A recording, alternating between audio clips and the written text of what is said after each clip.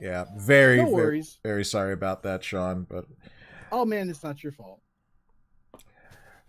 all right, so I've taken us off of starting soon, so everyone can hear us on my side. So, hi, how you doing, everybody? Am I coming through like loud enough? Because I Yeah. watched the playback last time and my voice seemed very low. That's odd. Well, I'll turn you guys up. I'll just turn up desktop audio. Okay. Just turn me up and everybody else down, and we'll be good. I'll wake you up before we go.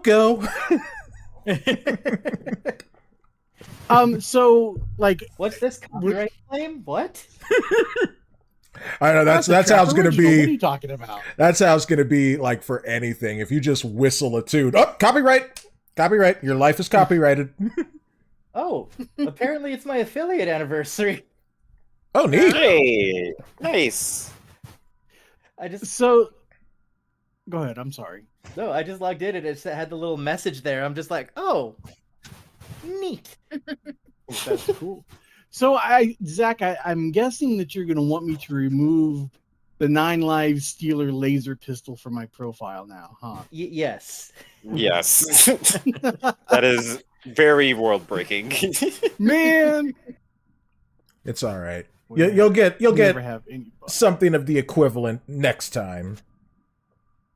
Yeah, or you could always, maybe you should play an artificer, and then you can cobble something together over time. Yeah, that would work.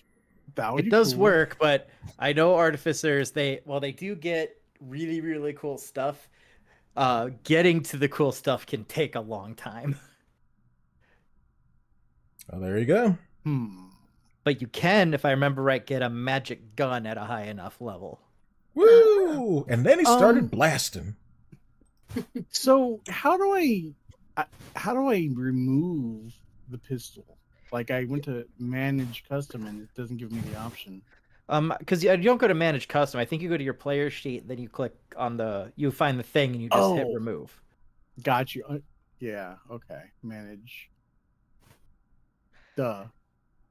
Yeah, if we were doing a sci-fi setting, it probably wouldn't be as big of a deal. But considering the highest level technology you should theoretically come across is steampunk level. Mm-hmm. That makes sense. But see, I went with it just because I have the temporal effects. So I was like, this could have happened while I was in my TARDIS. Okay. Yeah, except you got to remember, when you use your powers, your brain starts to dissolve if you don't roll carefully. Yeah. Maybe giving yourself it's more like you get a redo rather than you get a TARDIS. It's more like but I want a TARDIS. But it's all right. It's all right.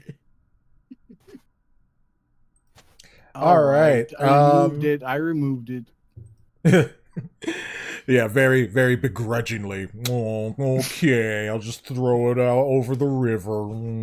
Oh, but I wanted a laser pistol. I did. But where's the kaboom? There was supposed to be an earth-shattering kaboom. Seriously.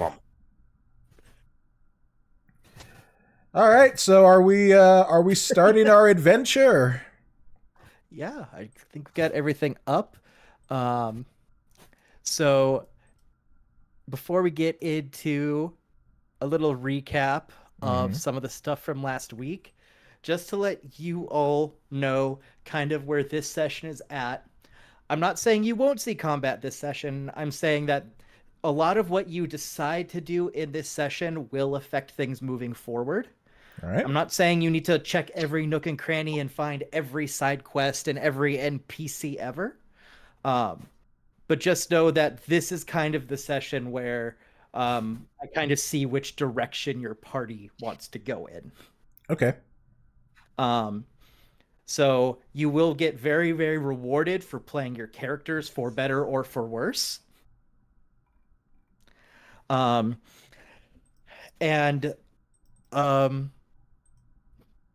Yeah, I think that's about everything you need to know going into this one. So with that, let me get this pulled up here so I can give everyone a nice, sweet little recap. Where is the thing I needed? No.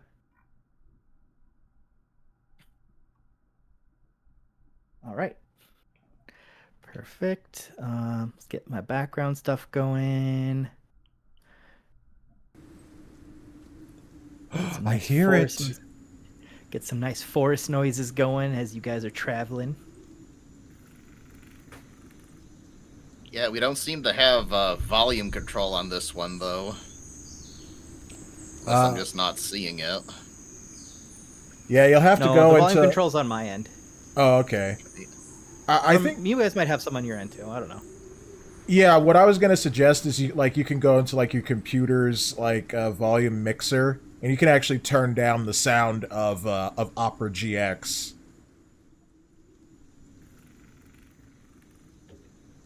Yeah, maybe I'll do that. Speaking of which, Opera GX has a new feature where you can have tabs like side by side, kind of like how you would have the a window side by side next to each other. Right. And I think that's pretty neat. I'm using that right now for one side being the map, and the other side being my character sheet. Yep, it's really cool. But yeah, so in the last session, you all decided to go hunting down the path where you found the goblin hideout that was raiding the local area. You tried to make friends with the puppies, and one of you succeeded while the other didn't. Harumph.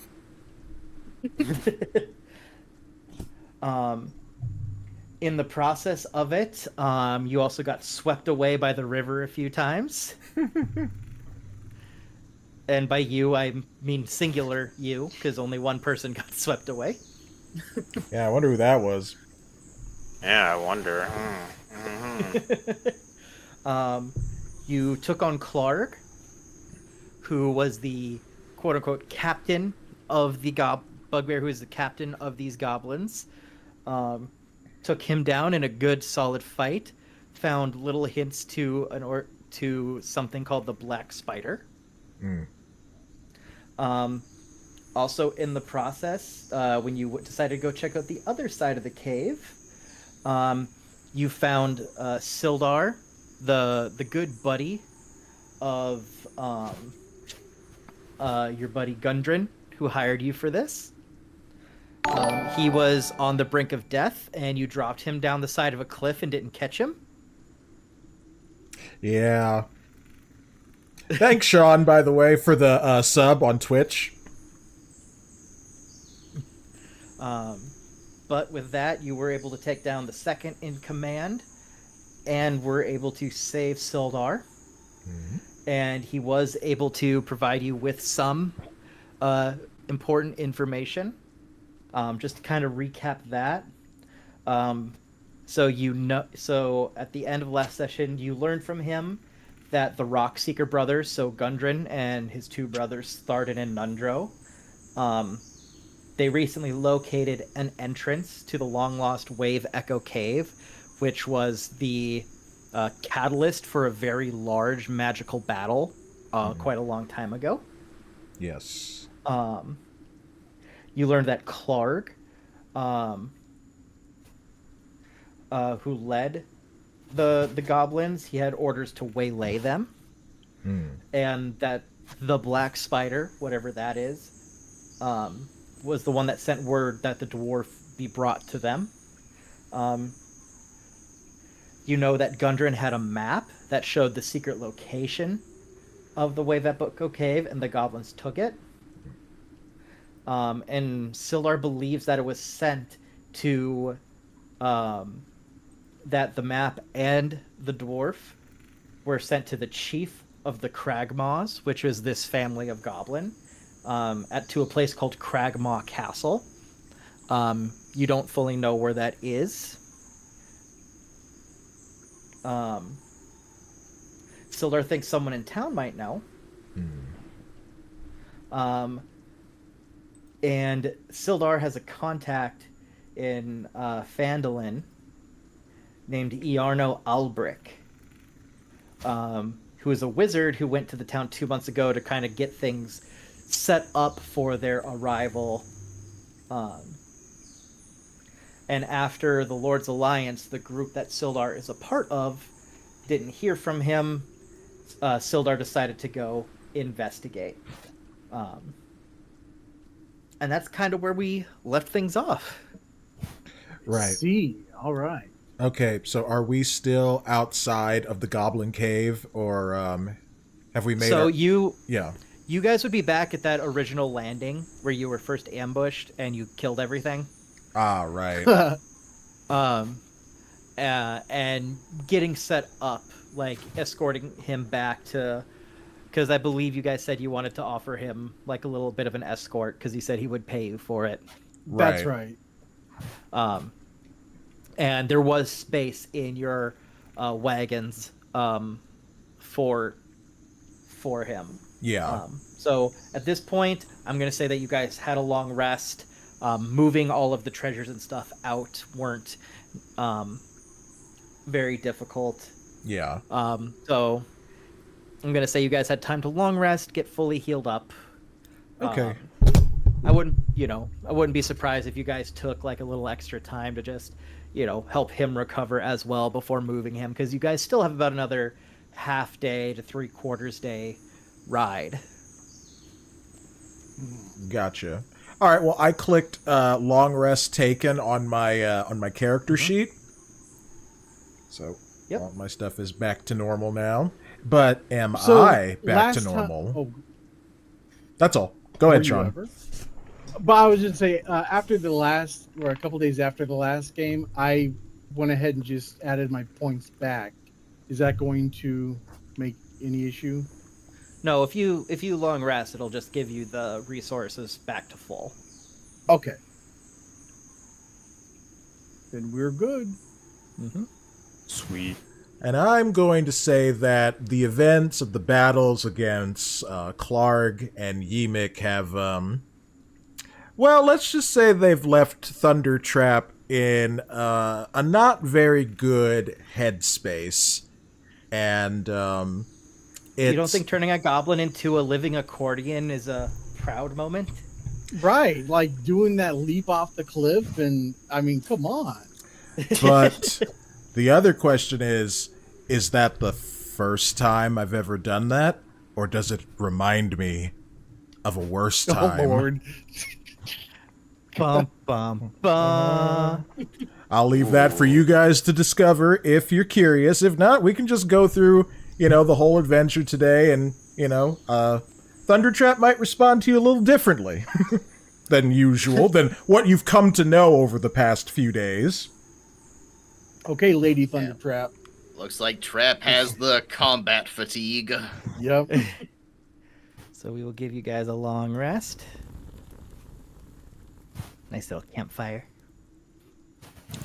I heard that. I heard the flames.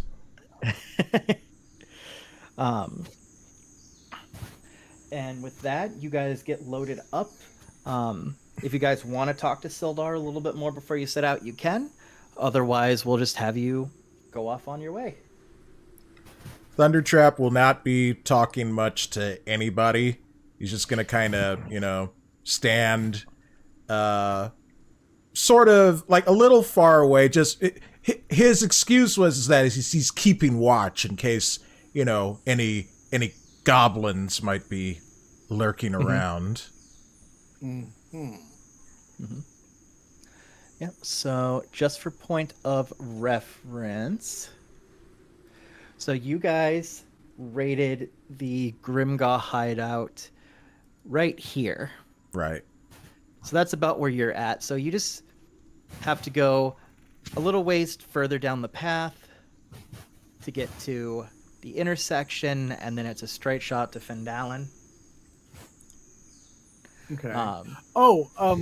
Were we going to divvy up what we got last time? If you guys haven't divvied that up yet. I think think I already Gilien Okay, did. perfect. I don't thought we remember. did, yeah. Okay, then you're all good then. At let least me- I put in chat what everyone should be adding. Yeah, let me take a quick Yeah. look at that because I don't think I did that last time. Yeah, I definitely didn't do it. I have Hooray! to I'm go not back quite a alone. ways. While you No. guys are doing that, I'll step away for a minute. I know I added it to mine. Okay. Yep, no worries. Yeah, I gotta scroll back up a bit. Me too. Okay, there was that funny chat about the dragon that everyone would totally help me with. Yep, totally. Mm-hmm.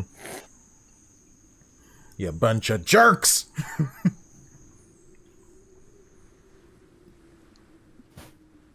Hmm.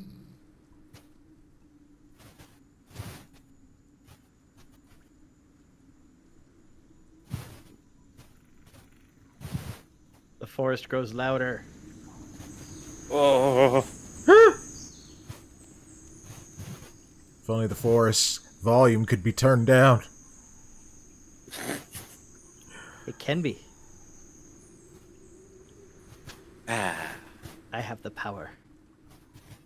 he is truly the god of this realm. My god. Oh, wait. Yeah, he is my god.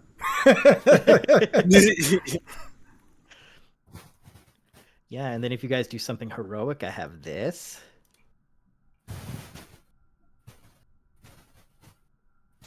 I didn't hear I did not hear anything. that Yeah. Hold on, the connection's resetting. Oh, let me check mine too. No, I'm still connected. Nope, lost connection. All right, let me I'm still double connected. check. Yeah, if I hadn't, I wouldn't have there we go. gone, so I'm all set. There it goes. I'm still looking for it. Yeah, I'm still trying to. Scrolling. God, we Oh. talked about a lot of stuff.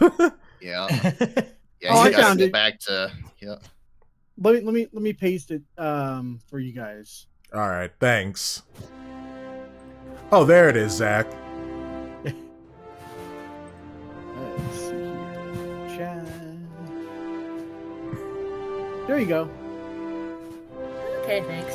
120 copper and 22 silver. Okay, let me add that to my inventory. Okay, so 122 copper. What does hijinks sound like? Something cartoony, maybe? Scooby Doo. Ah, yeah. That's totally something Trickster. That's like Trickster's theme right there. Oh, yeah, definitely. And I didn't even hear it. It Oh. reconnected at the last minute. Oh, well, okay. You just gotta. Oh, there we go. Yep. All he has to do is be like, hee hee hee hee, like how he always does, and then, yep. Yep.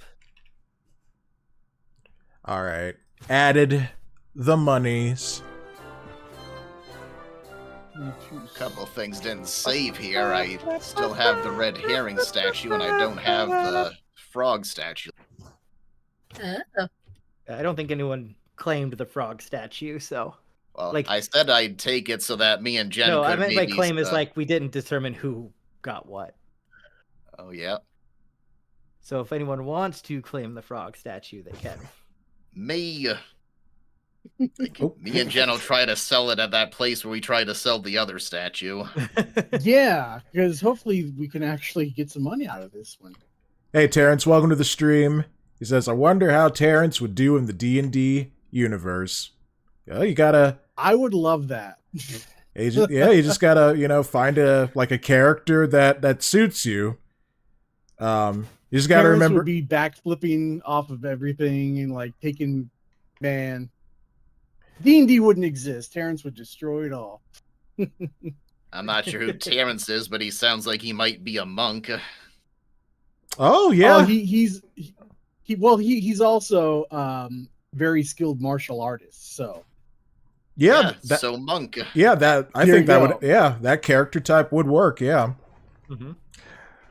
All right, so yeah, I've added the silver and the copper to my my inventory. So me too. Perfect. I All still only have 62 pieces of gold though. Man, Yep, and to get that sword you wanted, you need 5,000. I know.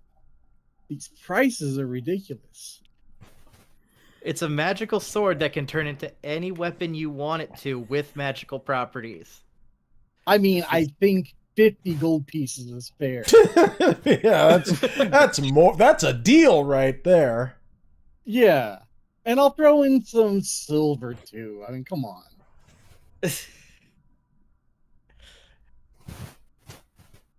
Anyway. Yeah. So on the way, you all just kind of talk a little bit. You get to know each other. You become a little more friendly. Okay, so we're heading towards the path to the intersection. Yep, heading toward the path to the intersection. Nothing is really popping up as far as your characters can tell. You come to the intersection, and Sildar says, we just have to turn right here, and it'll be a straight shot to Phandalin. Watch this guy turn out to be some sort of villain. Not again. I know. Well, at least it wouldn't be your fault this time, Trevor. Hooray! All right. And with that, you all make it to Phandalin with relatively no issues. All right. And as you approach, here is what you all see. Ah. A nice, quaint village. Yep. So I'm going to put your tokens on the map here, just so we can keep track of who's where and doing what. Yes. This layout reminds me of the first town in Tales of Symphonia. Kind of. I didn't even think of that till you said it. Yeah. So, Wow. I'm just going to put you guys on the hill over here for now. All right, so we're kind of overlooking the town. So you're actually you're actually coming in from the southwest side on that little path. Yeah. I just have you guys there for ease of finding where you are. Yeah. That makes That's sense. cool. Plus, I like the idea of us arriving and, overlooking the town. It's like we've entered into a new area in a game, and the title comes across Phandalin. Let's get Phantasmagoria. here we go. Some village noises. Terrence says, Trapp, I go into the D&D universe, and out of sheer willpower, I end up creating my own universe called T&D. It's a good thing he said Terrence and Dragons. I thought that was going to say, I don't know, something involving titties. I'll just stop there. You know what? I That's think a you'd be happy with that game. too. Mm-hmm. Yep. So, as you guys get closer, the rutted track emerges from a wooded hillside, and you guys get to see your first glimpse of Phandalin. The town consists of about 40 or 50 fairly simple log buildings, some built on fieldstone foundations, others a little more shabby than some, but still definitely livable. You see more old ruins, crumbling stone walls covered in ivy and briars that surround some of the newer houses and shops, showing how this must have been a much larger town in centuries past. Most of the newer buildings are set on the sides of the cart track, which widens into a very muddy main street. And I say main street very loosely, as it kind of climbs toward a ruined manor house built on a hillside on the east of town. Just for reference, that's this up here.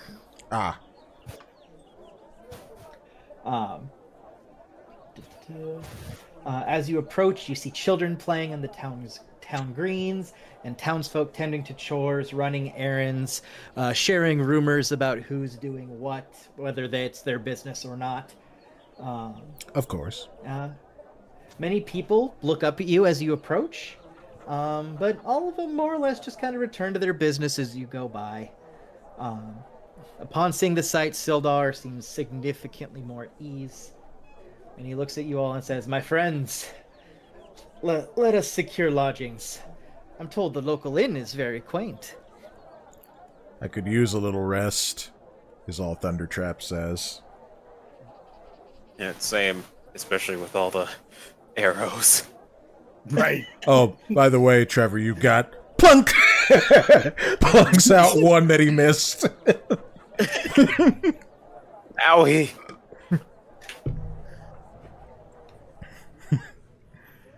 So with that, do you guys want to make your way toward the inn? Yes, please. Yeah, we should probably secure our lodgings and then take care of the rest of our business.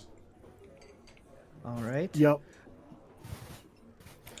Oh, I lied. I was looking at the map wrong. You guys are coming in from the north side. Oh! Yeah. So it doesn't make much of a difference, but you guys would have actually been on this hill. It's alright, we'll just tell the film crew that they have to do another setup and redo everything, all because our land master just got everything wrong. And, great. Alright, I'll be sure to tell the director that, the producer that, the company, that we have to spend $5,000 setting up another shot. Be glad Tom Cruise isn't here. He would. Oh my god, he would be... He would be chewing you out right now, Zach. Damn. Yeah, or Christian Bale. Wasn't he the one that had the total meltdown? Yeah, that was on Terminator Salvation. So with that, you guys make your way down just boop-a-doop-a-doop-a-doop, boop-a-doop-a-doop. And you guys end up here at the Stone Hill Inn. Alright, be sure to mark that down. And if you guys want to make any notes on the map, you're more than welcome to, because I know you guys can all draw on it too. Sweet. Alright, I will note that Zach started us on the wrong side of town. No, I'm not going to do that. Nope, I've just, that we're at the inn. That's all I've marked so far. Yep. So as you guys get closer, in the center of town, you see this large, newly built roadhouse of fieldstone and rough-hewn timbers. As you walk in, the common room is filled with locals nursing mugs of ale and or cider, and all of them are kind of eyeing you with curiosity. I had to bite my tongue to keep from interjecting Roadhouse. Oh, of course. All right. Sildar is with us. So, is he still looking really, beat up from, the whole affair in the cave and all of that? I mean, he was beaten and tortured for about a day before you got there, so he's not looking super pretty. Yeah, I would imagine it was only 3 days, right? Yeah. So I could imagine why the people in the inn might be looking at us a little strange. We're just kind of walking in, and then there's this beat-up dwarf who's all bloodied and bandaged, and probably wearing pants that don't fit him. So we should probably get Sildar to tell everyone, or basically to vouch for us, saying that we aren't the ones who did this. We actually saved him. Yeah. Don't worry. No, I'm not saying this in character, but I'm just don't worry, everyone. He's not our prisoner. We found him this way.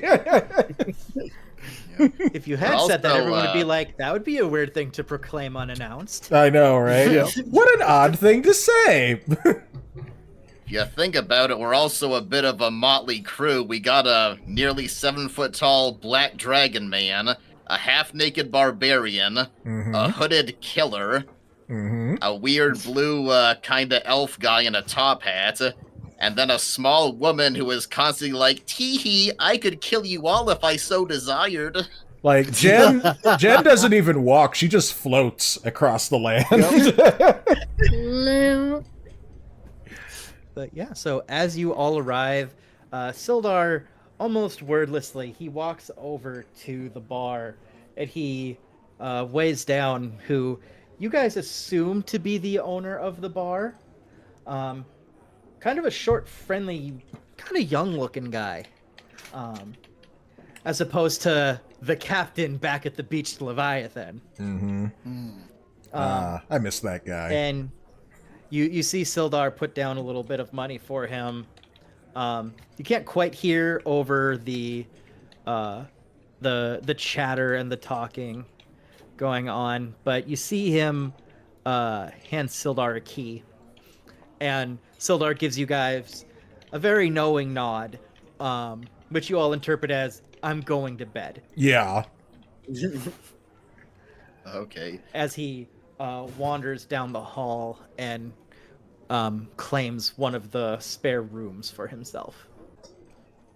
Oh, probably the first thing we should do is deliver those carts and oxen. Yep. Okay. So do we want to find out, or did he tell us where the drop-off is? He didn't quite say in the process. Too busy dealing with physical and mental torture. Yeah. Okay, so I'm gonna go down the hallway and bang on his door to get the location.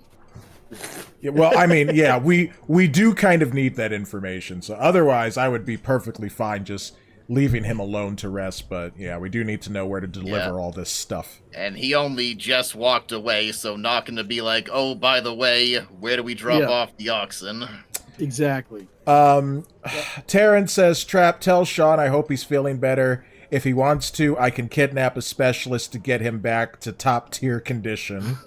Nope, I am over the flu. Thank you. I do feel much better. Yes. All right. So you guys go bug Sildar. And he's just like, yes, sorry, friends. You're looking for Barthen's place. That's right.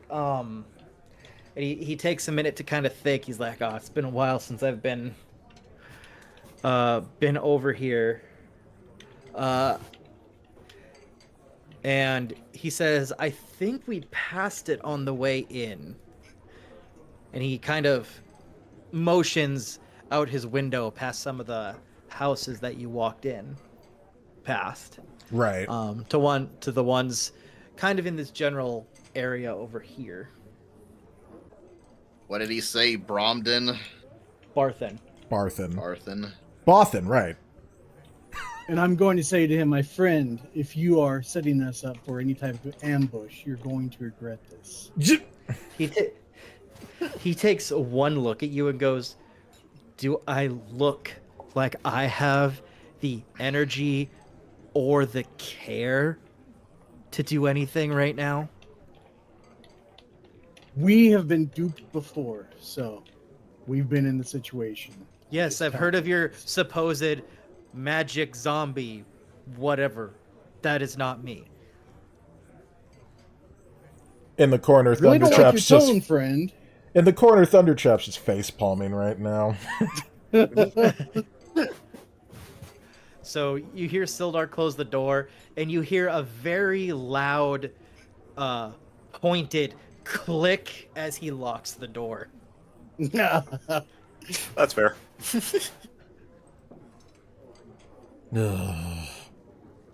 So you guys know about where the provisions place is.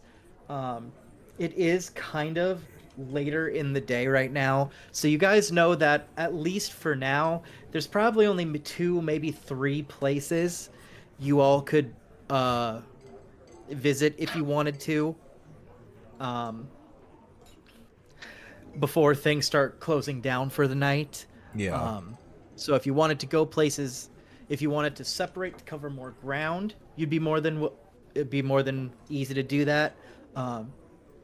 Or if you wanted to go everywhere together, because the last time you guys split up, things didn't always go the best. That is your prerogative as well. Just know that there's only about 2, depending on how much time you spend at these places, you're only going to be able to visit a couple for this evening. I just want to make... So what if we just... Go ahead, Shaun. Trapp. Oh, okay. I was just going to say that, what if we just deliver the goods and then call it a night? Yeah, that's what I was going to suggest. Start fresh. Yeah. Yeah, you're more than welcome to do that as well. Yep. Yeah, I think that would probably be best for now, and then maybe tomorrow, after a lot of drinking, Thunder Trapp might feel more inclined to want to adventure. Yes. 2 questions though. Yes. You said it was the evening. What time would it be right now? Like, as in terms of like how light is it outside? Yeah, it's still fairly light. It's kind of summertime, and I'd say it's around between 6 and 7. So early enough that you'd still could have like enough time to roam around and do things, but late enough that if you stopped by a modern restaurant, they'd be on the dinner menu, not the lunch menu. That makes sense. Okay, I will be right back. I gotta see to my mom, so you guys keep planning and just, let me know what happens. Yep. Okie dokie. Also, this area right here. Yep. How many people usually like hang out over there? So that is, you can tell just from glancing that seems to be like the town square. So there's a good amount of foot traffic that goes through there. Every road in Vandalen goes through there, so every cart pretty much has to go through there to get to the rest of the town. It's where people walk to. Just even glancing around, you can see that there's some kind of important buildings, and there's usually a good chunk of people hanging out there. Usually not super long, because like I said, it is both the town square and the main road. But the area just behind it, where's the ping? So this area right here, that's the area where you guys saw all the children playing, all the families gathering. That's the town green. Okay. That's perfect to know. I have something planned, but I don't think I should do it tonight. I should probably wait until the morning, where everyone's more bustling in that area. Look, I will say it is pretty busy there right now. You can see it's people going home from their long day, people wanting to find places to eat if they're not going to be at home. You're still seeing the late night travelers coming in, trying to find places to stay. It's not as bustling as the Red Dragon Inn or Neverwinter, but for a town of only like 40, 50, 60-ish homes, not terrible. Okay.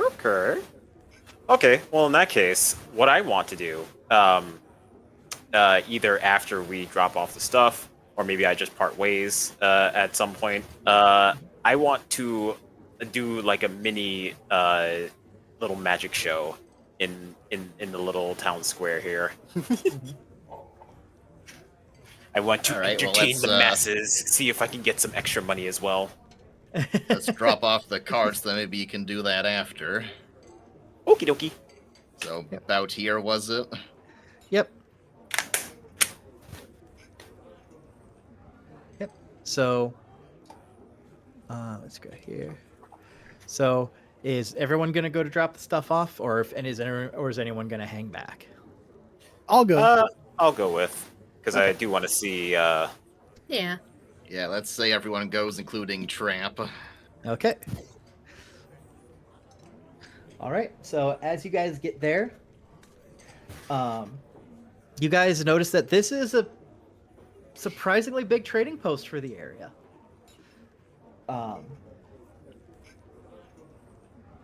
As you guys walk in, you see shelves mostly stocked with ordinary goods and supplies like backpacks, bedrolls, rope, rations, things like that. And you plus 3 weapons?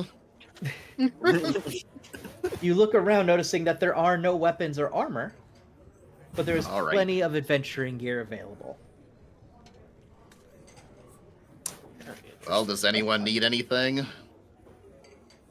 Well, let's peruse what they got, and we'll decide from there. Yep. So, yeah, as you guys look around, you guys do see a very wide selection of adventuring gear. So, and it's pretty much all kind of the standard fare. You see your arrows, your blowgun needles, your crossbow bolts, bullets for your sling, for hunting as well as self-defense. Because this area is so connected with magic, there are some base magical things here as well. So anyone in need of an arcane focus, a druidic focus, or a holy symbol of any kind, if they've lost theirs or need to change it, the base materials to do all of that is also here. But, are there any type of arrows that would be better than what I'm already carrying? Nope, it's just kind of your standard arrows. Okay. Maybe a few of them look a little higher quality, but nothing that would take down anything more than a normal arrow would. Gotcha. But yeah, other than that, it's just all kind of general stuff like, there's a spyglass if you want to be Captain Jack Sparrow, tents, torches, water skins, whetstones. You guys notice what? I was going to say, I think I might pick up the spyglass. That would maybe, along with my dark vision, maybe I could see a little further in the dark, and that would help us out in the long run. Yep, there's something there. Let's see if there's anything else of note. There's a battering ram that's available. As well as like oils, parchments. There's a ladder. If you guys want to buy some ladders. You know what? I mean, we might need ladders, like since we had that issue with that bridge and the rope, and And hey, you know what? I can carry it in my hat because ladders can be very long and inconvenient to right. carry. Yep. Climbers kits if you guys decide you want to climb mountains, crowbars, fishing tackles, sledgehammers, pretty much anything you guys could need for your adventure or supply-wise is here. There's even super nice clothes. So this is just kind of like this is kind of like Target. You can find everything you need. It may not be the highest quality, but it'll surprise you. I mean, dude even has caltrops and stuff like that. Damn. Okay. And he also has he also has a grappling hook hanging behind the counter. That could be something to grab. I was gonna say Trapp might want the fishing tackle from his previous attempt. Might have better luck next time. Oh yeah. I think I'll grab the grappling hook. How much is that? All right. Well, before you guys buy anything, I just need to grab something here. So as you guys are looking over everything in the store, looking at what you might like, there's a lean, balding human who walks in. Looks to be about 50 years old, and has the demeanor of Santa Claus, just very kindly. And you see him kind of peek out from behind a curtain behind the desk, and he goes, "Oh my, Ender, Thistle, we have customers." As two kind of young clerks, probably about their mid to late teens, run out. Both of them, one human male and one human female. And they both approach you, and they say, "Hello, we are Andrew and Thistle, and we are here to help. How can we help you?" Sweet. We like to buy some of your stuff. And also sell, I believe. They're like, "Oh, Well, we're all right. delivering. Well, delivering, yes. They're like, "Delivering?" And they lean back. "Elmar, are we expecting a delivery?" And you hear him kind of mumble under his breath, like, do we have a delivery? I don't remember. I don't see it in the ledger here." So then he comes out, and he reaches his hand out Specifically to Foos, because he feels like he's the one who's in charge. Just from a judgment call. All right. He reaches out and he goes, "Hello, I'm Elmar Barthen. This is my establishment. They say you have a delivery for me?" Yeah, Foos reaches out. He does take his hand with a nice, firm handshake. And he gestures behind him towards the 2 carts with the and the 2 oxen. Mm-hmm. He's like, "Oh, were you sent? You're the people Gundren hired, I assume." Yes, that's correct. Oh, fantastic. And he runs back behind the counter, and he pulls out a little note, and he reads it over, and he looks at you. He's like, "Yes, he did say it would be a motley crew that delivers it, and you all are definitely motley." Foos looks at everyone, kind of does the hand-up gesture like, "See, I told you." And he's like, "Let's see, there's 1, 2, 3, 4, 5. Oh, perfect." And he pulls out a little pouch, and he goes and he hands each of you 10 gold pieces, as promised. Hooray. Fantastic. And as he's handing it out, he's like, "So tell me, how's my good friend Gundren doing?" Well, I'm afraid he's missing. He and Sildar were attacked by goblins en route. Sildar is currently at the Stonehill Inn, if you care to hear more. His face kind of sinks a little bit. You can tell he's kind of distraught by this. He's like, "Oh my, but we were supposed to talk about his discoveries. We were supposed to talk about the mines that he's been searching for. And you're sure he was taken? He's not, as far as you know, he's not dead."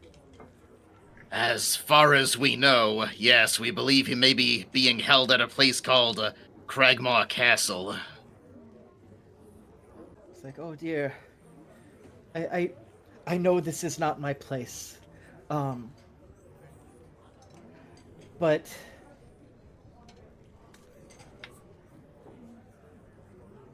oh dear me, I know this isn't my place, and you've already done what you were paid for, and I can't really afford on the level of what you're saying, but I really hope that you'll consider looking for him."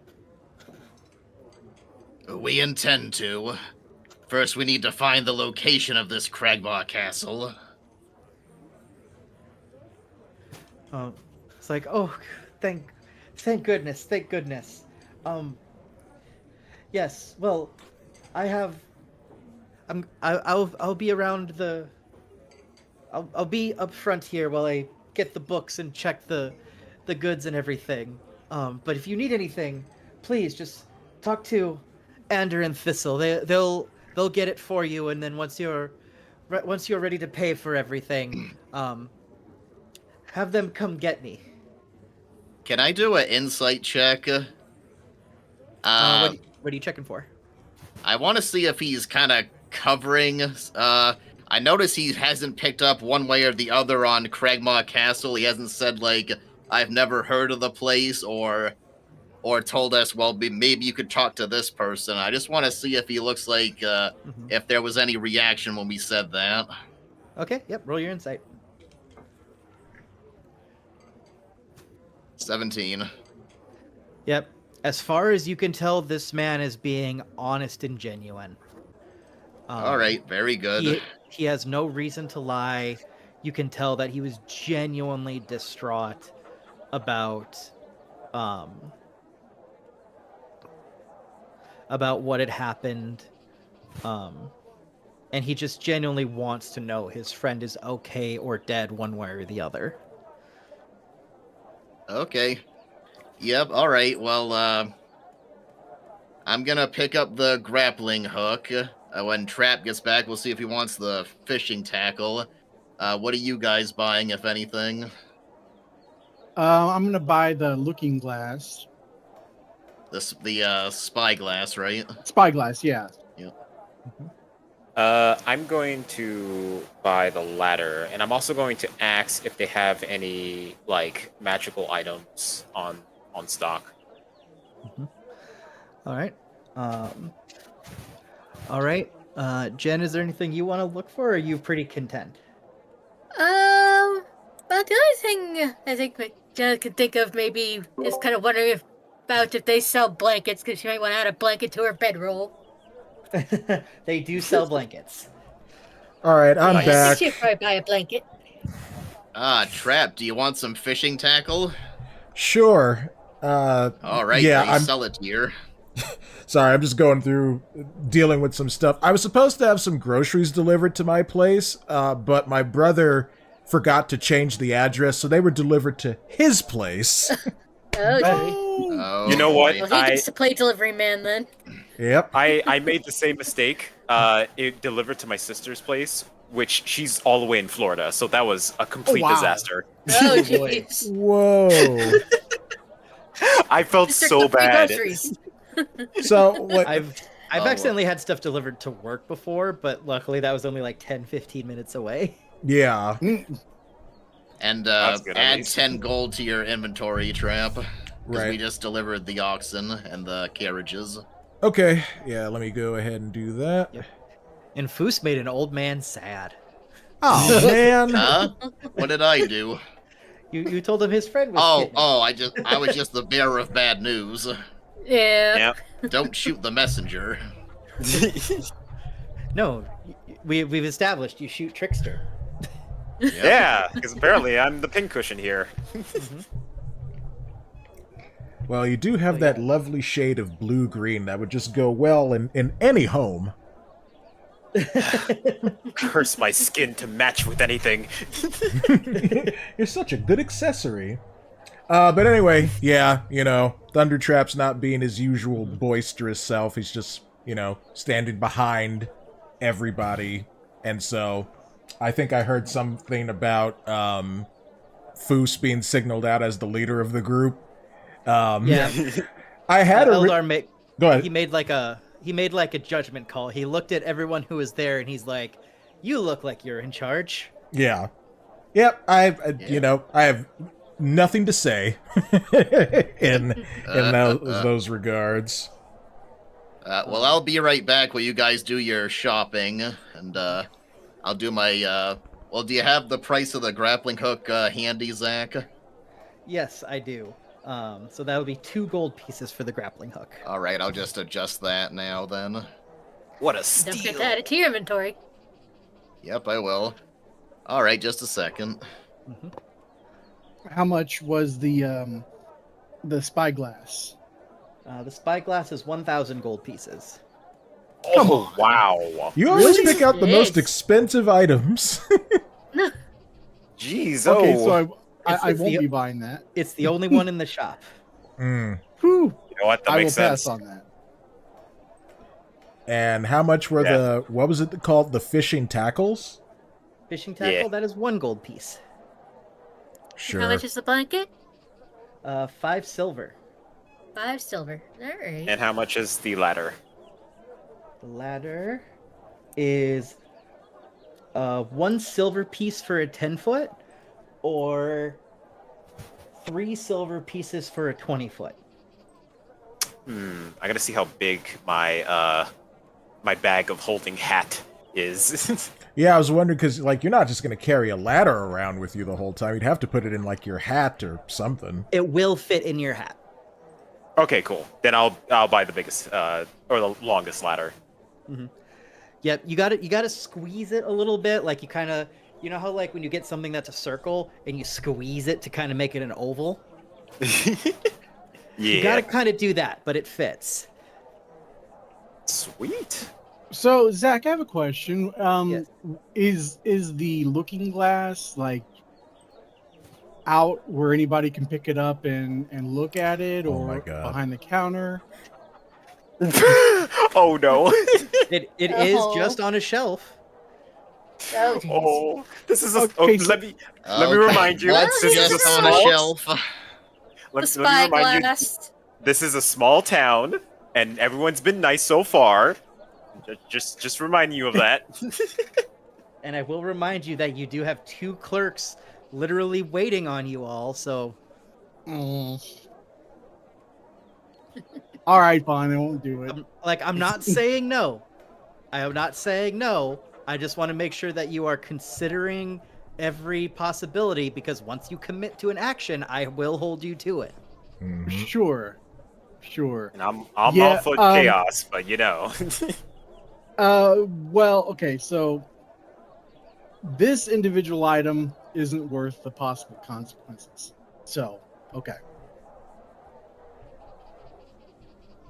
Alrighty. All right.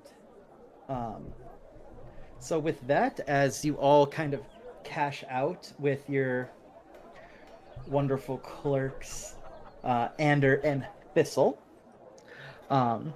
they go to take over unloading the wagon for Barthen as he comes on in. And he's just like, thank you all so much. I wish there's more I could do for you, but there's only so much little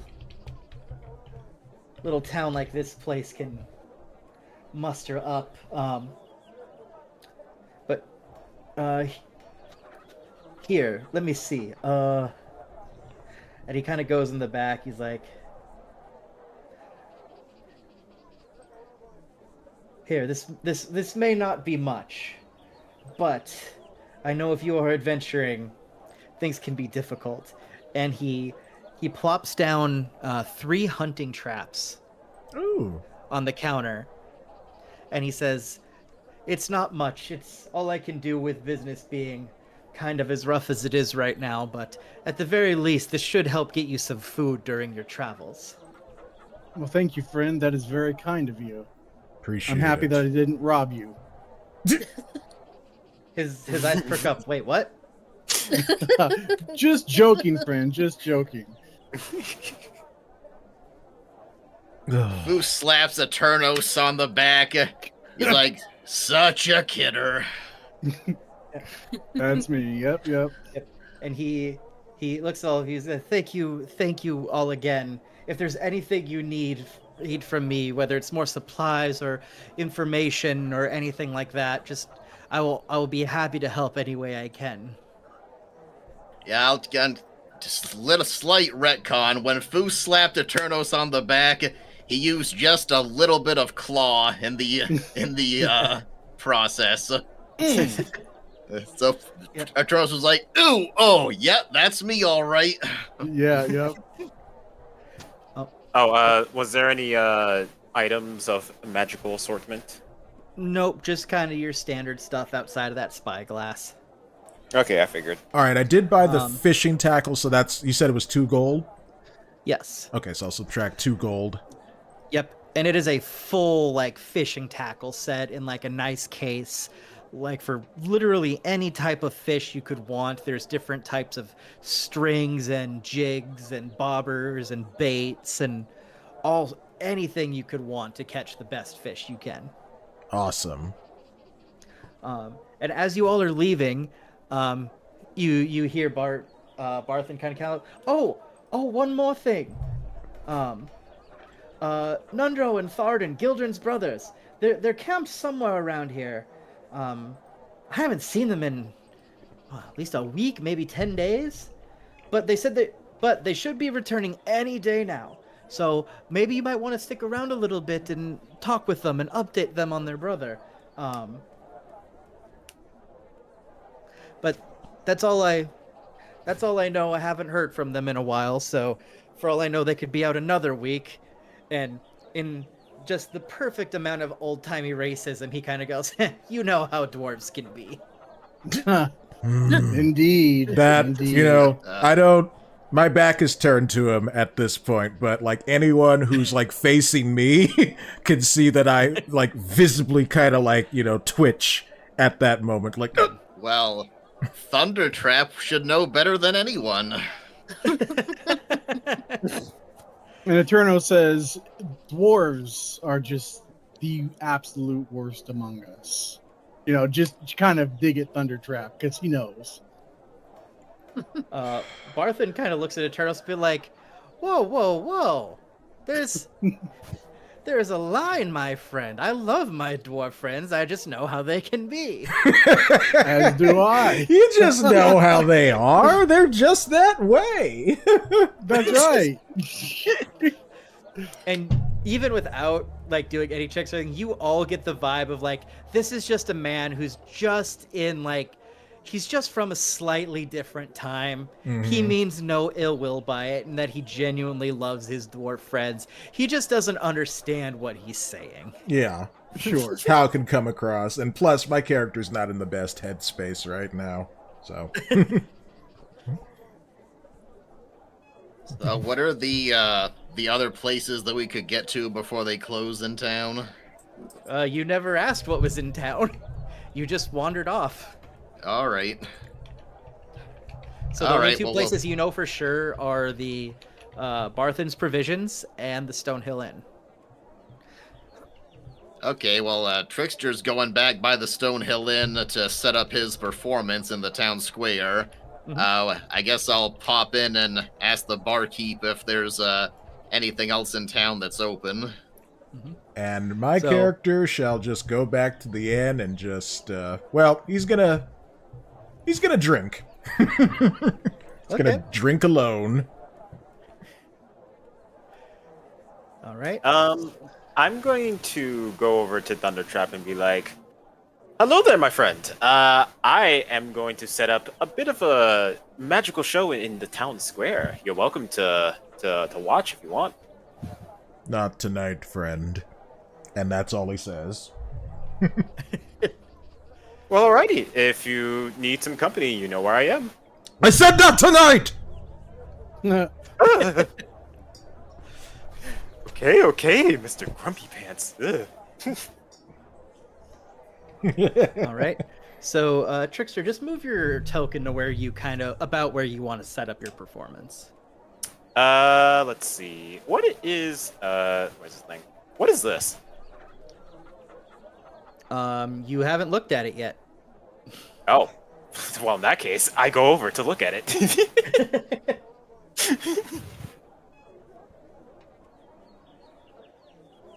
Oh shoot, I didn't mean to do that. Alright. Yeah. All right. So, I'm just reading here.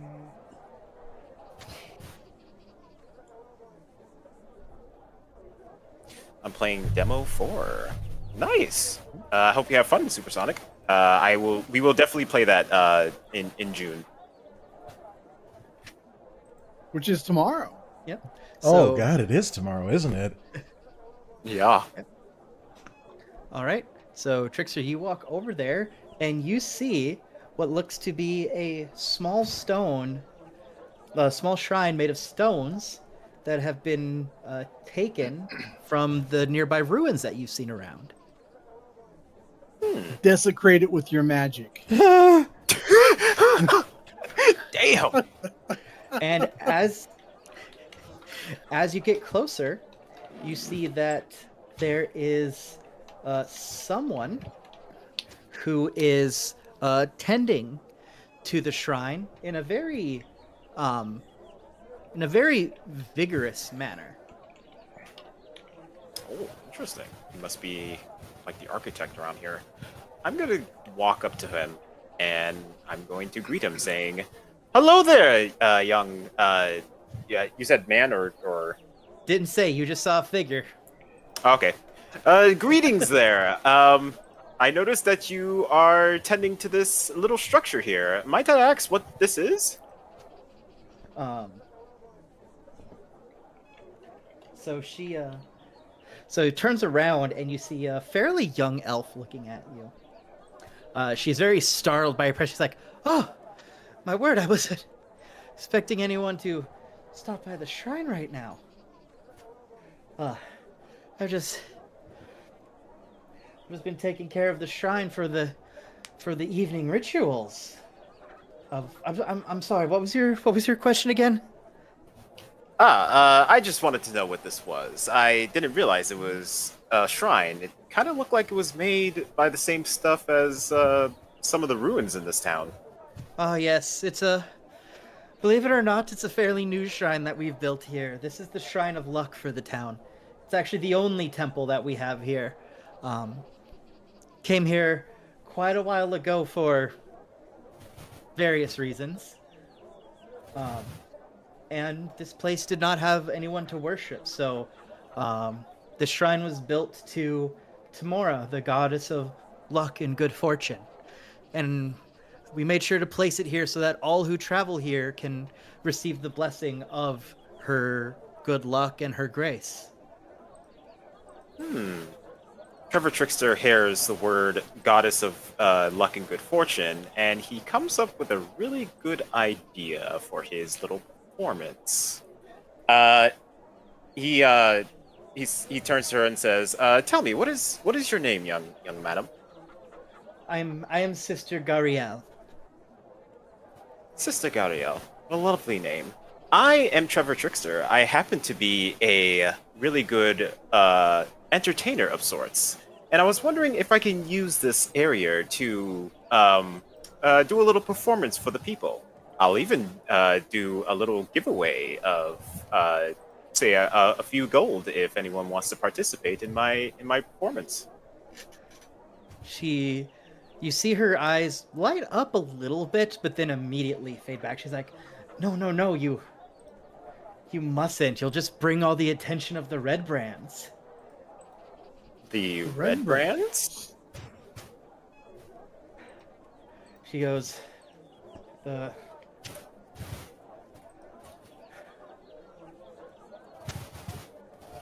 So, she then looks at you, she's like, the red brands are, we'll call them a local organization here. They are kind of a terror to this town. They've been shaking down a lot of the businesses, taking some of their profits for protection money, and they've really kind of ramped up their game recently. That's why I'm here. I'm rebuilding part of the shrine that they tore down. Well, sister, this is your lucky day. We have Eternos, what are you doing here? You are not here. I was. I walked up. You did not establish that? No. No, Trickster's the only one here right now. Yep. Oh, come on. Remember, I yelled at Trevor. He came to check on me, and then he went over there to check on things, and then that's when he saw the elf, whom he assumed was a dude. Yes. Yeah, I was, immediately I did think protection racket. But Gariel also says, like, it almost feels like there's more to why they're ramping up. Any smile that Trevor Trickster had earlier has diminished and is now in a serious tone, saying, I don't really like people who bully other people for money. It's not my forte. Tell me more about this gang of ruffians. So that she kind of looks around to make sure no one is looking.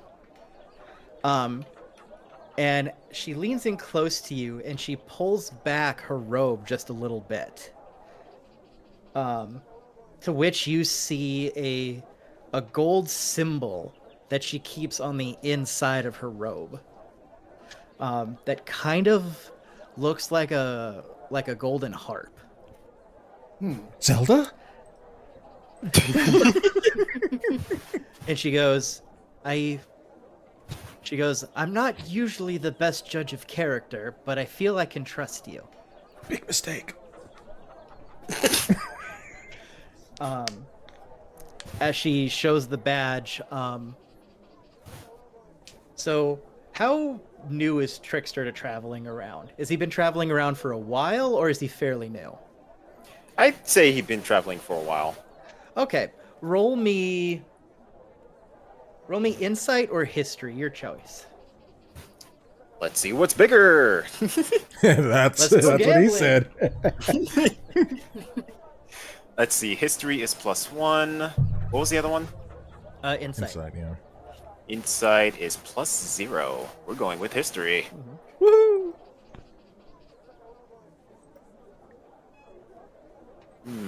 8. All right. You don't particularly know offhand what the symbol means, but you do know that you've seen it usually on people who are in a position of, we'll say, a position of good. Oh, interesting. And that's just what you've gathered. You obviously can ask more about it if you'd like, but that's just what you know offhand. Well, I look at the symbol and I tell the young lady, that is a lovely symbol. I think I've seen it in other places. What does it mean? She's like, She takes a breath. She's like, yes, I think I can trust you. But you must keep this between us that I'm here. Of course, of course. So she reveals, I am a member of the Harpers. Have you heard of us? Harpy ladies. I have not. God. So you may, by no means are we a secret organization, but the fact that I am here must remain secret. I was sent by the Harpers to try to get more information on the Red Brands and why they specifically have been targeting here and what's happening. We are a group who... we're a group of... well, I guess scattered is the best way you can call it. We're a group of adventurers and spies, and we work somewhat in the shadows to take down anyone who is abusing power. We gather information to take down tyrants and any leaders or governments or groups that are just becoming too strong and affecting the lives of the people. We're here for the weak, the poor, and the oppressed. And my job is to report what I find to my superiors, who will currently remain nameless. Hearing this, Trevor's eyes widen and glisten, and he tells her, "Ma'am, this is a noble cause, and I am all for it. Please, if there's anything that I can help you with, I am a hero, another adventurer. I'm with my adventuring party. They're currently in the inn. But please, use my power. I want to help this town. Anything against these tyrants. I want to bring them down. They seem to be very bad, and this will not tolerate for all the innocent people." Yep. She goes, even though I'm almost always wrong on people, I can tell I was right about you. And so she goes, don't make sure I'm not wrong on this, but there is a way you can help me. Yes, please, anything. So I've also been sent here on another mission that I'm having difficulty with, and I think someone who's more adept with magic may be able to help me. If you do this, I can talk to my superiors and see if we can extend you an invitation to our group. Oh, I would like nothing more. We're gonna end up getting sacrificed. She repeats, but remember, on the condition no one here must know I am a Harper or that there is Harper business being conducted. So not even the traveling party, right? Interesting. Well, in that case, you have my word. Depends if that's how Trevor interprets that. Like, does no one mean no one? Hmm. So she says, I'm also here for a very delicate mission. There's a banshee nearby named Agatha. And I need her to answer a question about a very specific spell book. I tried to find her in her lair, but she would not appear before me. So, I think that, well, she looks like, how good are you at flirting and flattering people? And Trevor Trickster looks a little bit more confident. I have to be a little bit of a savant in that area. She goes, very good. Because I believe if someone can go to her and appeal to her vanity, they might be able to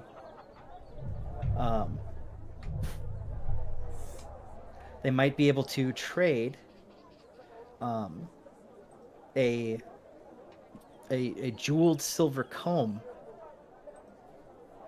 and get the information I need about the location of that spell book.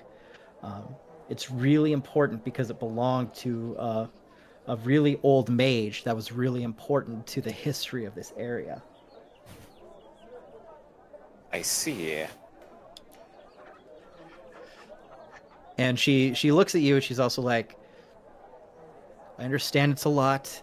I'm just kind of at my wit's end right now between dealing with the red brands and trying to get this and my superiors on top of me. Please don't prove me wrong. Remember, just remember, no one can know I am a Harper. They can know you've talked to me, they can know that you want to do this quest and stuff, but no one can know I am a Harper. Alright, well, Gariel, you have my word. I will never tell a soul that you are, and he whispers, a Harper. She has a look that is 50%. I'm glad I have this help. And also, I hope I did the right thing. As she says, thank you, and she turns around and goes back to fixing the shrine and performing the rituals. All right. Well, it's sad that I can't do my my little show, but I'm actually glad that there's some good combating some evil in this town. Yep. To be fair, you still can. She just warned you not to. That is very true. I do want Was to. that was That's that not don't do it at all, or was it don't do it near the shrine? She was saying don't do it because it'll attract the red brands. All right. So if Trickster thinks it is a worthwhile cause to bring them out into the foreground, immediately he has every right to do so. But if he's the type to also heed that warning, he can do something else real quick. Well, in that case, Trevor, before Trevor leaves her, he asks, one more question, Gariel. I do want to eventually confront this Red Brand gang. After I do this quest for you, is there any way that I can help with that gang that we talked about? She kind of looks back. She's like, I have no doubt that you can, because knowing the red brands, if you hang around long enough, especially if you're new, they'll find you. Okay then. That's actually really good intel. Well, thank you very much, Gabrielle. It was lovely meeting you. She turns back silently to go back to fixing the shrine. I head back to the inn where everyone else is. Okay, Let's so say as that. Trevor, Yep. so as Trevor heads back to the inn, So we'll cut to you guys that decided to go to the inn right away, to figure out what you guys were doing while he was out. Well, the first So- thing I was doing was inquiring about what else in town is open currently. Yep. So you were gonna go up to the person that you assume is the owner.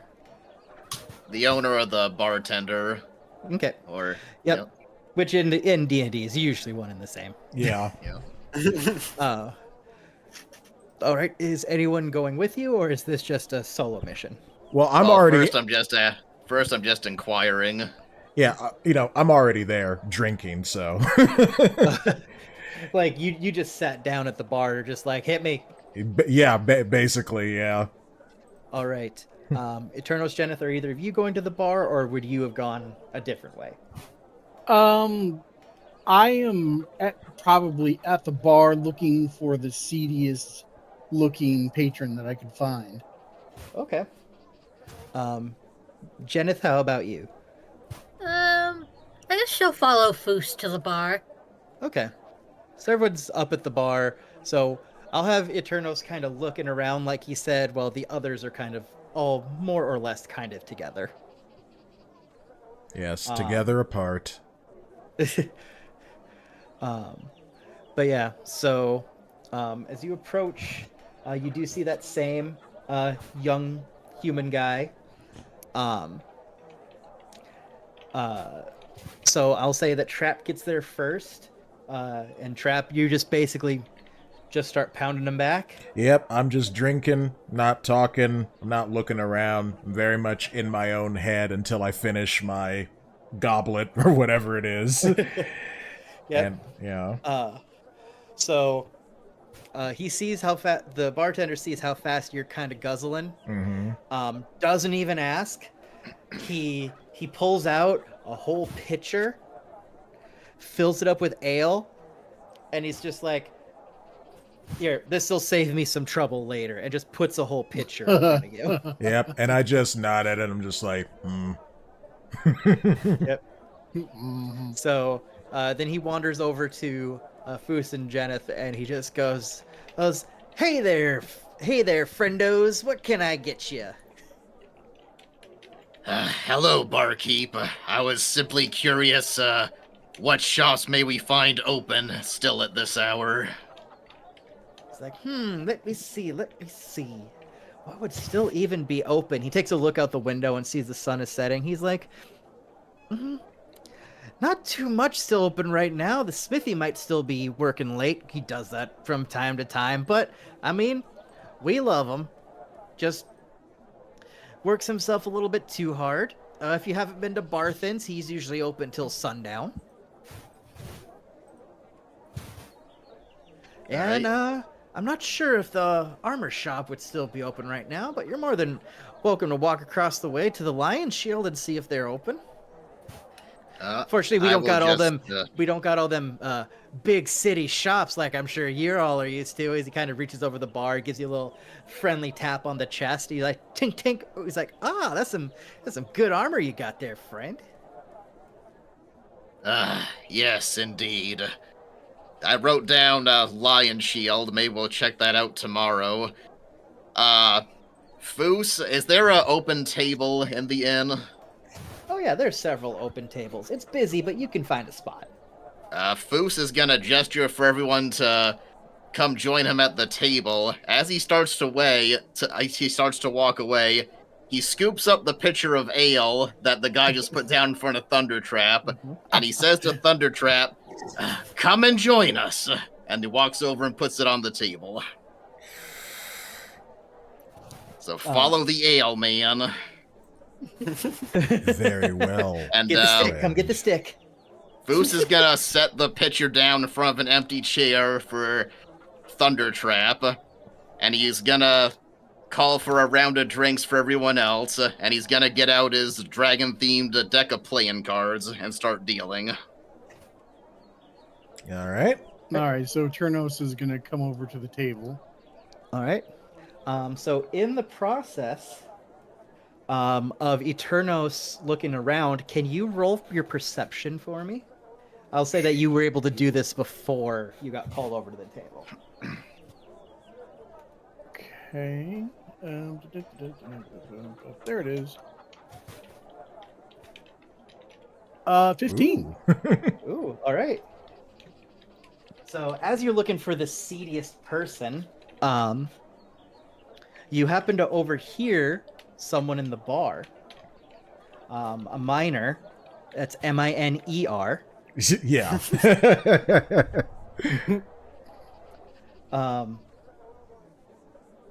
Talking to some of his buddies at the bar, and you hear him go, "Did you guys hear that orc raiders have been seen at the east end of the trail?"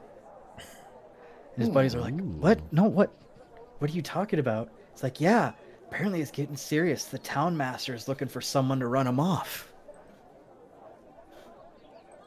So you hear that in your searching. Okay, and that was the west end of town or east end? The east end of the trail that you guys came in on. Okay. Okay. I'm going to share that information with the table. Okay. So you get back to the table. In that time frame, I'll say that Trickster gets back to the bar, and he sees you all at a table. I'm here. And as Trickster walks in, if you could roll your perception for me. Let's see. Here we go. 13. 13. All right.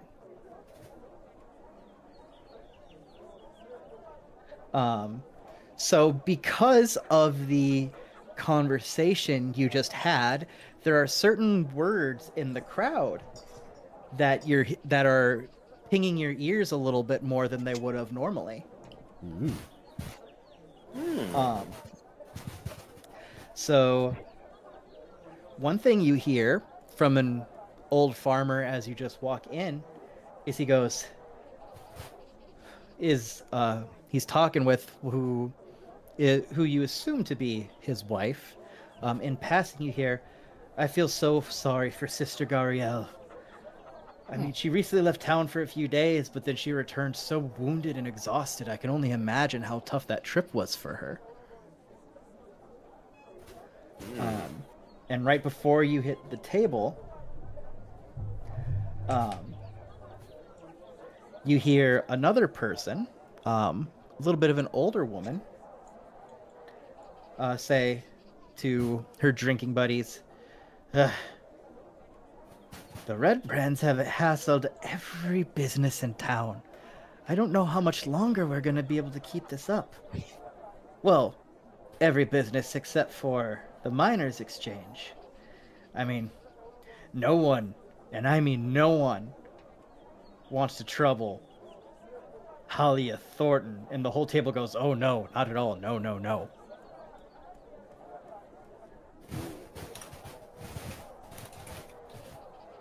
Halia Thornton. Okay. I want to go to the first group who mentioned Sister Gariel. I want to ask them. I could help but overhear you mentioning Sister Gariel. Do you know her, perhaps? The old farmer kind of looks at you like, "Well, you're new here." But he swallows that. He's like, no, that's not who I am. And he goes, "Well, I mean," he goes a little gruffly. He's like, "Well, everyone knows her. I mean, man's the only shrine in town. Just she happened to leave for a while and came back, and a lot of us think it was the red." And he starts to say something, and he stops himself. He's like, "We think she may have gotten roughed up on her journey, and we feel kind of bad for her." I see.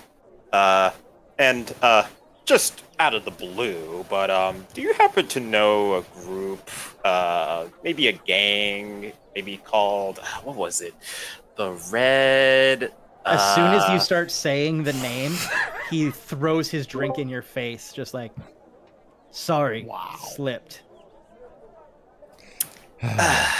No worries. I'll just clean up. But thank you for the information. Foos sees what's going on. He calls over, Trevor, my friend, come and join us. Please sit. Ah, my friends. Yes, of course, I'll be there. He doesn't know what's going on, but he knows something's up. You'll have to decide how much you're gonna tell us, Trickster. Yeah. So I go to the group. I let them know that I've met this lady who has given me a little bit of a quest about the other lady, Agatha. She has a spell book that she wants. I assume she said she wanted to trade a jeweled comb for the spell book. Did she give me the comb for the spell book?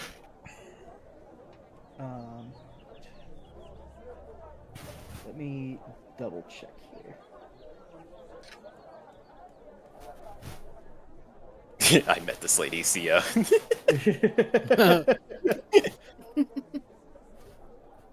I would do that, wouldn't I? Yes, you would. This is your second time, like, wandering off, and someone has given you a quest that you're reporting back to us. You're like our quest giver or quest finder. So, Trickster, roll your perception real quick. Sure. Ooh, 14. So, as you're talking to them about this, you feel something heavy in your pocket. Oh. And when you slowly take a quick peek, you see that Sister Gariel has slipped the jeweled comb in your pocket with a little note. I open up the note and see what it says. If you tell anyone my secret, I'll slit your throat.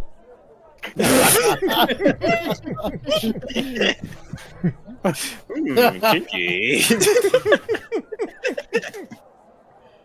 You can see it looks like what is directions to where you can find Agatha. Okay, good. Because I always forget to ask, where am I going for this quest? Yep. You just take it and you're like, oh, shit. I'm just too used to video games doing everything myself. Oh, look, a quest marker. I'll just go there. And that's why I tell everyone who plays Baldur's Gate 3, don't play it like a video game. Yeah. That is good to I've know. been playing it like a video game, and that's my problem. But yeah, so Trickster, so you're basically conveying that. So what exactly do you want to tell the group? I want to tell the group that the Sister Gariel has given me a quest on getting this spellbook for her from this lady named Agatha. I also want to mention to the group about this potential gang that's possibly roughing up the town for money called the Red Brands. I whisper Red Brands because apparently you get drinks thrown in your face if you say it too loudly. Yeah, Foos gets a look of disgust on his face, and he says, protection racket. Yeah, it seems like it. I do not like the looks of it. Eterno stands up and says loudly, "Where are the Red Brands?" Oh my god. Oh my god. Oh boy. Well, everyone roll for initiative. So, we're going to...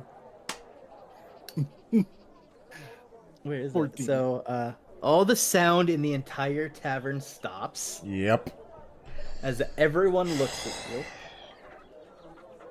I'm just gonna keep drinking. Just gonna keep drink. Just keep drinking. Just keep drinking. Goose gathers up his cards from in front of everyone and puts them away. Everyone's just trying to have a good time. Oh boy. This is why we can't stealth. All right. Well, let's see here. Allow me to do a little digging in my notes here. Oh god. This from the stealth guy too. Eternos was moved by this story, what's happening to this town. It reminds him of what happened to his own kingdom. He could be stealthy for others, but not himself.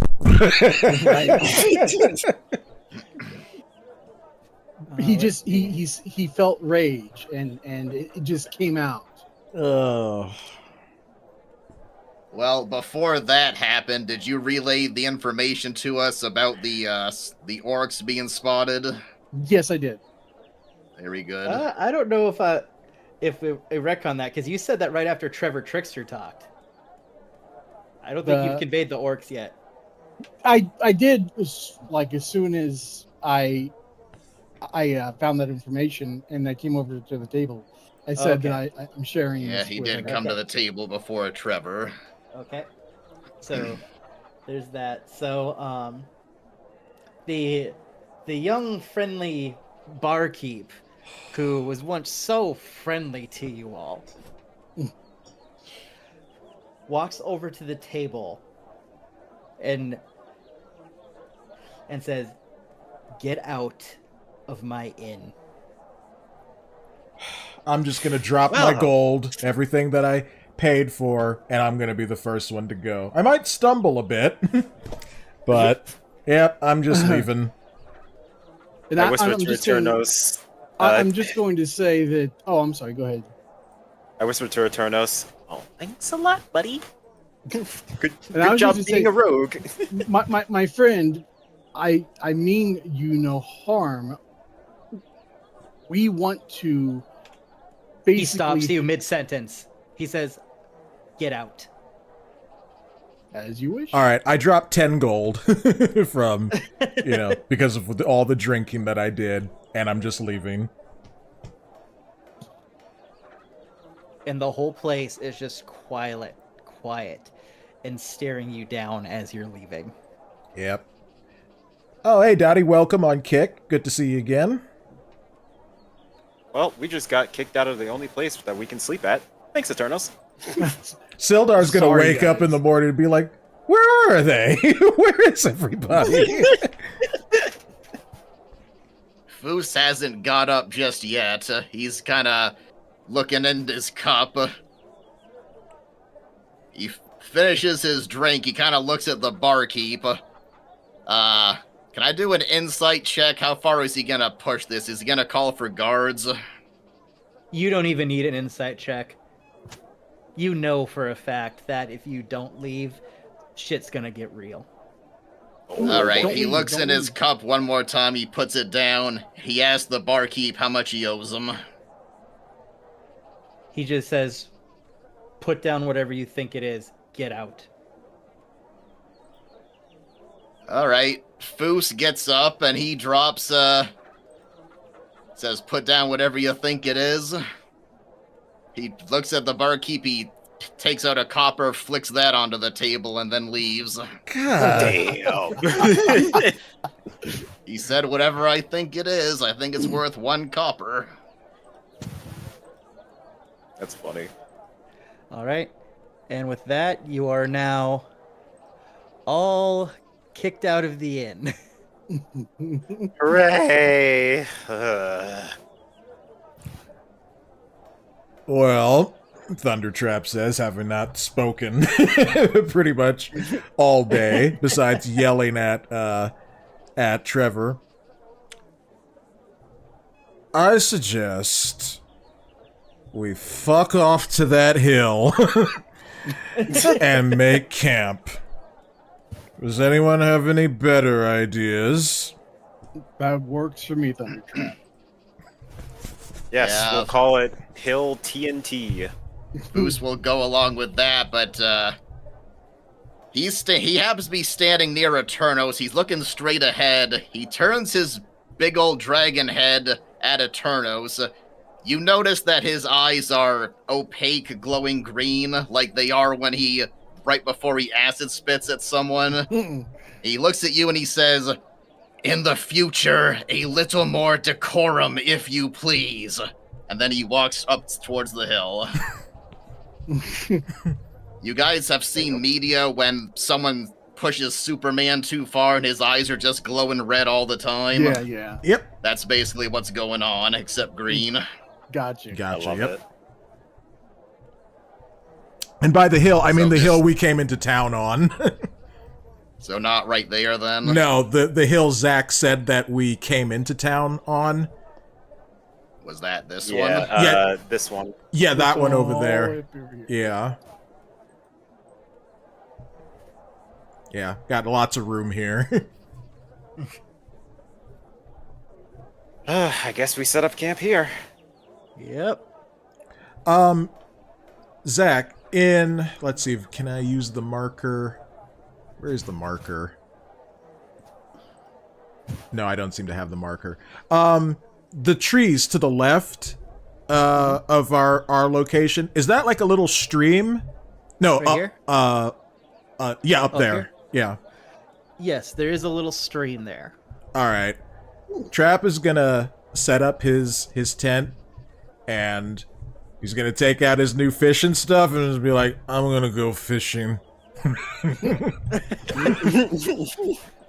What is Who this took little... the hunting traps, by the way? I assume Eternos would have.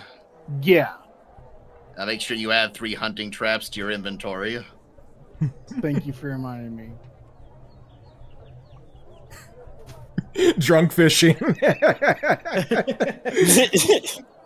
Drunk fishing, got Yep. my favorite pole. Drunk fishing, Yep. down at the swimming hole.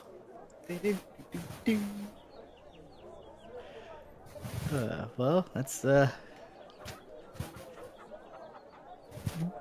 Would I want to add those to my equipment or backpack? backpack. Okay. Sitting there with a flask, Tate says. I noticed Trapp going down to the river. Trevor Trickster says, "You know, I'm gonna join him. See if he's all good." Hello there, Thunder Trap. You mind some company? Hi. I'm sorry I yelled at you earlier, friend. It's all good. As an orphan, I always get yelled at and kicked out of places. Although not as stupidly as Eternos did. And then I'm just gonna kind of snort. Fuck is wrong with that guy?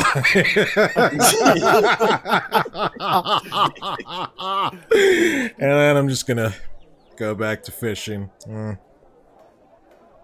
Hey, mind if I join you, friend?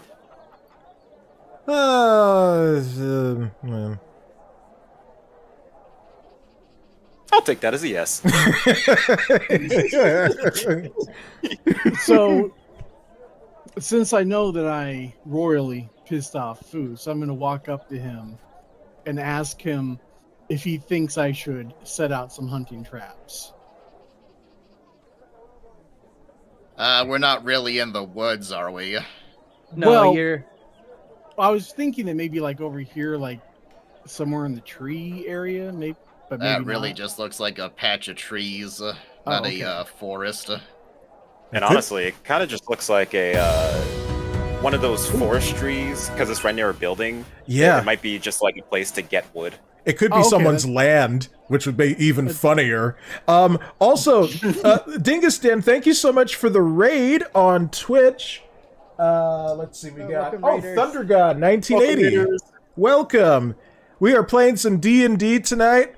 One of our companions got us kicked out of an inn, So we're roughing it out in the woods and by a stream. Mm-hmm. Yeah, when asked about setting down the traps, Foos tells him, just stay out of trouble. And he kneels down, and his eyes turn opaque, and he kind of goes into a meditative state. I do hope I can catch something, though. As drunk as Thundertrap is, I do want to catch something. Yeah, that would be cool. Yeah. Yep. So Foos and Eternos are having their little spat. Trickster is down with Thundertrap. Jen, is there anything you want to be doing right now? I think Jen's just basically setting up like her bedroll and blanket and everything, and she is slightly annoyed at getting kicked out of the inn. In her mind, she's just like, so much for a nice bed for the night. Yeah. And just kind of tell herself, well, let's just save the guiding bolt for later and just worry about having some prayers to soothe herself. Yep. Okay. Eternos, Yeah, are you so, going to go into the trees to try to place that trap?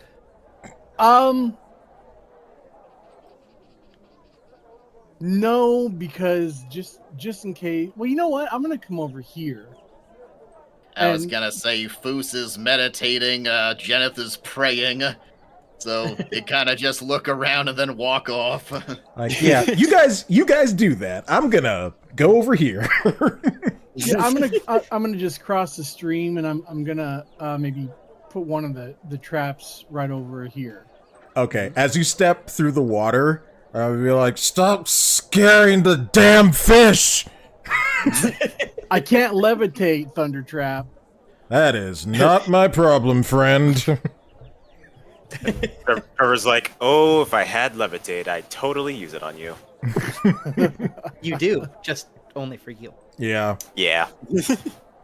So theoretically, you could levitate yourself and hold him.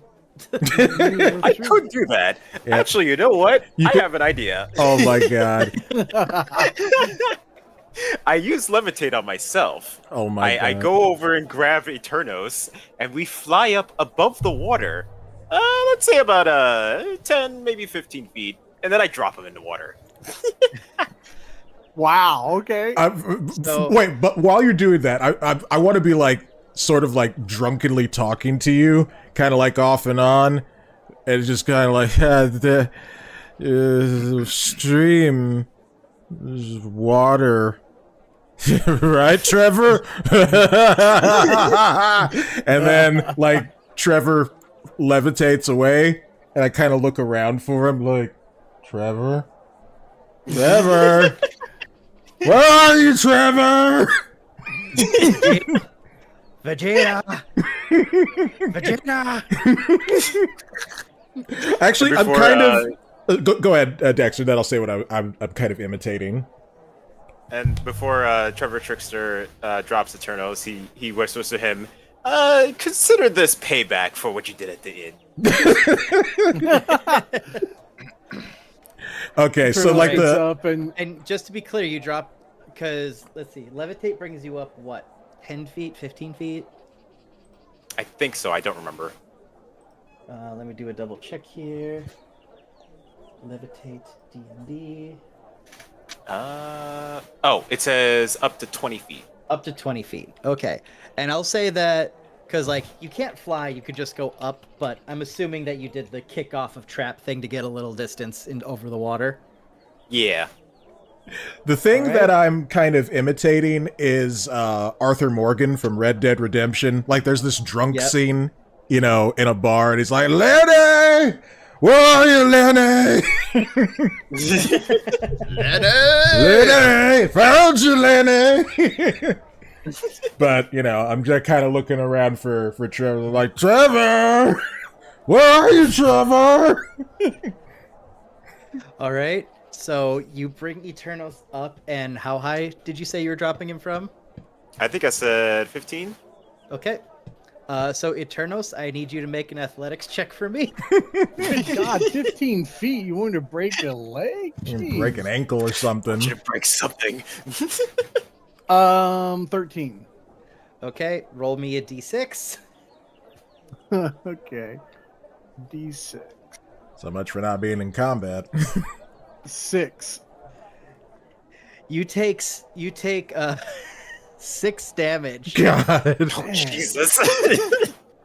as you plummet 15 feet into a very shallow stream. Ooh. Okay. All right. I will admit, Trevor was not thinking on that part. Does he ever? As I get up, kind of wipe myself off, I say, I get it. I won't get us kicked out of any more taverns. Oh, Good. okay. I like my soft bed. Yeah, Could- is at this moment, Yeah. when Eternal stands up, you realize this stream is only a little over waist high. Oh boy. So perfect for fishing, not for much else. Definitely not good for dropping into from 15 feet in the air. Zach, would this disturbance like comically cause any fish to kind of like fly out of the stream? Well, let me do a quick roll for comedy. Sure. Roll for comedy. I just nat 1, and I don't know what that means. Okay, maybe instead of a fish, it's like an old boot flies out. I'm gonna say like something else, like something launched out of the stream that you drunkenly thought was a fish. Yeah, I could be like, I caught something. Yeah, one of those newfangled boot fish and then fishing. Oh, it's just a boot. Yep. And I'll throw it back in the water. All right. While that's going on, Foos and Jeneth, I want you both to make, since you're both kind of in your chill states, I want you both to make perception checks real quick for me. Perception. Alright. Or survival if that's higher. No, they're the same. All right. Ah! I got a 9. I got a 6, apparently. All right. Giggity? Foos, since you specifically said you're meditating, I'll give you advantage because I'll say you have kind of heightened awareness right now. All right. 16. Ooh, nice. Okay. So in your meditative state, you get the feeling that something is approaching camp.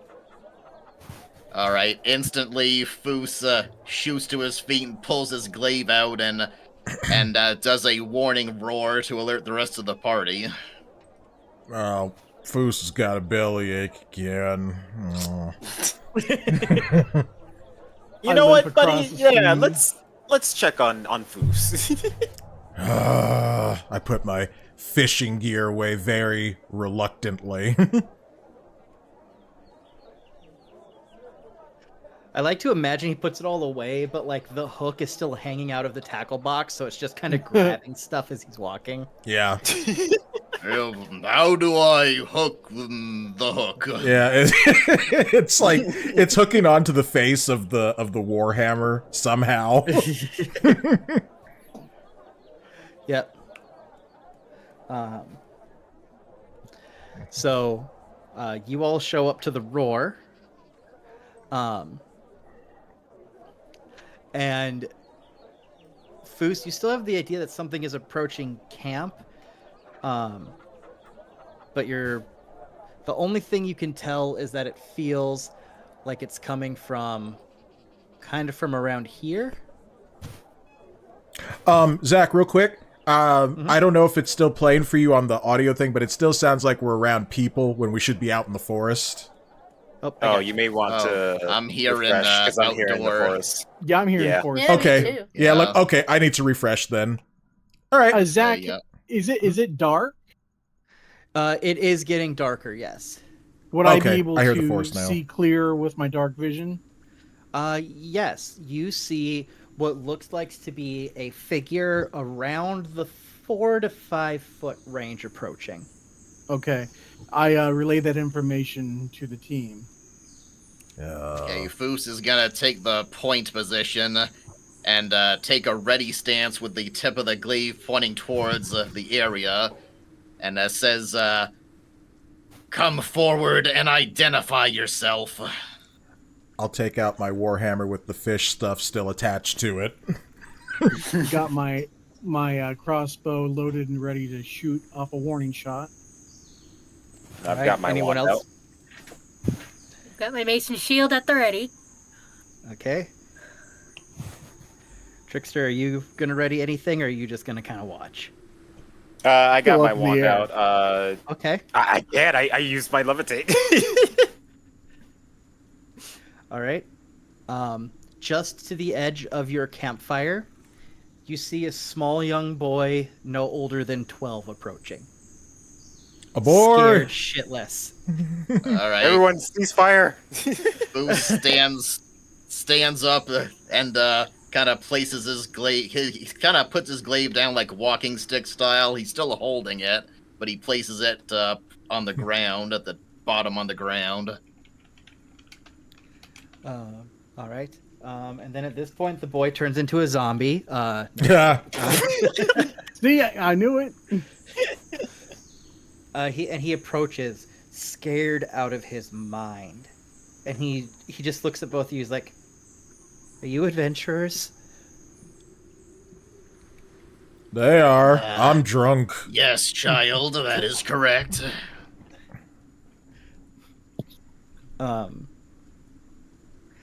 He still is keeping a healthy distance away. Foos looks over at Jenneth and kind of nods his head towards the child. Janice will step forward, kind of a gentle tone. It's like, it's okay to talk to us, young one. Tell us what brings you to us. Roll persuasion. Persuasion. Oh, Oh, dirty 20. Nice. Hex! the boy feels incredibly comforted by Jenneth approaching, because Jenneth just doesn't know how to roll bad. Just never. He gets closer, and as he gets closer, Jenneth, you realize he bears a striking resemblance to the young bartender in town. Oh. He's like, can you make the... And he looks over his shoulder very carefully. Can you make the red brand go away? Foos kind of chuckles a bit, says, I can safely say that we can, if we know where to look for them. Yes, child, please tell us anything you know about this red brand. He kind of wipes his nose on his sleeve, and he starts to cry a little bit. He's like, the red brands are just hurting everyone, and I want them to go away. He then goes, I'm Pip. My dad owns the inn, and they make everyone scared and angry, and I just want things to go back to how they were. Okay. Foos says to him, where can we find them? He goes, I don't know. I don't know exactly where, but my friend Carp, he was out playing in the orchards behind his house, and he found a tunnel that he didn't notice there before. And as he got closer, he saw red brands. Luckily, he got away before they noticed him. But that's all I know. I think that's a good enough lead. Where's your friend's place? Where's the tunnel? He points to the house at the bottom of the hill. Oh. And then he points to the woods behind the hill. And he's like, that's my friend Carp's place. His his dad is Qualeen. They own that orchard. Just gonna write that down. Yeah, I'm trying to write down all these names. Qualeen Okay. is it's Quellen. It's Quelline. Okay. And the son's name is Carp, like the fish. Carp, Magikarp. Gotcha. Yes. Okay. Carp, carp, carp. Before I do this next thing, Foos asked the boy, "Is that everything?" He's like, I think so. I don't know. It's okay. You've get enough information. Thank you so much. I really don't want to intimidate. I'm gonna try rolling a persuasion. I don't have a bonus on that. Let's see how it goes. Let's see. What do I have? All right. Oh, never mind. I'm Go not ahead. gonna get any more out of them. Does anyone else want to chime in? Like, it's okay if there's anything else you can tell us. I, in my drunken stupor, will also try, like, I'll do a performance because I'm drunk, so I'm trying to... All right. I'm trying to assure the child that... look, my young friend, everything is gonna be okay. And let's see what I roll. Wow. I rolled a 12 on performance. That is so surprising. So the boy is just so in desperate need of a hero. He fully believes Thundertrap isn't drunk. Despite having a father who owns the bar and seen so many drunken people, he's just like, blind with hero-ness. No, he's desperate, so, like, he's not... It's not all clicking together that I might be a little tipsy, but look, I can guarantee you that not only will we make the red brands go away, Foos, the big dragon guy there, he can melt them into puddles of goo. And the journal says that is true. I've seen it happen. Well, he's not wrong. And I can smash them into goo with my hammer as I swing it around with the fish hook still attached. I say to Thundertrap, do you want to inspire this kid or scare him? So with that, Yeah. Go ahead, that Zach. I've done enough. He's like, well, I'm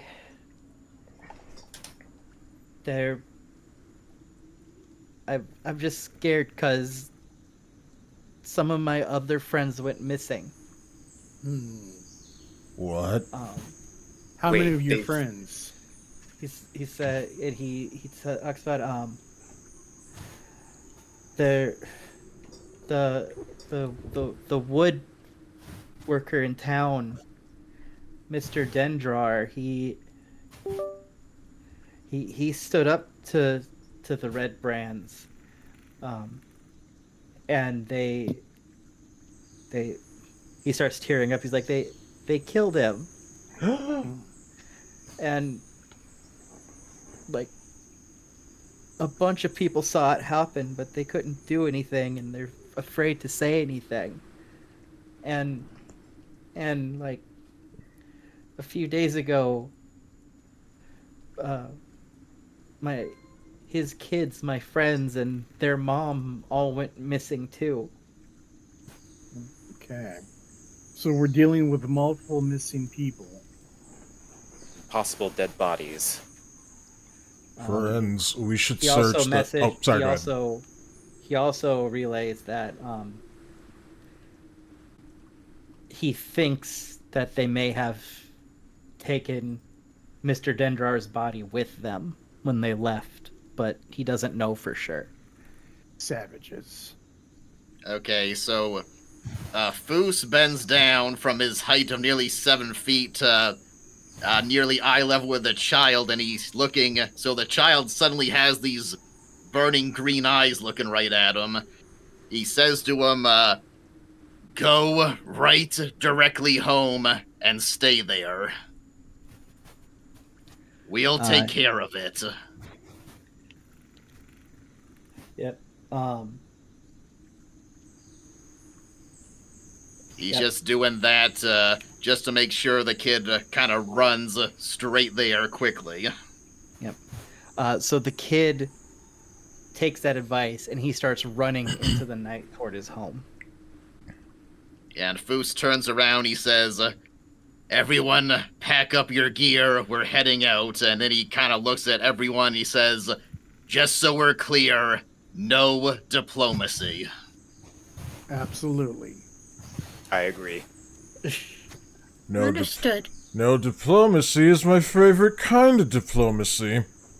Eternos comes over to Thunder Trap and slaps him in the face, tells Oh. him, "Get it together, man. We don't have time for your drunkenness right now." And then Trevor goes over to Eternos and slaps him in the face. He's like, "Get it together, man. We don't have time for your stupid shenanigans." Sorry, I've forgiven you. I'm gonna move on now. Mm-hmm. All right. I am going to slap myself with both hands, just like, ugh. Fine. Well, Brayden, I guess I'll have to think about you another time. Yeah, so I think we're gonna head to the orchards, but could we pause for a couple minutes while I take the dogs out before doing that? Yep. No problem. Yeah, I think this is a good time for a break because I need that. Yep. Intermission! What you gotta And then we'll do. be right back. Alrighty. Who is Brayden? Perhaps we'll find out another time. It's Trap's love interest. Or maybe a friend who fell in battle, Or maybe who was like your a brother. love interest friend that fell on battle, that was like a brother and a love interest. Do you want my character to be bisexual? Because it kind of sounds like it. No, I have no vested interest in the sexuality. I don't know, Shaun. It kind of sounds like you do. You seem to be overly suggesting that I mean, you don't know if Brayden is a man or a woman. I just said a name. But, you know, the jokey kind of way is like, Thunder Trap likes the thunder cock. It's as Dungeons and Dragons turns. Yeah. Yes, it's a soap opera. Yeah, it's a soap opera. Yes. No, I just pulled the name out of my head, and, you know, it's something that I'm still kind of workshopping in my mind. Like, why? I got you. Yeah, you know, like, why am I acting so not like what you've seen of this person over the past few days? Tate says, does Jen have a cure hangover? Not quite. I have cure wounds, but that's not really a wound. No. We consider poison, then lesser restoration will clear it. I mean, He just needed a good smack in the face. He'll be fine. yeah. No. Just a little love tap from Eternos, and then I'm putting on my best. Okay, let's do this. I mean, it's not going to completely, you know, take the alcohol out of my blood, but, you know, I could try to focus a little more. Right. You know. I still don't know what's going to happen to the groceries that was delivered to my brother's place. They will be eaten by other people. I just hope, yeah, that no one takes them, because Like, he doesn't live that far away, but I can't walk that distance because of my back injury and carry groceries back with me. I was just going to say, how would you bring it all back? Yeah, I don't have a car right now, so Uh-huh. so I'm kind of stuck. Well, Trapp, I would do it for you, but I'm like thousands of miles away. Yeah, dude, you're in a different time zone, so appreciate the, you know, the willingness, but yeah. So yeah, I'm just gonna have to wait. It'll probably be like sometime later tonight that it gets here. Did you get a hold of your brother and let him know? I texted him. I actually noticed it like way too late because like the groceries were sent from Walmart's website, and okay. I saw the address that it was going to, and it's not my address. Was there anybody home? I don't know. My brother said he's in this other city called Riverside, and that's that's a good distance away. So if he gets home later tonight, maybe he can bring the groceries to me. But yeah. Do you have anything that could go bad? Yeah, but Like, you know, you know, yeah. Well, thank goodness, like it's not milk that's being delivered. I bought some myself yesterday. That's good at least. Yeah. No, like most of the stuff is like the only thing I can think of is like maybe like the chicken meat, but you know that would take a little while to go bad. Yeah, it would take a little bit. You know how everything is over-processed these days. Yeah, definitely. Hey, Ancient One, welcome to the stream. Welcome. Hey, Ancient One. Appreciate. I slapped Thunder Trapp in the face. You did, and you only get one. Everybody gets one. Tell him, Peter. Oh, right, yeah, apparently everybody gets one. Bingo. Welcome Is back. everybody back? I think we all should be. Oh yeah, I was gonna say Zach's not back, but nope, the voice of God is here. Hooray! But yeah, so we're back from the break once I remember to change my screen. There we go.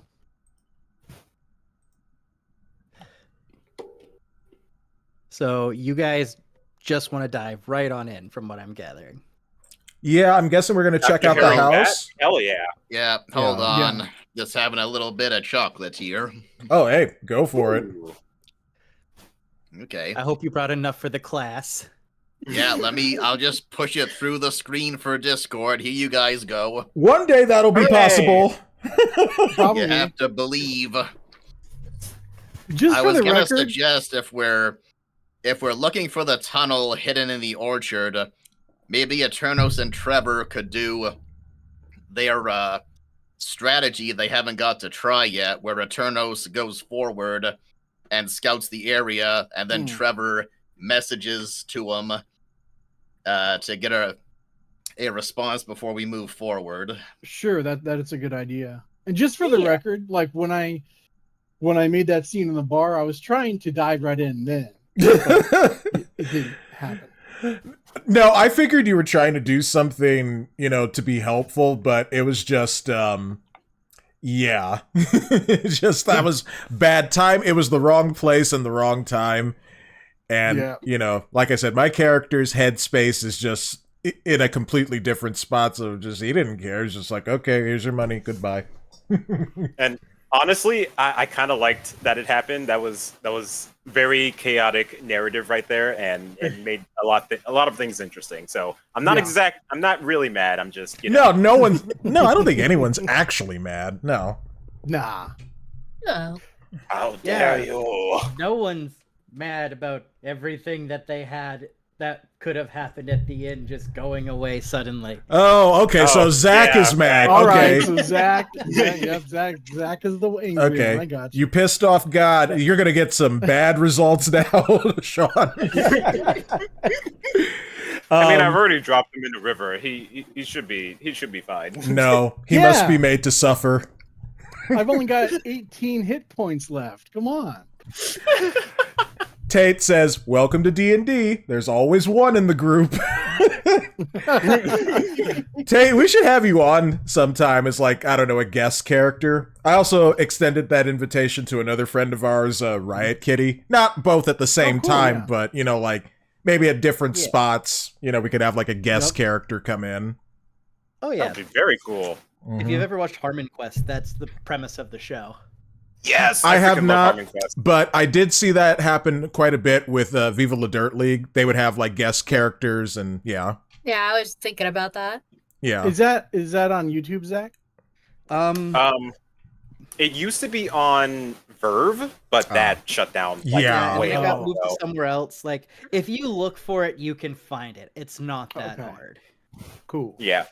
And they don't play D&D because they haven't been licensed by Wizards of the Coast, Right. but they're playing D&D. Right. Yeah. Yeah, it's like a very, very simple, dumbed down version where the DM does all the roles. Okay. Okay. Yep. Even if and it's not officially, I bet someone's uploaded, some fan has uploaded the episodes, I would wager. Yeah. Most Probably. Oh, I likely. hope so. Yeah. Yep. All right. So, how do you guys want to approach this? Well, I'll be at the back Oh. because I'm still not quite out of being drunk, so I'll bring up the rear. Yeah. So I think we'll go ahead and I'll scout ahead, and then Trevor and I can communicate back and forth and let you Okay. guys Yeah, know. we probably go about to the tree line. Then Yeah, let right around here. Turtles go forward. Okay. How far should I about here or? Well, I wouldn't go near the house. No, I would not- go no. into the orchard. Yeah, through the trees. All right, so just so I have a full picture here, so those of you who aren't in the forest, like, what do you all have with you? Like, do any of you have any torches lit? Yeah. Do any of you have any of your weapons branded? Like, just Oh, I we need the general shouldn't, picture of the way you guys are handling this. Yeah, I'm gonna We have. shouldn't have torches out yet. We don't want to give ourselves away, but I think we're all ready, though. Oh, yeah, that's actually a Yeah. good point. Weapons out. Okay, yeah. So, you know, drunkenly, like, holding on to my hammer. I've tried to, you know, put the fish stuff away, the fishing stuff. Zach, could you do like a little pinpoint of where this tunnel is? You don't know where it is. Yeah, we haven't found Oh. it yet, so we got to find it. Okay. We just know, And like, Yeah, you gotta do a perception check, probably. So it would actually be survival because you're looking for something natural. Yeah, and don't go too far into it just yet. You gotta be within range of Trevor's abilities. Mhm. Yeah, I gotta That's be able to what, see you. We're not in Trigger. like hard combat right now, so I'm not too worried. Because how far does message go? Like 60 feet, 120 feet? Let's see. Oh yeah, 120. Yeah. So I should be fine right about here. then. Yeah. To put it in perspective, if you went from the provisions place where you dropped off the ox all the way to the other side of town, that's 120 feet. Yeah. So I'm only like 27 feet from Trevor. Yeah. Well, here I can even check the scale here. Yeah. So if I go here, so okay, so 100. Okay, so actually this map does have a little bit more scale than I thought it did because that didn't seem right. So 100 Seems like- feet. Using the ruler, Yeah. it's about 40 feet. That's Well, the equivalent to, ruler like, is off because the ruler is set to something different than this map. Oh. Okay. Yeah, that's why I'm setting it to the Yeah. key. So down here. 25 feet is about on the if you use the ruler tool is about 100 feet on the map. So Oh. so going about 30 to 35 feet, which is about if you use the ruler tool, the whole length of the forest, Mhm. Ah. you're fine. So as long as you literally don't come out the other side of the forest, you're within range of message. Okay. And what do I need to roll? So you'd be rolling survival. Survival. All right. And then if you wanted to be stealth, you would also have to roll stealth. Ooh. I got a 2 Uh-oh. survival and Oh, 15 stealth. Okay, so you are hidden, but as far as you can tell, you're not even sure like where a tunnel would be. Hmm. Yeah, it Yeah, that's a seems we'll natural have fail. to. Yeah, you'll have to. You gotta do the thing, Trickster, before we know that. But it seems we'll have to move in. Hey, Juju, Yeah. welcome. Hello, Juju. So basically, because you have to communicate with him, you'd have to just kind of give him a minute, then try casting message, be like, "So, what's up?" All right, Eternals. What do you got? Hold on, guys. I'll be right back. My brother's calling me, probably about the groceries. Oh, good. Yeah. Good. So, Trevor, I can't really make out any type of tunnel from what I can see from here. Tell the others and see if they want to move in or if they want me to come back and regroup. I relay the message to the rest of the group. Okay. Foos is like, so much for stealth, and he kind of gestures to Jenna's mace, like, let's go in, lights on. Alright. I guess I'll cast light then on my mace. Yeah, and we'll start moving forward. Mm-hmm. And for no reason whatsoever, how far does the light shine off of that spell again? Of course, there's no reason. Till the object sheds bright light in a 20-foot radius and dim light for an additional 20 feet. Okay, so 40 feet. Got it. Oh boy. Stay away from the house. Yeah. Yeah, that's for sure. Yeah, we weren't. Had no intention of going near the house. We don't want to disturb the occupants. Should we bring Trap along or? leave him where he is? Yeah, Trap stepped away. Yeah, Trap's with us. All right. So you probably want to go a bit more to the left, probably, Jen. Yeah, like I up don't here. know. Whereabouts is 40 feet? Like, what's the width of the orchard?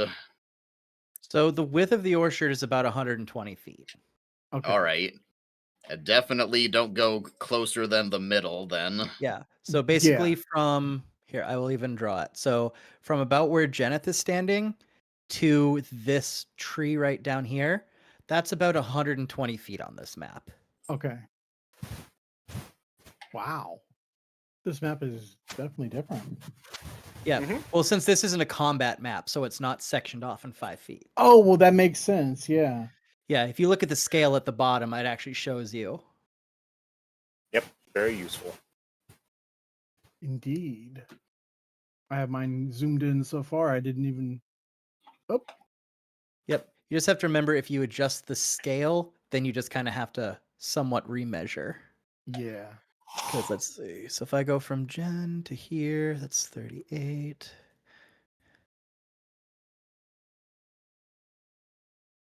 Yeah. So the forest is somewhere between 120 and 150 feet wide. Okay.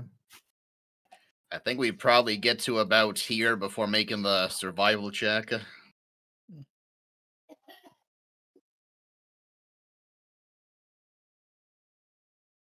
Oh, keep forgetting about Tramp. He's just drunkenly stumbling. Like, I'm just taking up the rear and the rear. Screw you guys, I'm going fishing. Just cast the fishing line into the woods, catches an apple. Well, catch me one of those newfangled. It's a tree fish. Yeah. Yep. Okay, so does everybody roll or? So, if you guys want to try to remain hidden, you'll need to roll stealth. I think that ship has sailed. Okay, so Do I none of need you to are- roll it again? No, you're hidden. You're fine. Okay. You're the sneakiest. Yeah. So if anyone I will- wanted to stealth, they would need to roll it now. Okay, Yeah, I'm gonna roll me my and Jen are stealth. at disadvantage as well, so we can try. Do you guys want to make an attempt? Yeah, I'm gonna attempt. Yeah, All probably right, not a we'll bad idea. we'll make an Well, that attempt, didn't but me make and it. Jen are at Alright. disadvantage. That's what you get for Okay. dropping me in a stream. Well, roll it twice, Jen. You never know. Yeah, Of course, I get a 11. 19 on the first roll, Nice. Damn. and then an And an 8. 18, so 11. You got to roll it again. You're at disadvantage because we're both I in did. I rolled an chainmail. 11, then I rolled an 18. Oh, okay. Yep. Yep. Yeah. Dexter is literally doing the Family Guy thing. You guys are stupid. See, they're going to be looking for army people as he's in full clown getup. Yep. See, I'm the smart one. Oh, I'll roll for Trap, I guess. Or do you want to do it, Zach? I'll roll for him Yep. since I can access that from my end here. Trap got a 2. Oh, Oh boy. Oh dear. Sounds about right. So Eternos is the only one who is completely hidden right now. And as you all are rummaging through the orchard, you hear from the way of the house, "Who's out there?" Oh dear. just Um, chickens. Immediately, I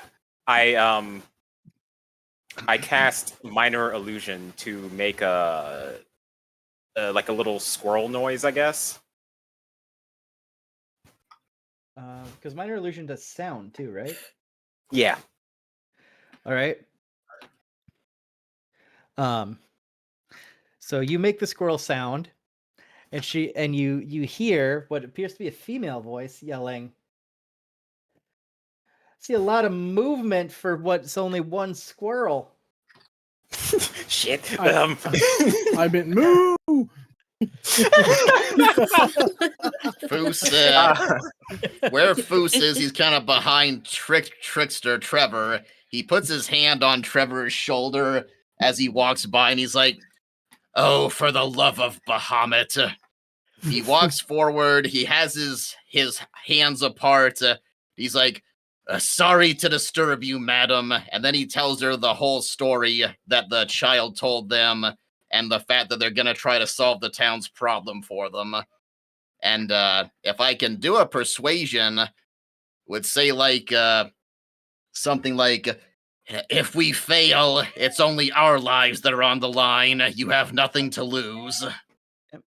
Poppy, So- be quiet. So I'm not even going to make you roll on that. She takes one look at you and she goes,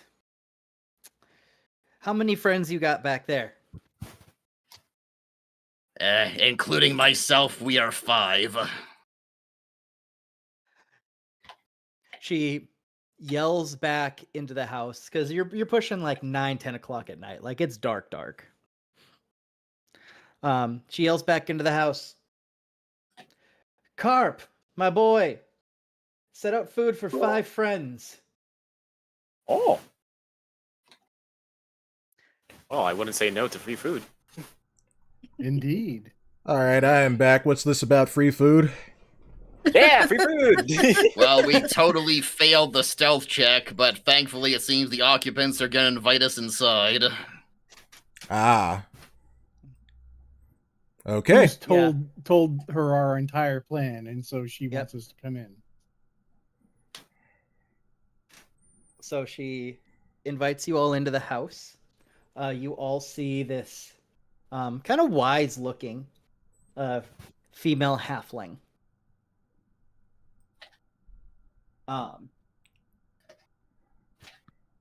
Where she goes, "Hi, I'm..." And she introduced herself as Quaileen Alderleaf, the mom of the kid from earlier. Right.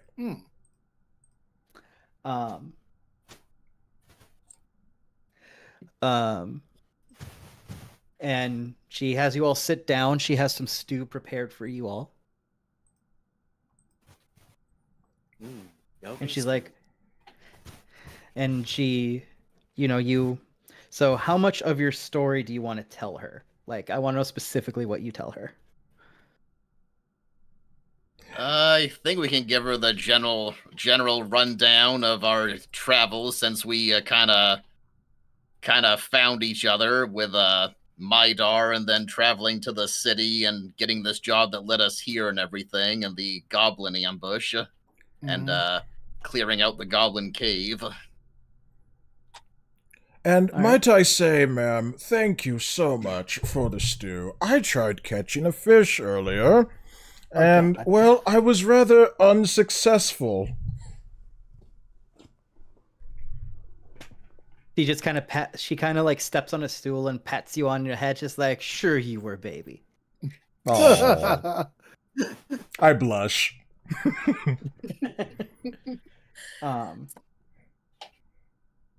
And she's like, look, I already kind of know who you are. Word travels fast in this town, especially when it comes to me. I will admit my one vice in this world is gossip. I love me a good rumor. So I heard about your,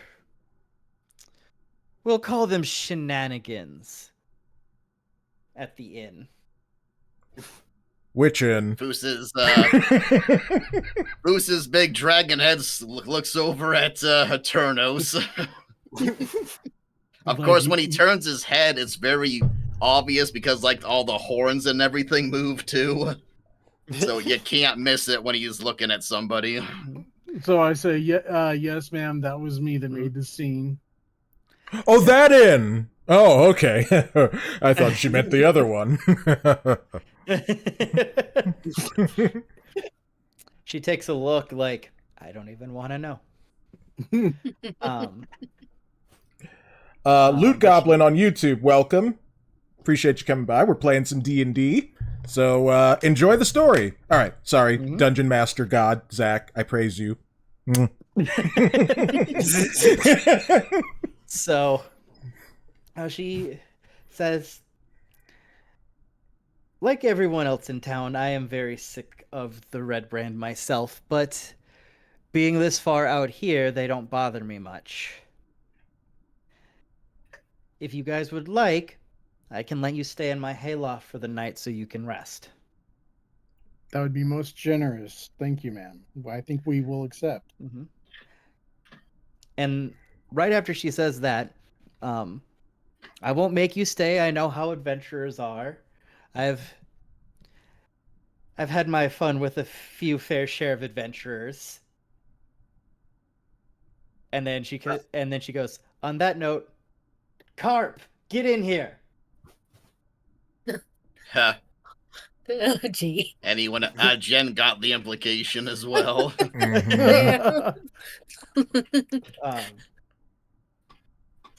So, you see a very young halfling come in, maybe about 10-ish years old, not much younger than Pip from earlier.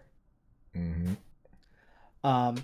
And he sees all these cool-looking adventurers in his home, and he's just like, it's like the Avengers just showed up. He is so excited. Wow! Yeah, but it's like ye old Avengers with bardcore music that Gilien likes to play. Oh yeah. Nice. And his face sinks as soon as his mother looks at him and says, do you have anything you want to tell me about maybe you doing some exploring through the orchard without telling me? And his face immediately sinks, and he tries to sneak back away, and she goes, get your tiny butt back in here. And she looks at him and says, tell them what you found. They're trying to help. We will deal with your punishment later. And so Carp, he's like, I was playing in the woods, and I heard people talking. and they said there was a secret tunnel, so I went to go look for it because I thought it was nearby. But it was actually somewhere else, and I told my friends the secret tunnel was here to make me sound cooler. Hmm. Eh. No wonder I couldn't find it. Oh yeah, that's the reason. totally Yeah. wasn't a bad roll. Probably not the natural one. She looks at him, she's like, so where is the tunnel that you almost got caught at? She's like, it's by the big house at the end of town. And she looks back at you guys and goes, I think he means the Trenzendar Manor.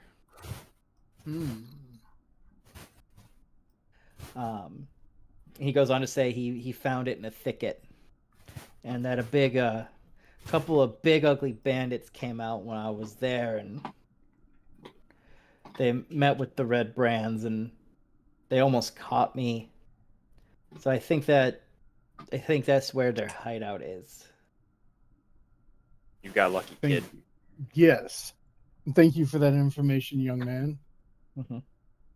Listen to your mother. In the morning, we will crack skulls. So, in the process of talking about this, and so how much of your adventures in like the Kremga hideout have you told her, or did you just kind of glaze over it a little bit? Kind of summarized, I think. Okay. So she kind of said, look, I don't have... Well, I know everything that goes on in this town. There are still some blank spots I have. But it seems to me that you guys have a lot of searching you're doing. Oh. So... I don't know if this has come up yet organically, but we did decide to call ourselves the Seekers. Oh yeah, Foos wanted she to takes give one us look a... at you like... Oh, sorry, go ahead, sorry. She takes one look and is just like... So the young carp hears that, and he's just like, that's so cool! Meanwhile, Michael Qualeen is like, really? That's what you went with? Foos wanted to call us something dumb, like Draconic Destiny. Oh, that would have been dumb. I think it was cool. But so she says, look, I don't know how long you are going to be in this area or exactly what you're looking for.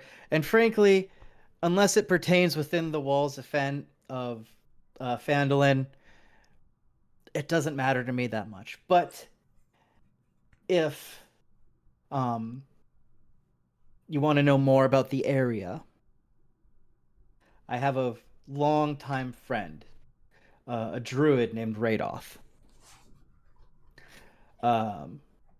If there's anything specific you're trying to look for, visit him and ask for his help. There is not an inch of this land that he does not know. Oh, where can we find this this Drew? Radoff. Yeah, I purposefully left the other part. 'Cause, you know, still drunk. Where can we find this Drew? She says, well, he is the wandering type, but he recently set out of town, set up for the ruins of a town called Thunder Tree, I think it was. I have seen that. It's just west of the Neverwinter Woods. All right, I will note that down. We have passed... I don't think we have actually passed by that in our journeys, but I have heard of it. And Thunder Trapp definitely needs to visit the Thunder Tree. I think we've discussed that in the past. Oh, heck yeah. Did we? I believe we did. Yeah. Sorry. Committing to the bit. Yep. I don't even think Oh, yeah. Thundertrap is going to remember most of this tomorrow. I'm pretty sure he's going to wake up in the haystack and be like, "Oh, where am I?" Probably. Sees all the hay. It's just like, not again. Yep, not Did again. they sleep with some livestock? What's going on? Checks both his kidneys are still there.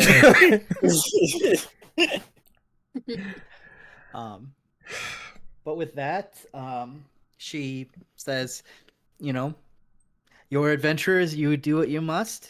If you feel you want to continue, I can't stop you, but I would maybe advise rest in my hayloft for tonight. And, well, a good chunk of the town may not want to talk to you anymore. There still may be a few who might. So I would suggest maybe looking around a bit more before you just charge in. But I also know that many adventurers work well on that concept. So who am I to say what works best for you? Would you have any sway over the townspeople that may not want to speak to us? Can you She you goes- change their minds for us, please? She's like, how much sway do you think a middle-aged halfling that sells apples has over the town? Fair point. All right, I'm gonna sleep now. Ma'am, I hate to impose anything upon you, but I'm probably gonna have a wicked hangover tomorrow. I'll give you some gold if you could prepare something like that for me, please.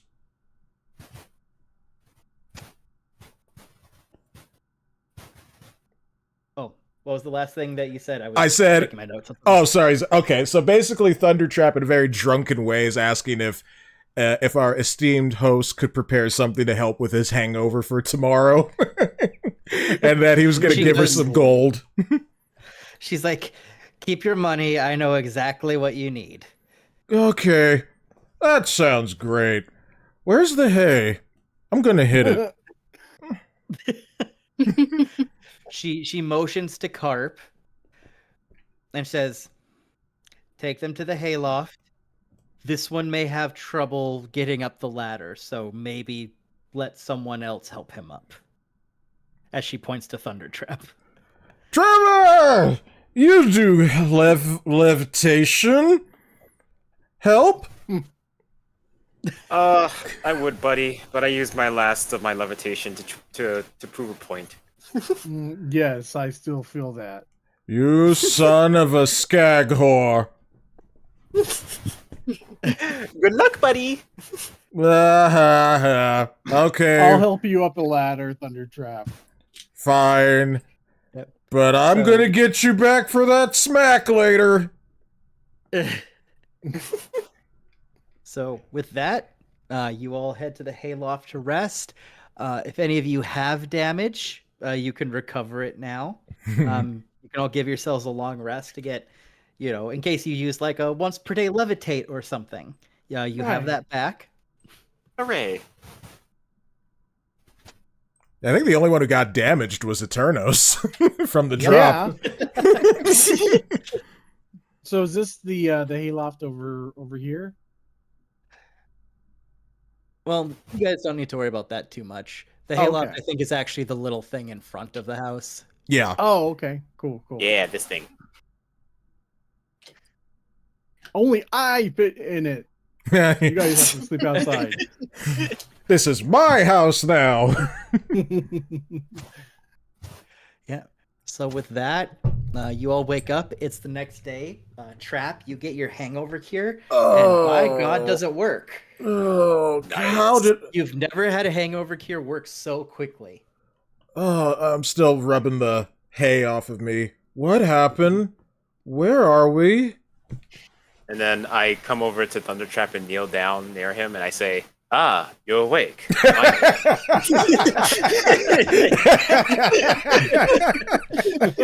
You're finally awake. This happens to Trap. So wait, Shaun, hold on a second. This happens before I get the hangover cure. I want Trevor to do that. Okay, Shaun, what were we going to say? I mentioned to Trap that he might ask for the ingredient list to make the hangover cure, as he tends to overindulge often. What? What do you mean, friend? I don't over... Maybe a lit... Okay, Can I have the cure, please, ma'am? She's like, you don't want to know what's in this. Ma'am, I have fought and killed many things. I've eaten some of these things. I'm sure there's nothing in your recipe that could be far more disgusting than some of the things I have eaten. She shows you a little bit of the recipe. Roll a Constitution saving throw. Ah, okay. I want to see. Okay, Constitution. Here we go. A nat one. So it's a nat one. You take a look at one, maybe two of the ingredients, and it sends you running outside to vomit. You know what, Dice? This time, I'm actually glad that it worked out this way. Because I love those kind of jokes where it's like, there is nothing that you could possibly... And then, of course, it does. So Okay. as the rest of you look on, as she tucks the recipe back into her shirt, she's like, old family recipe. Oh! Oh! I can only imagine. And the best part is, it tastes great. But it's the idea of it. Ooh, it's kind of like chitlins. Oh, God. Oh, yeah. Yep. Oh, okay. I think I'm ready. What are we doing? Well, hopefully when we deal with their problem, it'll resolve the image issue that we're having with the townsfolk. But for the moment, I suggest that we spread out and try to find anyone who's willing to give us information on the task at hand. And I agree. I, and for we one, am also going to need- go to the Lion Shield blacksmith, which I think he said was about here, and see what they have there. We also need to find, oh, I forget his name. The person that she told us to look for. The Yeah, druid. the druid is like outside of town. Yeah, the druid is like a 2-day drive away. Yeah. He's a Oh, wandering yeah. type, so yeah. That's right. All right. Yeah, Yeah, that for one. right Oh, that's now, right. we're He's just trying by to the find, thunder tree. Yeah. trying to find someone who will give us any info on the red brands. Yep. So as far as that goes, so just going over the stuff that you guys know. So you guys know about the armor shop, the Lion Shield. You know that there is supposedly a secret tunnel near the dilapidated manor on the east end of town. Yeah. You know that the majority of the town is mad at you for trying to stir shit up.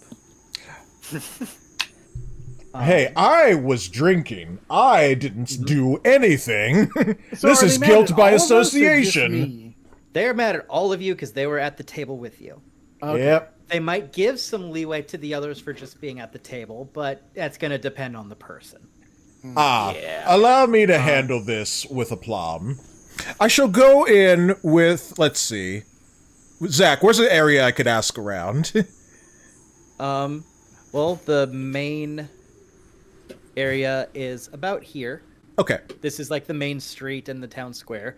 Before you do that, just to Yes. cover a few other things that you guys do know. Okay. You know that Sildar has no idea any of this happened because he's just waking up at the inn. Yeah. That's right. Trevor, you could levitate towards his window outside and fill him in on what happened. Yeah, if I know where his room is. Just check all the windows. Hopefully you won't see anything that's not your business. And some right here. Foos is feeling a bit guilty about something. Foos walks right into the inn, but he walks right up to the bartender. He puts a gold coin on the bar. He says, "I apologize, that was rude of me. Please tell Sildar to meet us outside." And he walks right back out without causing a scene. And I want to come over here to the shrine and what was this sister's name? Gariel? Yep. Okay. Gariel. Is she here? Do I find her here? She is not there yet. It is early enough in the morning that she has not arrived. Okay. So what I'm going to do is place a gold coin on this area, right, or this stone right in front of me with a note, wishing her well and saying that this is for her endeavors. Okay. Are the dogs acting up? Seems like it. I'll put their toys out in the living room. Okay. Yep. There's that. And so the other things that you guys know are that Eternos overheard someone talking about the town master looking for someone to run off orcs. And that I don't know if he has shared this with the group, but Trevor has heard of someone that the Red Brands choose not to mess with.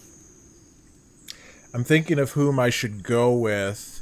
You know, maybe with Eternos to find the guy who's trying to find someone to run off the orcs, or with Trevor and, you know, what he's heard about. You might want to come with me because everybody hates me probably worse than they hate you. That's a fair point. And you did smack me.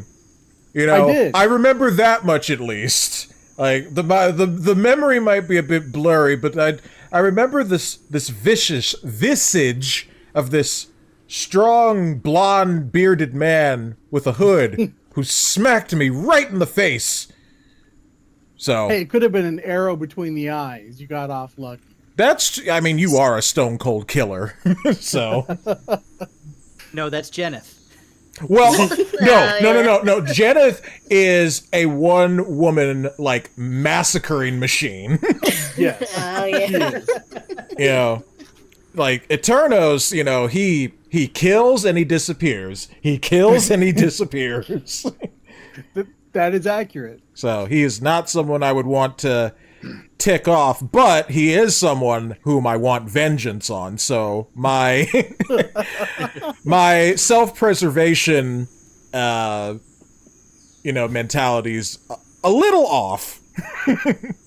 but yes. Turnos is the strike hard and fade away type, and Jenneth is like, tee-hee, I'll make you suffer before the end. All right. So I would like to try to get information from the blacksmith at Lion Shield, and I also like to view his wares if possible. Okay, so I'm just getting things lined up here. So you heard about that, so I'll have you go to the Lion Shield. Oh, that's over there, okay. Yep. All right, so Eternal said, Trapp, you wanted to try to find the town master? Yes. Yes. All right. So in your searching, you do happen to find what looks to be kind of like the city hall. All right. So down And here. Trevor, Trickster, and Jenneth, where would you like to go? Someone has to keep an eye on the inn for when Sildar comes out looking for us. Yeah, Good point. I'll hang out around the outside of it. Okay. Yeah, I'll tag along with Foos. Okay. Sorry, buddy. Next time we'll team up again. TNT. We'll be together again, but for now it's E.T. Why does this work so well?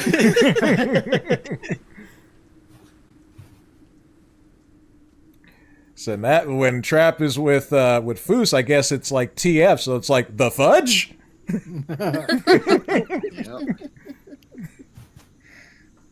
Ooh, computer's chugging a little bit for some reason. Oh no. No, it's nothing bad. It's just, I think it's just, I have lots of tabs open, Yeah. and I'm just making little Understandable. marks to remind myself of something real quick. But probably nowhere near as much as Dexter does. I swear. I swear.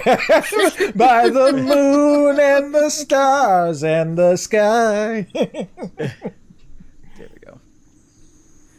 Don't worry, those letters will mean absolutely nothing to you, and they do not affect the story at all. It's literally just because I flipped the 2 farms in my notes. So I just need to make sure that the houses line up with the flip. It Gotcha. literally changes nothing. I just have to make sure that it's like, okay, this is where they live. So when if they come back later, they're not surprised. Like, didn't you live over here? Yeah. Yeah, we don't want to go to the wrong person's house and they just be like, "What are you doing on my property?" All right. So we have that. So. All right, so we'll start over here at the Lion Shield. So at the Lion Shield, you both approach, and hanging above the front door is a sign shaped like a wooden shield with a blue lion painted on it.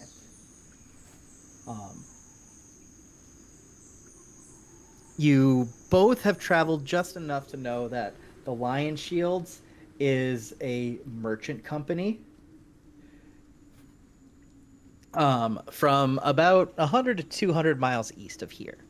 So you both realize that this is most likely a chain store. Ah. It's like this world's Walmart.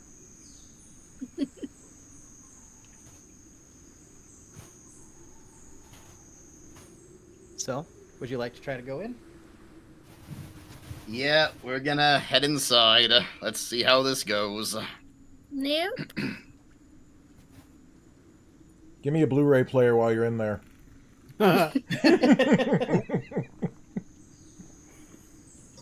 No, I have enough of those. All right. But I do need a 4K So player. you walk in, and you see a woman about 35-ish years old at the counter. And she looks at you, is like, "What do you two want this early?" Okay. Is there anyone else in the building? It's just you two and the owner. Okay, Foos does a little bow. He says, Madam, I will cut right to it. We're going to try to fix your little problem here in town. I shan't offend you by saying the name of the organization, but you know of who I speak. We require any information you can give us, and we'd also like to view your wares, if you please. She takes one look at you. She's like, "Aren't you the ones who caused the ruckus at the Stonehill Inn last night?" Technically that was our compatriot. We were not involved. That we were simply guilt by association. Anyone hear a bus just drive by? No. No, sorry, I didn't. No. No. Just a bus that throw Eternos underneath. Oh. Yeah. You know, like when we were back at the other town and I was hearing all the voices telling me to buy this and buy that sword, Eternos is hearing in his head all of this throwing under the bus. And I'm like, Eternos, friend, why are you wincing so much? She's just like, but she looks at you both like, "How do I know that wasn't a Red Brand ploy?" Foos points at the medallion he wears. He's like, Madam, I am an officer. My friend here is a priest. You may take us at our word. She just takes a look at both. She's like, no, I don't believe it one bit. There's too much happening in this town, and now you all suddenly show up and make this giant scene. I know, like, in case you haven't noticed and you look at my shelves here, they're pretty bare. I know that the Red Brands will do whatever it takes to bring this town down and to take it over. If you are with them, you can just get out now because I have nothing for you, because you've already stolen it all. If you are who you say you are not going to be enough. So just stay away from the Red Brands and avoid anything that has to do with them. So avoid their gangs in the streets, avoid the Sleeping Giant Tap House, anywhere where they frequent. Just stay away from them. You're only going to make things worse. Ask them where the Sleeping Giant Tap House. Sleeping Giant. And then just be like, can you tell us where that is so we know not to go that way? Foos does look at her. He's like, Sleeping Giant Tap House, you say? She's like, at the end of the day, if you do go, you'll get killed. That solves my problem. If you don't go, things stay the same. Doesn't make things worse. Either way, it's a win-win for me. Madam, we're going after them regardless. Any information you could give us to give us a better chance would be helpful. This is gonna be Foos's final attempt, so can I make a persuasion check? Yes. Darn it, I just can't roll today. 11. She says... You feel free to chime in, Jen. I'm just thinking. She says, as not falling for it, like I said, either go die or keep things the same. Either way, it's a win-win for me. You want to try a persuasion before we leave, Jen? I guess I may as well try what's Janice gonna say? We will be true to our word. It will be an even greater win when your town is freed from this trouble. You just take her hand and say, kind lady, I implore you to reconsider. Yes. As Janice's grips gets tighter and tighter. 14. She looks right at you and says, I'll believe it when I see it. Alright, so we leave. Doesn't seem like she's gonna sell us anything either. Yep. So... But can I steal something? Oh my god, you have done enough, sir! We want the town people to like us! I was joking. Were you? You've already tried to steal a spyglass today. I didn't try. I was just... Nah, he was just thinking about it. Well, don't let Foos catch you stealing, I'll tell you that much. Yeah, I know. Yeah. So we'll cut to Eternos and Thunder Trap now. All right, Team ET. Let's see how we do. All Phone right. home. Thundertrap, I will let you do most of the talking, as most of these people don't care for me very much. So before we go, just because I'm not sure exactly of the kit you have, but Eternos, do you have a disguise kit as part of being a rogue? That's a good question. Yeah, like I don't think you've brought it up before, but would that be under my inventory or? Yeah, you're under your inventory. Let's see.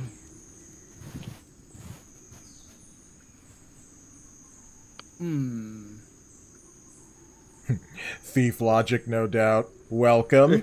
I can't pronounce that name. It looks like it's in Chinese characters. I'm not sure. But welcome. It Yeah, says that's they right. have like clothes, common, legacy gear, adventuring gear, but I don't see any disguise kit now. Okay, so you may not have the right class for disguise kit, but I can add one. Yeah, just out of nowhere, right? If you would have bought one, Yeah. You could pop by the trading post and see if they have one. Well, I'm I just doubt double checking they'll one sell other me. thing here.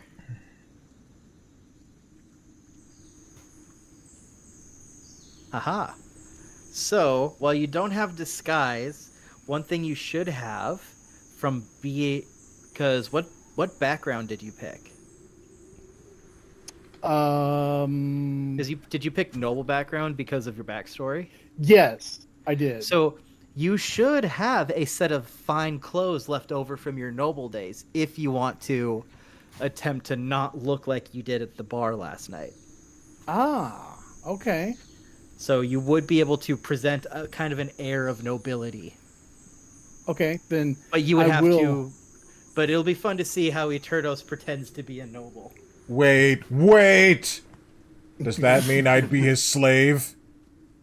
Yes. Because I'm totally down for it. You're my gopher named Gimpy. Yeah, you probably fit as a bodyguard. Yeah, bodyguard most definitely. Okay. So yeah, you could So, change into if that's- that. Yeah, sorry, go ahead, If Zach. that's something Eternos would do, by all means do it. I just want to make sure that you are aware of your options. If you want to go in like yourself, or if you want to try to sneak in behind Trapp unnoticed, you can do that as well too. I will change the clothes and we'll give it a shot. All right, we'll give you a nickname or a cover name. We'll call you Nasreti. Not right. I was reading your name backwards. Snot. His name backwards would be like Sonreet.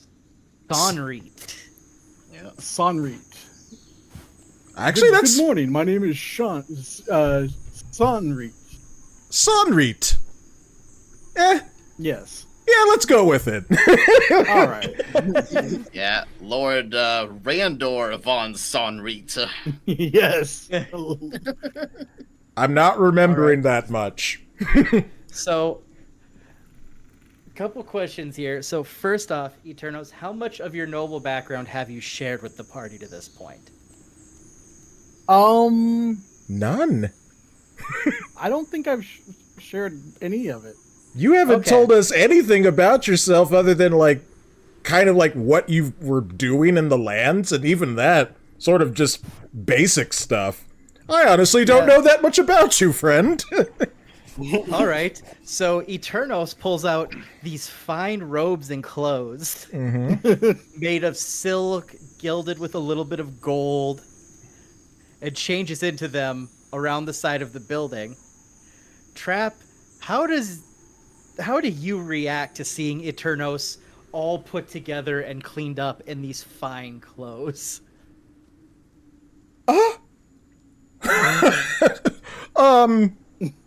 What? Friend? What? Where? You? That's the extent of my reactions. Tate says, Yes, my- dude, where'd you steal those? My friend, I have not told you of my background, but I do come from a noble background. I left my kingdom years ago and became who I am now. But I still have in my possession my fine clothing. I suppose that makes sense. But very well. Since you shared something of yourself, I will share something of my past as well. Smack! If you smack me again, friend, you're getting the hammer this time. You don't want me to do to you what I did to Yemek? No, I was gesturing it like you would smack me just like randomly. No, this is I'm still in shock from this sudden transformation. It would be like finding out like Trevor was actually like a dragon this entire time. Right. Oh, what a twist! I know, right? Oh, Tate says, I hate raisins. Fair trade. Yeah, that's the thing I'm going to share. So. Oh, well, actually, I have to leave you guys in suspense because now my brother is here with the groceries, so you'll find out what I'll share soon. Suspense. Yep. Awesome. So be right back again. Sorry, everybody. All right. So while he takes care of that, we can actually just cut over to Trevor real quick. Sure. That's me. So Trevor, you're posted up outside of the inn. Yep. I'm just chilling. And you're just kind of a little confused because you figure Sildar would have come out by now. Yeah, it's been a good minute. Trevor wonders this and comes close to the door, and I'm assuming there's like a window nearby. He peeks in. Yeah, there's a window. Yeah, he peeks in to see where he is. All right. You peer in. You see people getting breakfast and stuff, but you don't see Sildar. Where could Sildar be? Well, at the risk of getting yelled at again, guess I have no choice. He walks on in. Have alter self, Trickster? I do. Or disguise Ooh, I self? do. Oh, whoops. Did Did you delete yourself? I sure damn did. I can't. See, Gilien said alter self, and I sure did. All right, I cast alter self. Let's see. How would I alter myself? I guess any kind of disguise would work, as long as it doesn't look like me. I'm going to look like. I want to be a little bit conspicuous, I guess. So maybe just like a woman in a shawl, like a little dress or whatever, just walking into the inn not conspicuous at all, or not you know what I mean. Yep. Words are hard. So make sure you spend the spell slot, because Alter Self is a 2nd level spell. Ah, yes. Let me do that. There we go. So I'm just making sure. Let's see. Transform appearance. You decide what you look like, including your height, weight, facial features, sound of voice, hair length, color variation, distinguishing characteristics, if any. You can appear as a member of another race. You can't appear as a different creature, different size than you, so you can't become a giant. That makes sense. And you can't become a halfling. That also makes sense. Basic shape stays the same. You can't become quadrupedal. Okay, yeah. So basically, you're just kind of a fancy woman in a shawl walking in? Yeah. Okay. So you walk in, you take a look around, you still don't see Sildar. But no one's really looking at you, except one guy that you're pretty sure slept on the corner table from the night before. And he's not looking at you in a way that you necessarily want to be looked at. Oh boy. I tried to ignore the dude, and I head towards the innkeeper. Right. And I ask him, hello there. I'm looking for a certain someone. Do you happen to know Sildar? He looks up and he's just like, well, we have another newcomer here. Hopefully you aren't as raucous as the last group that came in here. Oh, I heard all about that. Sounds like a rowdy bunch of groups that I definitely am not part of. I'm just a lowly woman, just passing by. The bartender innkeeper starts looking at you a little too closely. And he's just like, look, why are you looking for that guy? I mean, for all I know, he's still in his room, or he may have taken off. I don't know, but why don't you just stay here and talk to me for a little bit? As he reaches his hand forward and kind of puts it on yours. Trevor retracts a little bit and says, I'm flattered, but I'm actually in a bit of a hurry. And I heard my friend Sildar was here. I just wanted to know if he was, if he left or anything. Or is he still okay? He goes, what? I can't be your friend too? And just as he finishes that sentence, a metal tray smacks him in the back of the head. As a woman yells at him, Toblin! What did I say about catching you doing this again? As he flinches back, sorry dear, you know how friendly I can be, as she starts whacking him with her tray even more. You gather that must be his girlfriend or his wife who also works here. Oh boy. I didn't mean any trouble, ma'am. I'm just looking for my friend. She takes one look at you, like, I don't blame you one bit, dear. It's this piece of shit husband of mine, as she smacks him again. And she's like, let me help you. Who is it you're looking for? Sildar, was it? Yes. All right. So she goes over to the ledger for the inn and starts looking through. She's like, all right. So it looks like he... Yes, so it looks like he did leave this morning already. He paid for his room. We have a note here that says that he might be back later tonight for a different room, but he didn't want to hold it just in case. So looks like he's not here right now. And he didn't say anywhere he might have wanted to go.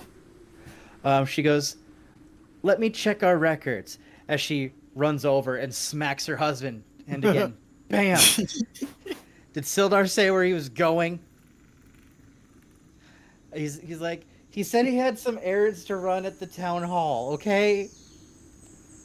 Ah, town hall. That's quite perfect. Thank you so much. And again, I'm sorry, I didn't mean to cause any trouble. And she looks right at you, she's like, again, I don't blame you one bit, dearie. You look lovely. Oh, why, thank you.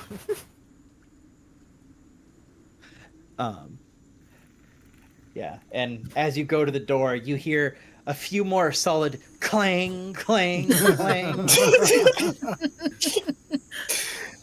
Trevor makes a mental note. Oh boy, next time, gotta be careful how I approach things as a different person. Yep. And I would like to point out, with this spell, you can stay in this form for up to an hour. Yeah, I was just looking at that.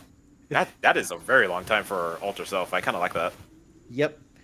So if you wanted to span it now and go back to your old self, you can. Or if you want to stay the sexy homewrecker, you can do that as well.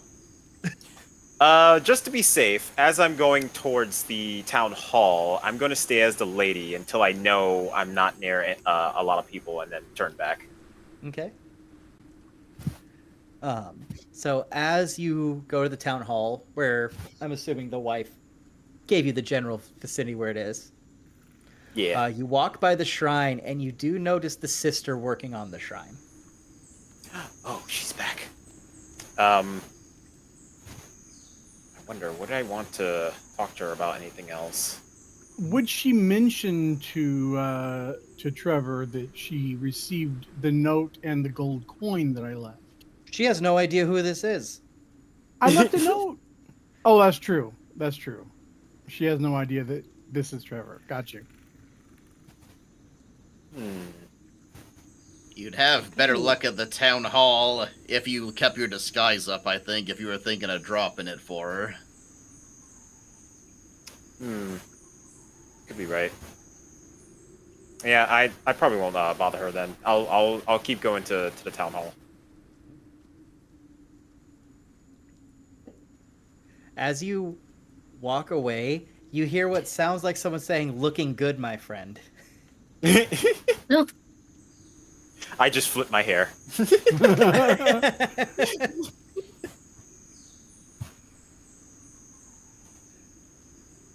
Yep. So I'll get you to about here. And then once Trapp gets back, him and Eternals will get to have a whole little thing before you get there, because we'll assume this was happening while you were watching domestic abuse. Right. Okay, I'm gonna step away for just a second then. I hope Trapp can get all of his groceries. Yeah, me too. Let's see here. Is that... I'm actually going to get some more water, so I'll be right back as well. Go for it.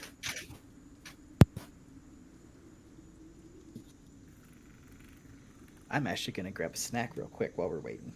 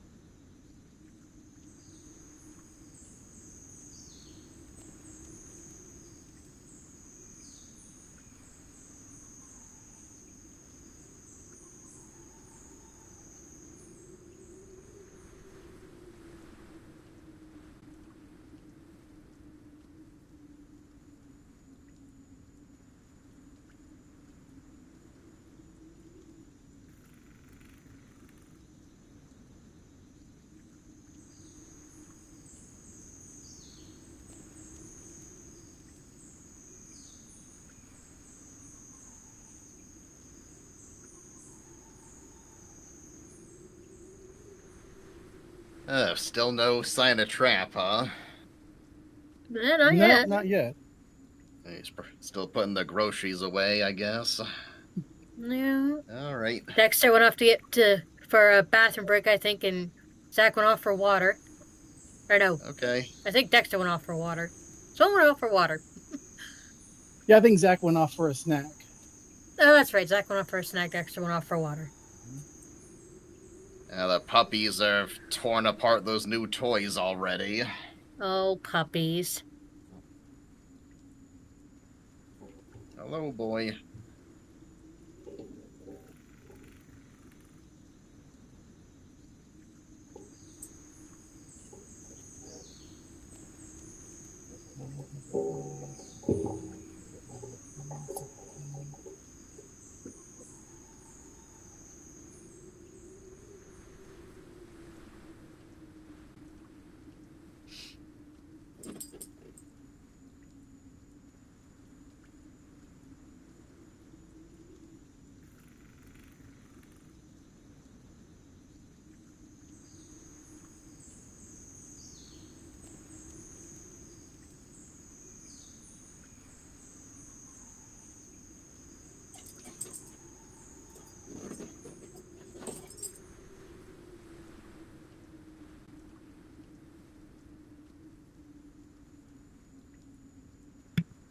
I have returned.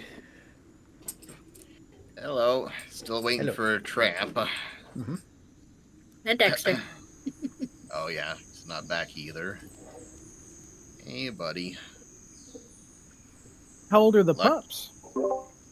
How old are they now, Jen? Lucky the Uh, Beagle, he's 2, I think. 2.5. And Echo is the Husky she's going on to. Yeah, she'll be 2 at the beginning of July. That's a good age. I can probably... I imagine I can find a picture to put in the chat. Okay, I'm Yeah. back. I'm so sorry. Hopefully that'll be the last interruption I have for the rest of the stream. Well, I'm just glad you got your groceries, man. Yeah. Yeah, so am I. Some of, like, the frozen stuff was starting to melt. I forgot we did get, like, some ice cream. Like, Oh, so it did start to melt. It was like those... What did we freaking get? Hold on, I gotta check the order, and I can tell you guys exactly what we got. What's the temperature out there tonight? It's currently 76 degrees. Not Oh, wow. horrible. Yeah, not the... Like, if it was like 80 degrees, then yeah, that stuff would have been toast. All right, there's a picture of the two of them. Oh, okay. They're adorable. Yep. Oh, do they cuddle like that all the time? Pretty much, yeah. That picture, them doing that is exactly the same as the last two dogs we had previous to them, so it's kind of bittersweet, but it's a nice picture. Yeah. Yeah, I get that. All right, well, I guess, well, now that you're back, oh, no, waiting for Dexter still. Okay. Okay, oh, I didn't know he left. No, it's no problem. We can do Trapp's part and stuff now, too. Okay. I was going to say to Eternos, I may have blurted out the name of someone who was very much like a brother to me. Aw. There was a battle. I said we would have each other's backs, but I didn't have his. So, his name was Braden. Perhaps another time I'll share some more. Thank you for sharing that. That is a very personal story, and I'm honored that you felt that you could share with me. It was only fair, friend. You shared something with me. I share something with you. Indeed. Have you by chance not heard of the Von Stackhouse Kingdom? I can't say that I have. Perhaps in passing, I fought in many mercenary armies, going from one to the other as the mission changed, until eventually I had enough. I don't know, it doesn't ring a bell, friend. It isn't the largest of the kingdoms in the area, but it is fairly known for a certain class of people. A certain class? What do you mean, friend? Mainly politicians. Ah, People that want money. It's one of the reasons that I was shunned away from my kingdom, because I was not... I could not align myself with that type of lifestyle. then you made a good decision, friend. Many a I king, appreciate that. or a governor, whatever title they give themselves, they send their armies to do their dirty work. Absolutely. I did much dirty work in my time. I'm sure that you have, friend. Emphasis on the dirty. Yeah, the horrors of war thing might have been a slip of the tongue. Wink, wink, nudge, nudge. But yes, I came to resent many of the soldiers who freely gave themselves to being the arms and the daggers of such politicians. It disgusts me! But that's a As story it for another does me. time. The temptation to just have like a clerk sneak out is like, you two gonna monologue or you gonna come in? Friend, do you want business? Then leave this conversation and we'll be with you soon. Perhaps I we can see should... Thunder Trap just do that, yeah. Yeah. No, I would! Like, we could have that actually be what just happened. We'll be with you soon. We will be with you soon, friend! Have you not had a heart-to-heart with a brother?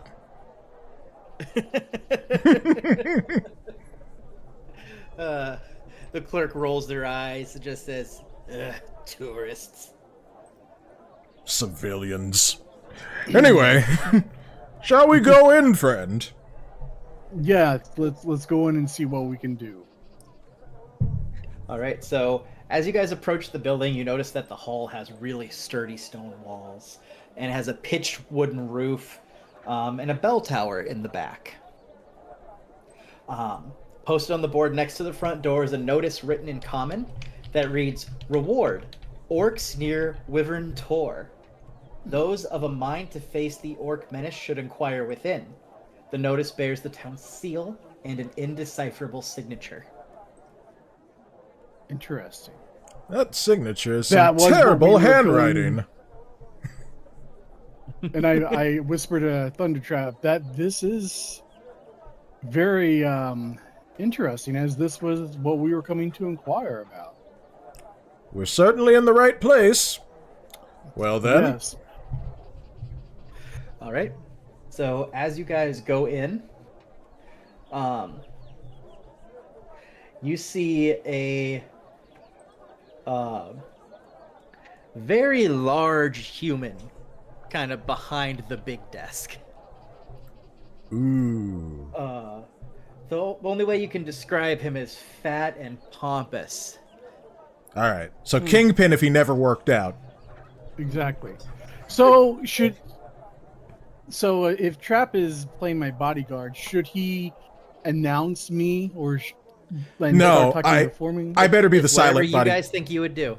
I better be the silent bodyguard friend if we're going to go on with this performance. Okay. All right.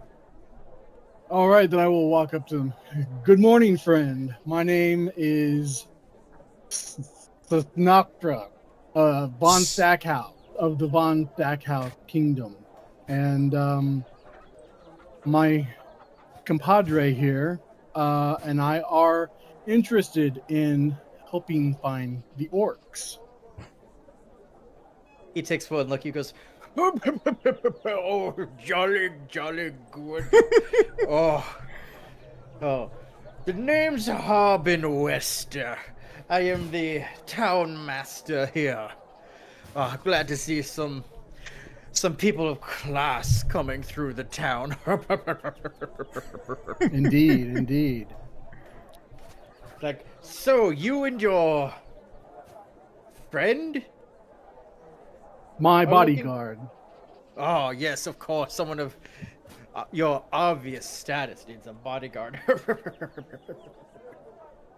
He's like, well, yes, we do have a bit of an orc problem. There's some out. He kind of thinks, like, west, east. Yes, it is. It's east. Yes, definitely east. People have been saying that there's orcs near Wyvern Tor. And I will give 100 gold to any group that can take care of the problem. Okay, that is most generous. My bodyguard and I are also traveling with a couple of other friends, and we are very interested in seeing if we can take care of this job for you.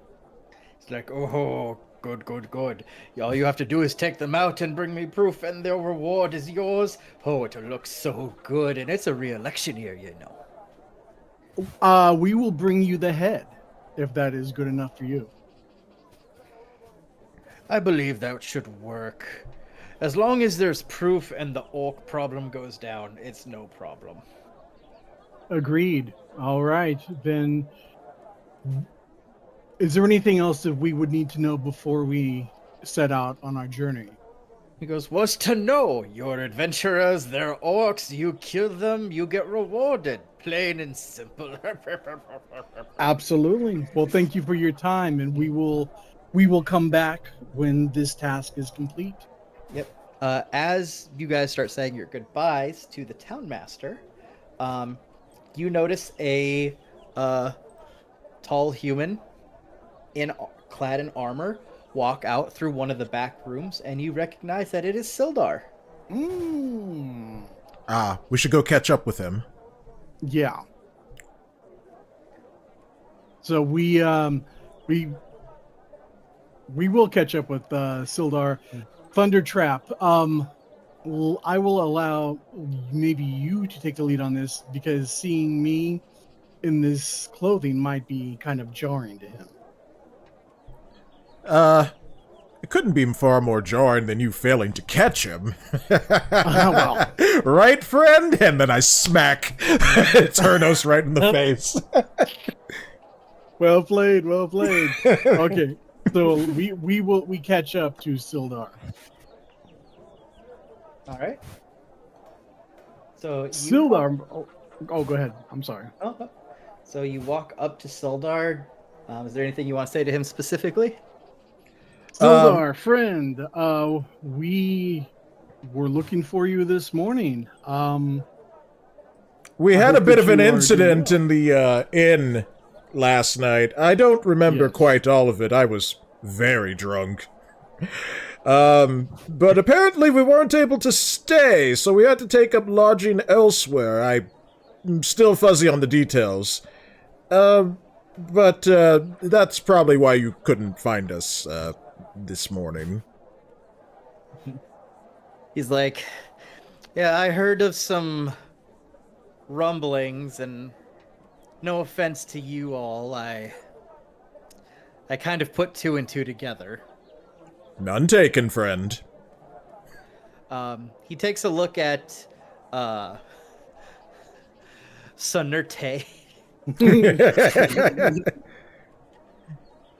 and kind of gives him a once-over, and he just gets a little nod. You clean up well, friend. I appreciate that. Thank you. It was quite shocking to me, friend. I had no idea. He looks at you both, like, give me one moment, and Sildar walks over to Harbin, the town master, and he flashes what looks to be like a document to him. And you hear him say something about setting up camp. Okay. And upon seeing that, Harbin goes, "Oh, of course, someone of your standing. Of course, we're gonna do anything we can to accommodate. Like I said before, you know, my place is your place. I hope the room you were looking at will serve great as your post. And yes, I hope you enjoy your time here in Phandalin. Hope you can get your job done." And Sildar goes, "Very well, thank you. I will begin later this afternoon." And he heads back over to you guys. He goes, "Sorry about that. Had some business I needed to finish up." Of course, friend. So, as he approaches, you can see a little bit of the note that he didn't fully push back in his satchel. I need both of you to make a quick history check for me. sure. History. Okay, I got a 0 on history, so let's see what happens. Got a 15. I got a 12. All right. So you both notice that on the paper and on the ring on his hand, you notice a sigil that looks like a burning crown. And Eternos, you recognize it as the symbol of the Lord's Alliance. Okay. Let me jot that down.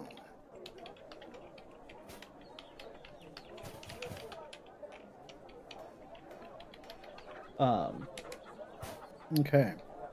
Yeah, my notes are absolutely dog water today because of all of the times I've had to get up, so... Sure. Yeah, like normally I try to take, I try to take notes from the perspective of Thunder Trapp, so like everything is kind of like based around him. Like, look at what I kind of wrote, well, listen to what I wrote earlier.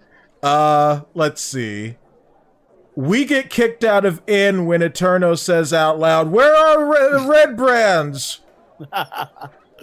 We make camp at Hilltop. We came town. We came down. Well, you were drunk, so. Yeah, I also tried to make the notes kind of like drunk notes. But yeah, so that's how I try to make the notes. Like, I'll show you what I've written at some point, Zach, because it is it's a lot. So you don't need to see all of it, but just how I take notes just from like my perspective. So I'm going to say, Sildar, would you excuse Thunder Trap and I for just one moment? We will be right back. He's like, of course, friends. All right. So Thunder Trap and I just come over here, Oh, yeah, let me click back on the map. and I So Thunder Trap, you saw the ring on his finger. Yeah, lots of. It is this. Go ahead. Sorry. It is the symbol of the Lord's Alliance. I think that rings a bell. So, wasn't sure if we should let him know that we know, or how we should approach this. What do you think? My history with lords such as that, again, has only been to fight in their armies against their perceived enemies at the time. One lord is almost as interchangeable to me as another. I wasn't so much focused on who they were or what their organizations were made up of, just who were we sent to kill. That's all, friend. Right. It makes no difference to me. Indeed. But I find it kind of interesting that he has that official document, and he is apparently a member of this alliance. Yes. I wonder what this means for the town, and what this could mean for us as we go on our quest. Well, in the short term, it seems to open doors for us that would ordinarily be closed. No offense. But long term, that could be a bit tricky. You're more familiar with these lords than I am, but perhaps we should just keep that. Perhaps we should just keep that bit of information to ourselves for now. For now, we should remain his honored guests as we help him out in his matters. Agreed. All right. So we'll come back over here. Bildar, my friend, I apologize for that wait. Thank you for being gracious. He says, not a problem at all. Just like I said, just had to finish up some business here with the town hall. We accepted the quest to take care of the orcs. He's like, oh, absolutely fantastic. Yes. I don't suppose you require us for any more business of yours immediately. So, what we might go and do now is return to our other friends and let them know what we've accomplished here. Yep. And he goes, and he asks, where were you all staying last night? Eternos? My memory's still fuzzy.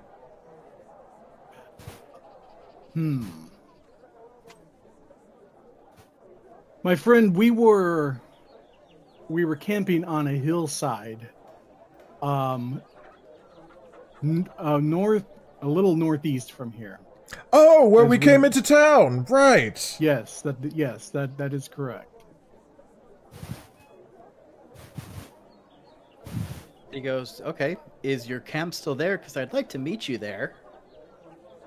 No, I know we that have... going into the town hall, going into the inn might be a little difficult for you. We actually picked up our gear, as we were not sure if we were going to stay in town another day or not. But we can absolutely set up our gear once again, and we can meet you there at a later time. Right. We'll meet you at the hill at the beginning of town where we came in. Yes. He goes, okay, here. I need to talk to you all in private at some point. Okay. So here's what I will do. I don't like doing this, but I'm going to go back to the inn and I'm going to pull some rank. Okay. And I'm going to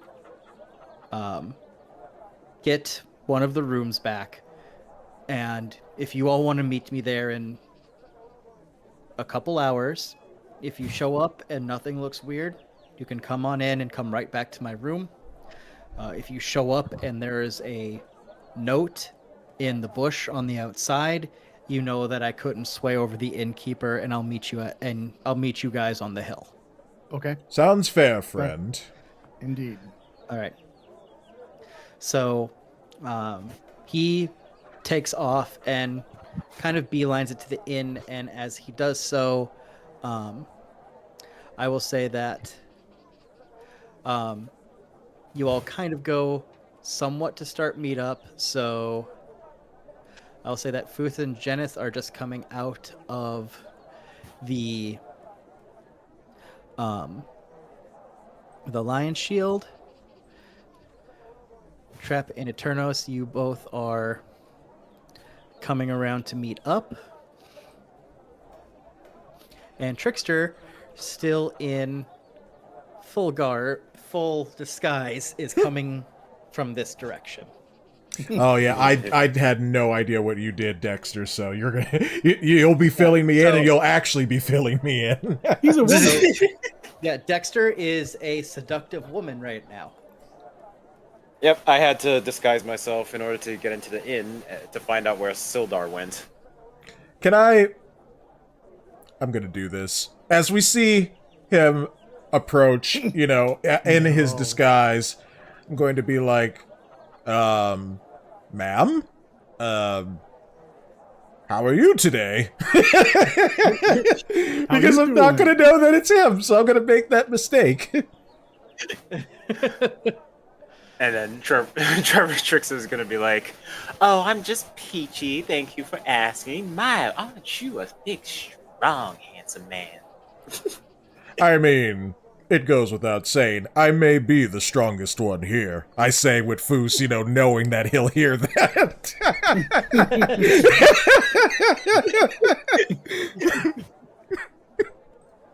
Well, if you are the strongest one here, then you must also be the stupidest one too. And then then I make a minor illusion that says I'm with stupid in front of my chest, just like I did in the last session. Oh, and then I'll immediately know. What? Trevor! Foos could have probably smelled the fact that it was Trevor, but he chose not to say anything. Yeah. So the best part about that is, since minor illusions that can trip, your disguise doesn't break. Oh, sweet. Amazing. But since, I see the I'm with stupid, I know that's something Trevor would do, so I'm just like, why did you trick me, friend? I'm sorry, I couldn't help it, man. If you hadn't started that, so stupid thing, I might have said something I would have regretted. So, thank you for insulting me. Wow, well, you're welcome. I'll do it again in the future. No! Do not! So I guess we would compare notes at this point. Yeah. So while you're doing that, I'm going to pause the session just for a second because I need to pull something up real quick for my reference. Sure thing. Yep, so when he hears about the mission for the orcs, Foos thinks, well, perhaps ridding the town of orcs would improve our standing. However, we did procure information that we can find a group of the Red Brands at a place called the Sleeping Giant's Tap House. Perhaps the orcs and the Red Brands could be working together. Indeed. And remember, we have to meet Sildar in 2 hours. Right. Yeah, so I was gonna check on just how far away are the orcs. I don't know if it's something we could deal with in a couple hours of... Yep. They're a decent bit away. Like, it would take about an afternoon to get there. Mm-hmm. All right, so we couldn't get there and get back in time. No, we'll have to deal with one problem and then the next. Yeah. But we figured it was about time that we accepted a quest, and not just be given one by our dear Trickster. I say as I give Trevor, indeed. A side eye. The gentleman that dropped me 15 feet from the sky. Yeah. By whatever do you mean? That was Trevor Trickster. I'm, Trixie, Vanterbottom. Yes, that's it. You know, if you're course going you to are. come up with a disguise, you probably shouldn't name it after yourself. Yes, like just go after me. Just say my name backwards. Hey! I mean, it works. It doesn't really work for my name, unfortunately. All right. What would Trevor backwards be? Rev... Never mind. My point All right. exactly. It could be a spell for all we know. All right. Let's see. 1, 2, all right. So while you all are discussing things, Jenneth, an arrow flies by your head. Oh, God. Oh. Oh, Foos, you're able to pick up the arrow flying toward you and jump out of the way. Eternos, you're able to, even in your fancy cloaks, dodge an arrow coming at you. And Trap, because you are so aware of what's happening, you actually catch the arrow and drop it to the ground. Nice. Don't worry, Trevor. This one didn't come out of you. And please, for the love of God, please tell me I dodged an arrow. what's your AC again? Let's see. 14. All right, so you take an arrow to the back of the shoulder. Oh, Damn it! I was hoping I could have caught one of the arrows that was meant for Trevor, but I guess not. Nope. So, let me just see here. I think it's this. And Trevor immediately starts So you'll having take- flashbacks. You'll take 5 damage, Damn.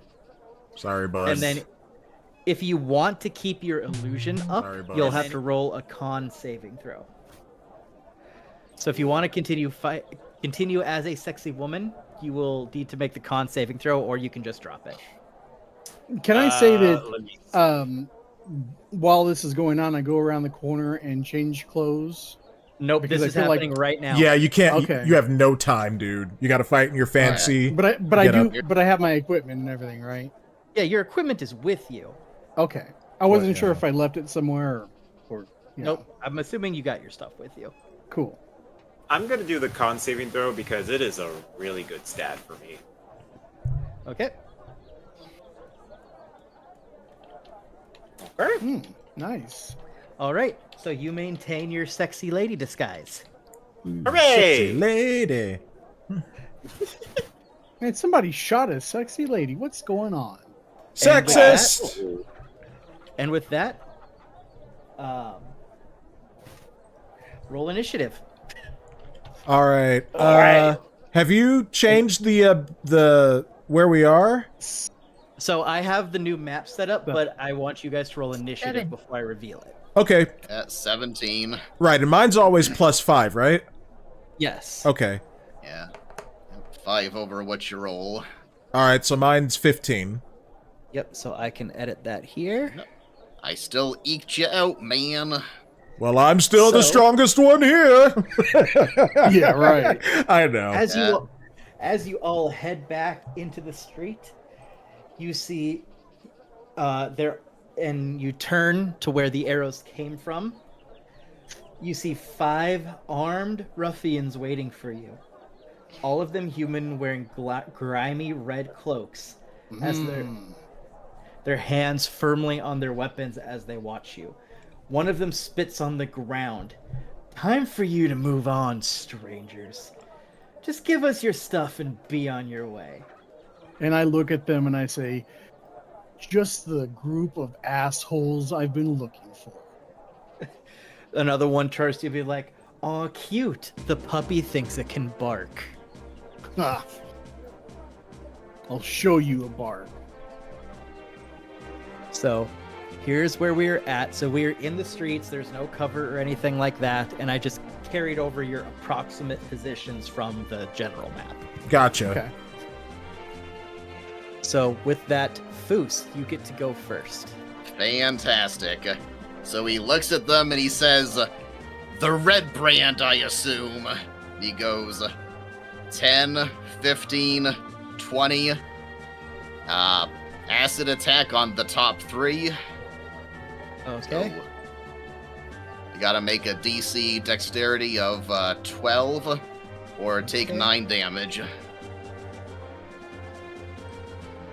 Dex saving throw.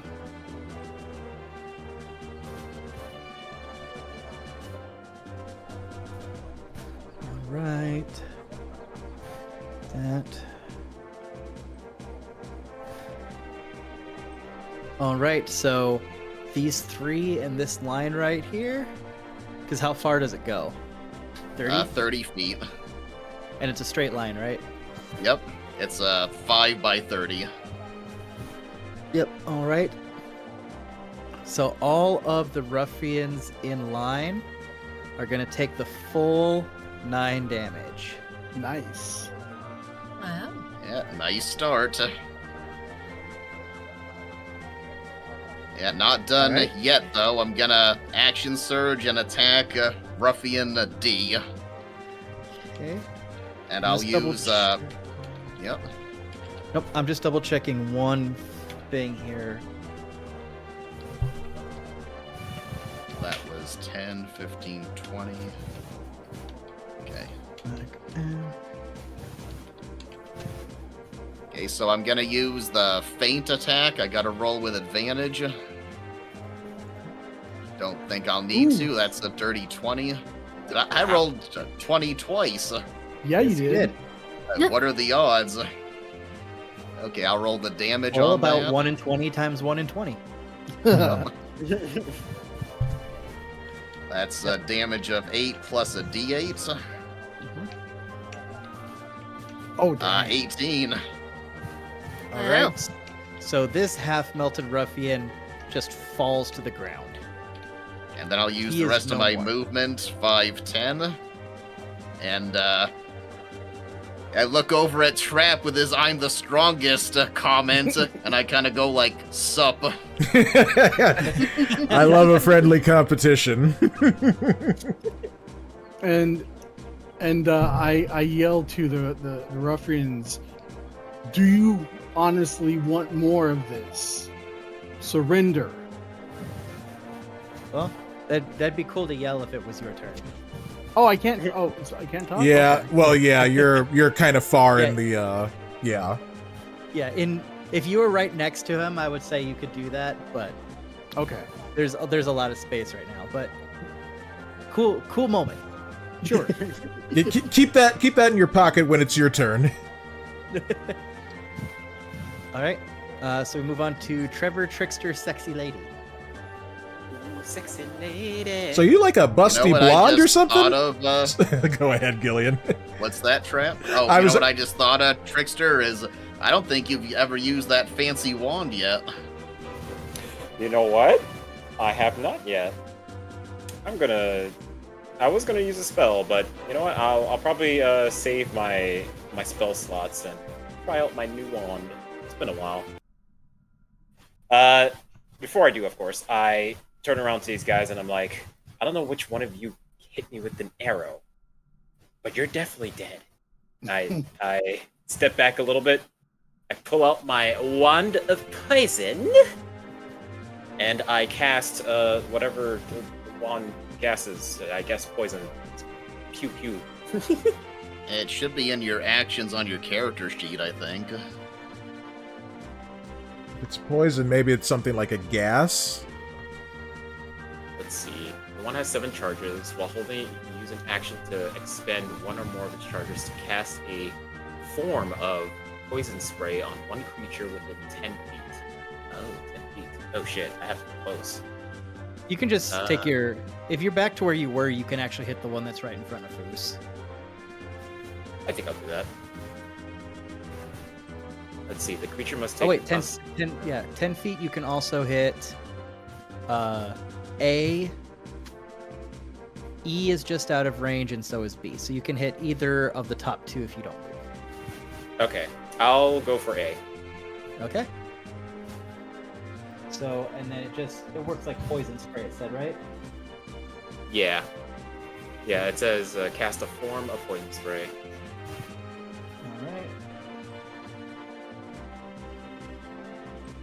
Not cast. Alright, so he has to make a con saving throw.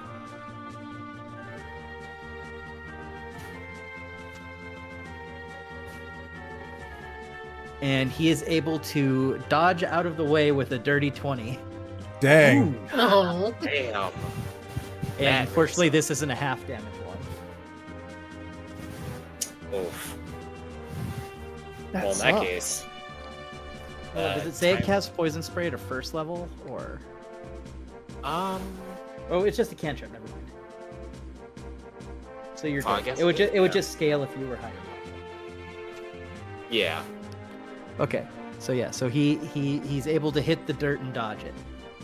Hit the dirt. Okay. And that expended my action, so I guess I'll just use my bonus to step back then. Oh, Right you don't on even there. need to use your bonus. That's just your movement. Oh, yeah, that's right. Yeah, do you have bonus actions? I think I have one.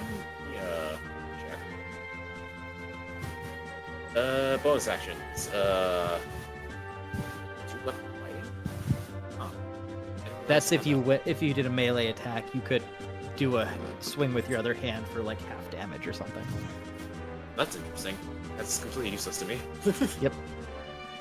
Okay. So with that, we will move on to Ruffian A, who did not like what you did. Oh, I bet. I didn't like what any of these guys did to my freaking shoulder. All right. So he is going to go 10, 20, 30. And he is going to take a swing at Trickster.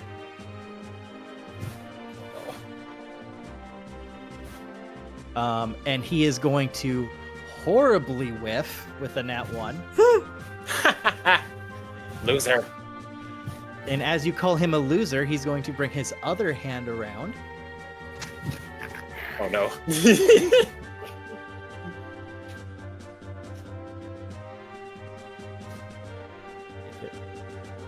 Okay, it doesn't want to roll, so I'll just do it. Oh, there it goes. And the other one is going to come around with a dirty 20. Jeez. Wow. Nat 1, dirty 20. As he is going to connect with the flat of his sword across the side of your face for 4 damage. Well, not as bad as it could be. Yep. Yep, he was a little off balance, but he got the hit in. Already at 17. Sucks. At least you weren't dropped out of the sky, though, were you? Look, I said we're even, okay? All right, so with that, it'll go to Thunder Trap. All right. Get it. Nobody slashes my buddy. I rage. Let me mark that off on my character.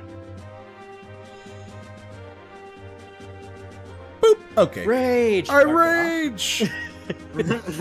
Yep. You Check. got to remember to check all these things. And then I rush over to Red Brand Ruffian and I take a swing with my hammer. All right. So roll your 2 hit.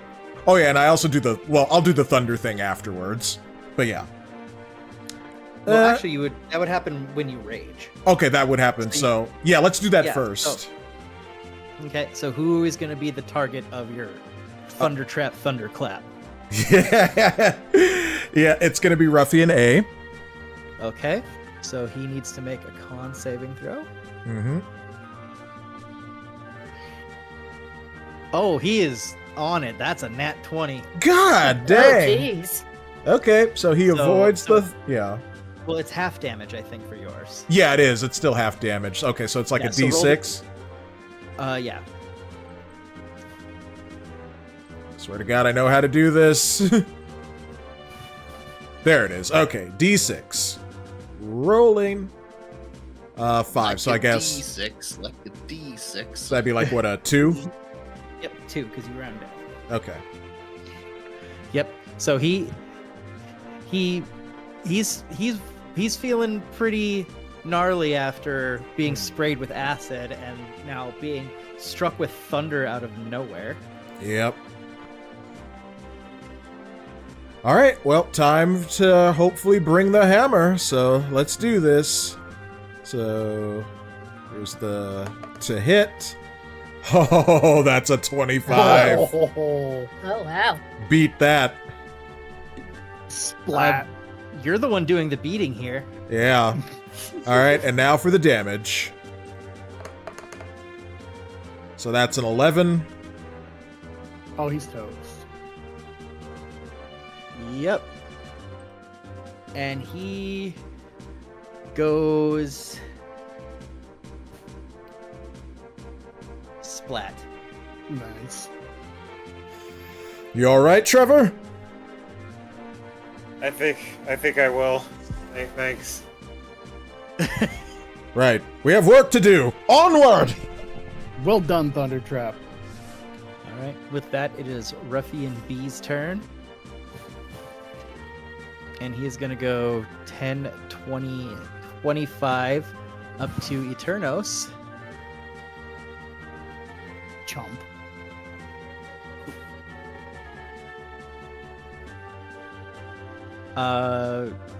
Where you calling him a chump motivates him to smack you with his short sword. Of course. Where you're going to take 7 damage.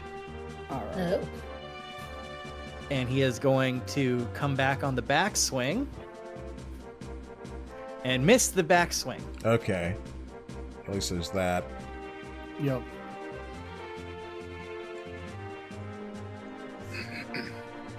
And even though he missed, he's still going to be in your face. It's just like, you want to keep barking now, puppy? Oh, yeah. I do. It's like a WWE style thing where the wrestlers get in each other's faces. Yeah, like they drop the microphone so you can't hear it, but... And with that, Ruffian C, half melted, is going to go full in on Foos. Uh-oh. Big mistake. That's true. All right. As both swings of his sword bounce off of your armor. That Foos just kind of brushes himself off. All right. Was that a light breeze? All right. So now we move to Eternos. All right. I want to take my short sword and swing for this guy's neck. Okay. That close. He should have gutted him, but okay. I want his head. Okay, okay. Let's see here. 11. All right. And then let's see, I got to do my damage. Well, does that No, you don't, hit? because Oh. yeah, because it does not hit. Oh, okay. Darn it. You You can go- try you go for the attacking head, with you- your. Yep. He backs off. You can try attacking with your offhand with your bonus action, unless you want to disengage. Nope. I'm going to go with my offhand. This time, I'm not going to swing for his head. I'm going to try to gut him. There you go. 22. Much better. Yeah, and let's see. 5 damage. Let's see. It specifies you don't add your ability score modifier to the offhand, so that's okay. actually a 17, Okay. which still hits. Yeah. Yeah. As you hit for 5 damage. And you get a nice chunk of them. Yep. The field is getting a spattering of his of his blood juice. Yeah, because I would have gone right for his midsection, his torso. All right. With that, we move on to the tiny nuke of doom, Jenneth. Who floats over the ground as flowers bloom in her wake. Like, tra-la-la-la-la, death! Yeah. La la la la la. Armageddon. Oh, what should I do? I would like to attack, but I suppose I should give Trevor some healing. Well, you can attack, heal with your bonus and then cast a cantrip still with your action. The one thing I will remind you guys is this is just the start of the day, so depending on how things go, you may not get a long rest later. Yeah. So you may want to try to conserve your once per days and your stuff like that the best you can.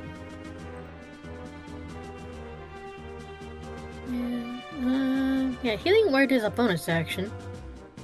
I think it's still a spell slot though. Yeah, it is.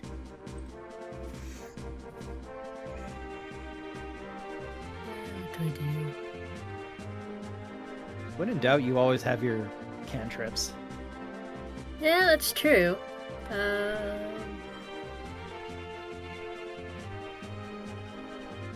How hurt are you, Trickster?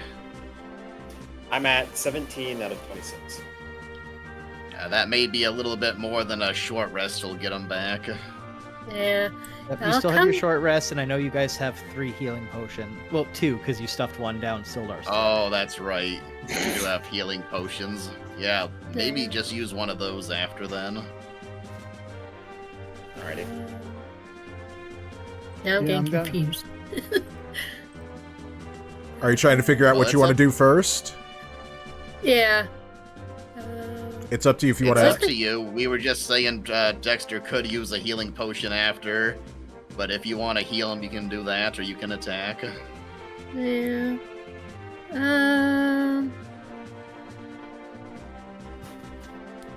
Yes. Yes, I Didn't we- will. Oh, go ahead. I'm just figuring out the order I want to do things. I will use a cantrip in addition to my bonus action healing word. Yep, you can do that.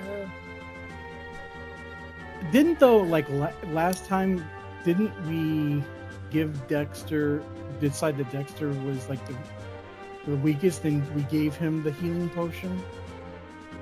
I forget. Yeah, we were saying he could take a healing potion after to Yeah. probably heal himself up. Yeah. Yeah, I'll use healing word. That's a bonus action. I actually have to move for that, but I wanted to move anyway.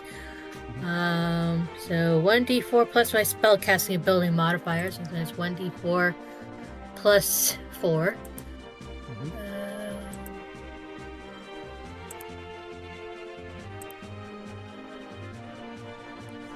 So Dexter will heal 6 then. Yep. Alrighty. At least be something. And then 6, 5, 10, 15. Yeah, that'd definitely be in range. I'm gonna Sacred Flame Ruffian B. Okay, so he will Yep. make the Dex saving throw. Yep. When I Wow, said, he cannot roll the damage. oh, nice. Well, I mean, it's against Jen, so, everything Yeah. naturally fails. So 4 out of a D8. All right, so his holy fire falls on him. All right, so then after Jenith, we go to Ruffian E, who is going to. He's going to go 1, 2, 3, 4 here. So he's going to go help his buddy here, but he's going to try to do his best to attack Foos. So it's like, he can either attack the big scary dragon guy, or he can attack the big scary hammer guy. It's just like, Yep. Right. Looks like you have another bot on Kick Trap. Yeah, it's a shame that that's all I seem to be getting, but oh well, time to take him out. But you can engage your channel to get 3,000 followers and 200 views and many chats. I know, For only right? $24 per hour. Something Pay that money right now. Something that pissed me off the other day is, like, I thought someone was, like, genuinely chatting with me, like, on Twitter about, Yep. like, just, like, how to do better on on Twitch. And then all of a sudden it's like, hey, my friend partnered up with this lady and he invested like $100. And I was just like, okay, goodbye. It's just like, yeah. That's why anytime someone like follows me on Twitter, like I typically don't follow them back unless it's something I'm genuinely interested in, like other indie developers or artists of a specific kind. Yep. A fun little side story is I was in a Discord group for a while, and there was someone who had the same name and Discord profile as a YouTube channel that I really, really love watching. Oh, yeah. And I saw that they were in it, and so I'm just like, you know what? I know 99% sure it's not them. Yeah.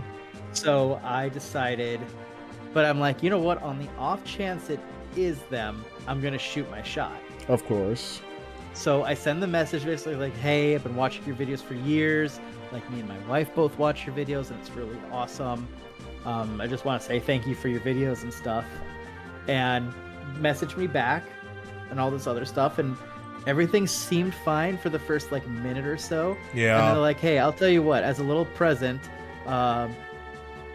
here, I will give you the guy who helped me make my channel. I'll give you his Discord name. Just tell him I sent you, and he'll help hook you up for your Twitch and YouTube stuff. And I'm like, hey, that's cool. I appreciate that. But obviously you can understand my concern that you may not be so-and-so. Yeah. And so I said, if you could just do me a favor and message me from your Twitch account. Yeah. To my Twitch account in a DM. So then I know it's you because his Twitch account is verified. Yeah.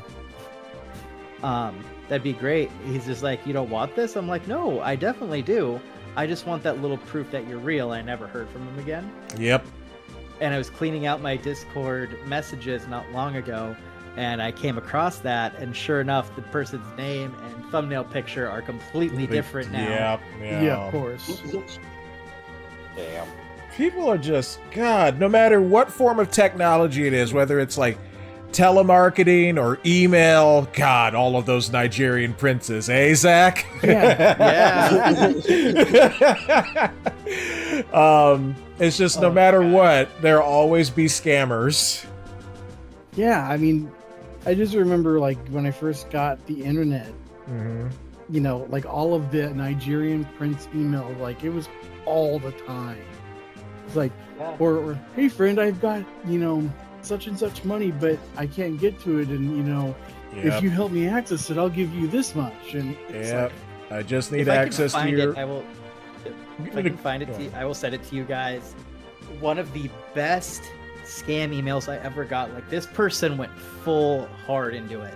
Dang. Like, they were like a noble fleeing their country, and they needed like a little bit of money to get stuff taken care of. Like, they gave me a full-on story arc that I was invested in. I'm like, holy crap, this is actually really good. I applaud the effort. Yeah. Damn. Like, it was so good that there was a small part of me when I went to bed that night, I'm like, but what if? Yeah. What if it was real? Yeah. And there's just this like 14-year-old like Russian princess or whatever crying at a train station because her one American hope couldn't forward her the $500.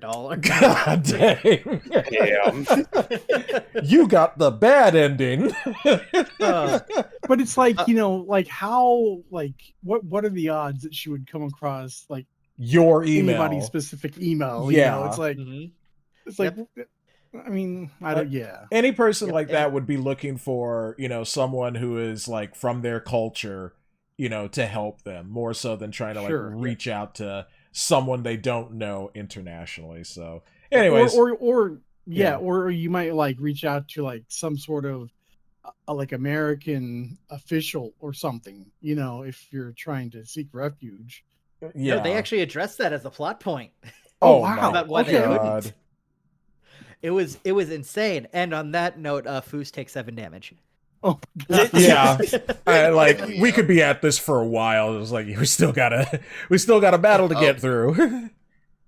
Actually, I'm going to use my reaction to parry that. Let me roll a d8 here. But yeah, Wow. scammers Six. suck, everybody. Hold on, 6 plus do. 2. What's the plus 2? I better check that really quick and make sure that's correct. Well, it's 2d8, so Yeah, it's- 1d8 is 6, 1d8 is 2. Did Oh, I yeah. roll? I rolled 2d8 by mistake. Okay. Well, the first one will go with 6. Actually, plus the dexterity modifier, which is 1. So, did you say 7? 7 damage? Mhm. I just parried the entire 7 damage. Okay. Wait, hold on, because parry is when you're hit with a melee attack, you can use a reaction to increase your AC by 2. Let me check Ooh. and make sure with the Battlemaster maneuver that's what it is. Maneuvers, parry. When another creature damages you with a melee attack, you use your reaction and expend 1 superior die to reduce the damage by the number you roll on your superior die, plus your dexterity modifier. Yeah, it says Oh, the number okay. rolled plus the modifier. Oh, I'm thinking of the feat. Yep. Thinking of the feat. Okay, yep. Yep. So you do negate the damage. Yep, Nice. so Foosh just kind of goes, nope. Nice. He All right. channels his inner Marth and does down B. And with that, we go back to Foos. Yep, so he's like, yeah, nice try. He's going to just ignore that and target Ruffian C. Okay. So I'll go ahead and I'll have 1 die left after this. I'll use my 3rd one to feint again, so I attack with advantage.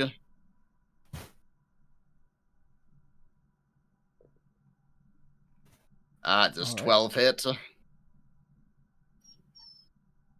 Let's see here. It does not. That's the first time that's actually failed. Okay, Ruffian C lucked out, and I can't move because I'm surrounded. So I'll just stay I mean, you put. can if you want to take 2 AOPs. Nah, I'm fine where I am. All right. On to Trevor Trickster. All right. At the risk of getting rid of my disguise that I kind of really don't need anymore, I'm going to cast Chromatic Orb. Okay, so that will drop your disguise then. Yep. I'm going to cast it at Ruffian E. Ruffian E. Okay, what type of orb will you be throwing? Let's see. Which one haven't I done yet? I just Try imagine ice. Trickster pulling, like in the Trickster character pulling out like a little notepad, like I've done that one, I've done that one, I've done that one. Ooh, I haven't done that one. And because he's still he was the lady for a second, he could have like pulled it out of like the top of his dress, like in between the boobas, just like, ooh, which one haven't I done yet? Ooh, this one. You This need a would be fireball. tasty. I do need a fireball. I'm gonna go for cold though. I don't think I've done that Okay. yet. All right, so a freezing orb, got it. All right. 15. Nice. Does that hit? 15. That hits. All right. So we. All right. Moment of truth. Let's go gambling. Yeah, roll. All you right. roll doubles. Yes, exactly All right. what I was planning for. So the 10 damage does hit as he gets blasted with an ice orb. And so then it, because what's the range it bounces? Like 10 feet? 30 feet? Let's see. 30 feet. All right. So theoretically, it can bounce to both of them. Does it say that it has to bounce to the nearest one? Let's see. The orb leads to a different target of your choice within 30 feet. Okay, so you can bounce it to C or B. I'm gonna bounce it to C. Okay, so roll the damage for C. All right. Boop. Wow, again. Doubles. Holy Team crap. doubles. All Prepare right, for and trouble. that's 8 damage. As Ruffian C freezes and crumbles to the ground. Sub-Zero wins. So now it bounces to B. I actually used the level 1 version of that okay. spell, so it Oh, actually never mind doesn't then. bounce again. Yeah, so we're good. I guess I'll hide behind Jennifer for my movement. So Yeah, Ruffian take that. 3, Hides wow. behind Jenneth. The girls have to stick together. Does Ruffian 3 or E have a lot of damage to him at this point? He looks pretty gnarly. Yeah, figured he might. All right, so then we go to Thunder Trap. Yeah, I'm gonna attack Ruffian B, I guess, with the thunder damage first. Okay, so let's go gambling. Let's all go to the lobby. Let's all go to the lobby. All right, roll the damage. All right, so just the D6. All right, and roll. 3. All right. He takes the damage and he looks a little worse for wear. All right, let's see if I can finish him off. All right, rolling my... I do like to finish people. All right. Wow. Rolling that to hit. 19. Yeah. He's going down. That'll hit. All right, and the damage. 6. All right. For my reference, are you coming down over the top? Are you golf swinging? Oh. If it's gonna be like that, let's go over the top. All right. So again, you make another fleshy accordion. It's what I do. All right. And with that, this ruffian, at the risk of an AOP, is gonna try to run away. Eternos, take him down. Yep. He didn't disengage. I'll take a swing at him. All right, roll your 2 hit. Wow. 24. Never mind. Bruce, Yep. take him down. For 7 damage. Exactly what you needed to kill him. Nice. Damn. Yeah. So he turns around and he's like slow motion running, and Foos just swings the glaive and it just severs his spine. Pretty much. Damn. That was awesome. Fatality. So that And- happened in yep. Yep, and in the heat of battle, you can tell he was trying to run somewhere in this area.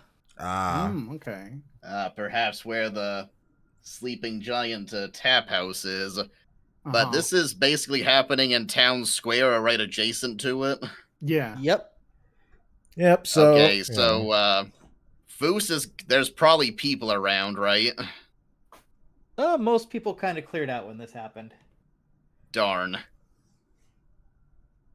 Well, just in case anyone can hear, Foos is gonna go forward a bit.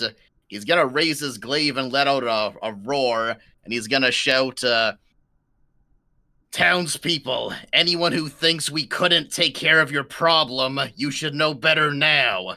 Aid us." Indeed. and I, because me and Foos have a little thing going on here, a little rivalry, and I will say, Yeah, Foos just kind of side. In which Avengers is it where Hulk just like nopes Thor right out of his sight? yeah, that's the Thor's first next one. and Hulk is just like nope. Yep. Yeah, Foos is just like Yep, I'll just come over here and I'll be like, Red Brands, today is the day you will meet your death. And I'm gonna come out here in the middle of the square and change my clothes in front of everybody. Oh God, Eternos, no one needs to see your little Eternos. Why did I have to play the hero music for that part? Oh, I didn't hear it. Like, Darn it. disconnected again. Just for my reference, Erturo, since you're doing this in the town square, could you please roll performance for me? Sure. Yeah, hopefully it's like an instant thing where you kind of just like throw your cloak and then you've changed. Oh, I don't know if that's gonna do it. So you go to try to do the cool quick change, but your clothes kind of get caught. Oh. And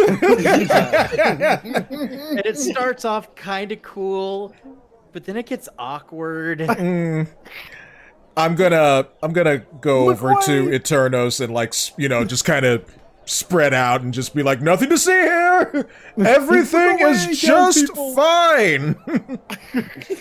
Red breads, if you're go ahead. Boos is watching this briefly. He's like, you know what? This doesn't concern me. He just drops to his meditation stance and he's gonna start short resting. Red breads, if you're seeing this is not an example of our strength, but we are coming for you. Eternos, you're embarrassing us in front of the townspeople. Look away! Trickster Look away! thinks to himself, I should have stayed as a woman and pretend I didn't know these people. Yeah. How damaged are you, Trickster? I think You said 23 out of 26. yeah, because Jen healed you for 6 points, so yeah. Yeah, do you want to take a short rest and try to get the rest of it back, and save the potion? Or are you good as is? I think I'm. I good could at use a this. short rest. Okay, well, we still have to meet Sildar. Well, we have to go to the inn to see if it's Yeah, safe to it go was- in. He said Yeah. a couple hours, a short rest will take an hour, so maybe that'll be a good time to try it, or we can... Maybe you guys can ask around see if you can get information on where the Sleeping Giant tap house is in the meantime. I'll. You know what? I'll do that. I'll ask. What was her name? Gariel? Gariel.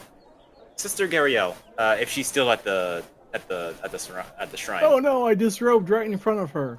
Oh, Yeah, good job, buddy. So unfortunately, she was at the shrine as this went down. Oh dear, madam, I step in front of Eterno so she doesn't see anything. How are you today? Because I can't think of anything to say. I yell. I'd also like to point out, Thundertrap. at this point, Trickster is the only one she's met. This is her first introduction to the rest of you. Yeah, but I yell behind Thundertrap, Madam, I'm the one that left you the gold coin and a note. Don't judge me. Oh, she's judging all of us. Did Gariel see the battle? She saw the tail end of it. Tail end, okay. Okay. So saw that I- awesome So kill by She saw you Foos. somebody. She saw you accordion somebody, right? She came Or no? out just after the accordion. Okay, yeah. So She saw the aftermath of the accordion and saw Foos take a dude down. Yep, Nice. it's Foos's fatality. Yep.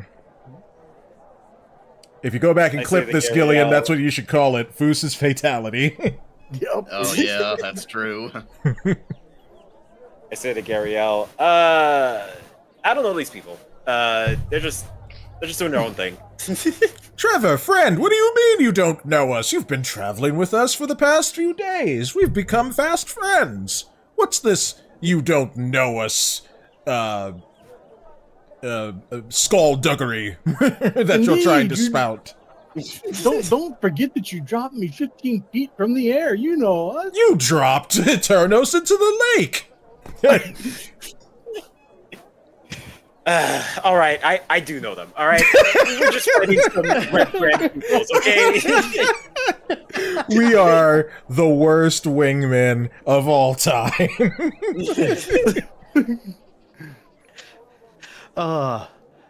But anyway, once she finishes processing everything that has taken place in front of her, Zach is just like, what the hell do I do now? She kind of flashes Trickster a look of like, get it together, man. Mhm. As she walks and enters this building. Which, upon closer inspection, since Trickster is close enough, he realizes, oh, that's probably her house. Oh, cool. That would make sense. That's good to know. Well, since I have to ask her some information, I go over to her and say, wait, sister. She flashes you the look like this better be important. I'm sorry about all of that. Please, it'd be better if you just forget what happened. I need to ask you some information. We just fought some Red Brand ruffians. They seem to have led. One of them was about to run towards this direction. Do you know if the what's the place called? Sleeping Giant Tap House. Do you know if the Sleeping Giant Tap House is over there? She points to this area of town. But very subtly, as she says, no, I would have no idea where they are. It's a damn shame, but I guess we're just gonna have to keep looking around. Thank you so much.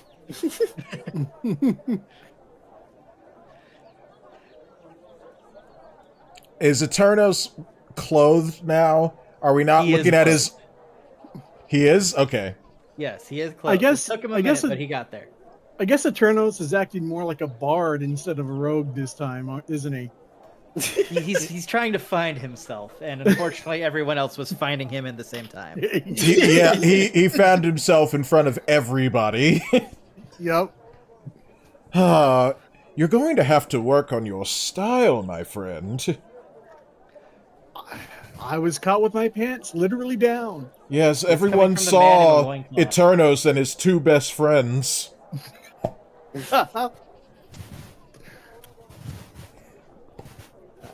Alright, so do we just fast forward an hour? So did anyone else short rest or no? I didn't need to. I didn't get damaged, so... I need to short rest. I'll do it really quick. So you guys are just gonna sit in the middle of the road for an hour? Oh yeah, we should probably, sit maybe somewhere out of sight. Well, Foos is just kind of in front of the blacksmith where he came out, I guess. But yeah, he's just kneeling and meditating.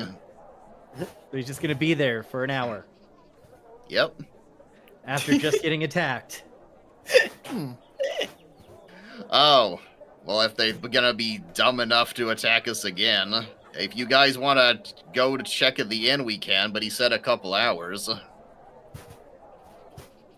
Has any time passed, how much time has passed between Sildar giving us, talking with us to the attack? I'd say Zach. 30 to 45 minutes. Okay, so it hasn't been long enough. You know what? I'm just gonna chill out between these two houses right here. You know what we could do? Yeah. Go back to the hill that we were at. Maybe set up camp there. Because we did say to Soldar that we were going to set up camp there again. That's if he can't get us back into the inn. Yeah. Yeah. So, That's true. I Yeah. say we rest out of sight, maybe between the buildings, and then we check on the inn, and if he's not there, then we head to the hill. Well, I'll tell you what. I can run up there and I can set up the camp. Because if we can't meet him, I don't want him to think Well, of us. he knows to wait for us there if he's not able to sort things at the inn. Well, that's so- true. Okay. Yeah, Foos plus... is meditating, and I guess Jeneth kind of pokes him, and he kind of looks, and she kind of gestures out of sight, and he's like, "Ugh, fine." So he gets up and he walks over to like this back alleyway with Before Trapp, you and then he guys get starts. too heavy into figuring this out, you know, if only there was a place where someone had fully offered you a free place to stay Right. if you needed a place to Oh rest. yeah. Well, you have to I didn't know remember, that extended past last night. my memory was All fuzzy, right, so everybody pile in. I don't remember Everyone any in of the that. Just a second, I'll be right back, guys. What's up? I'll move your trap. Oh, that was There he wonderful. Yeah, and if only there was a person who lived nearby who has openly said she knows everything about the town. I know, right? Man, that's But pretty- didn't she also tell us to go find out what we could before we tried confronting them, though? Well, Yeah, they confronted us, though. Yeah, like you can always find more information, but she knows everything about the town, and none of you have asked her about anything. that's fair. This is true. And now she knows that they came and they attacked us, so. And then we beat them off. Wait. All right. We'll just leave that. We'll just leave that right there. I mean, I Trapp was a stepped woman. away. Let's say that we completed our short rest, so you guys make sure that you Oh heal my up. god. And then Floos will go knock on her door and inform her of what just transpired and ask if she has any advice for us. Well, before you do that, because we have been going for a little under 5 hours now. Just Yeah? non-stop interruptions today, eh, folks? Damn, So already 5 hours. Jeez. yeah, so if you guys want, this might be a good kind of break point because you've just got introduced to the grunts. Yeah. You know, Oh, anything past this point might be giving you some more hooks and more things you want to dive into. So I think here might be a good spot for you guys to chill, take your short rest. Just remember to don't long rest before the next session, so that way any like damage or spell slots are still out gone. Okay. Yep, this will be a good And spot then- to stop, yeah. Yep, and then that way the next session, you guys can go wholeheartedly down either taking out this gang or knocking out some of the side quests you found, and not have to worry about all the build-up. Okay. All right, sounds good. Yeah, we can cut it right there, I think. What's the name of the Sure. lady again that we're you know, who offered us the place? Because, you know, my character was drunk and didn't remember. Let me double check her name because it's a weird name. It's like Quellen. Quellen. Yeah, I got Quellen here. Yep. Oh, was that the Quelline? Yeah, Okay. she was Trap. the sassy middle-aged halfling.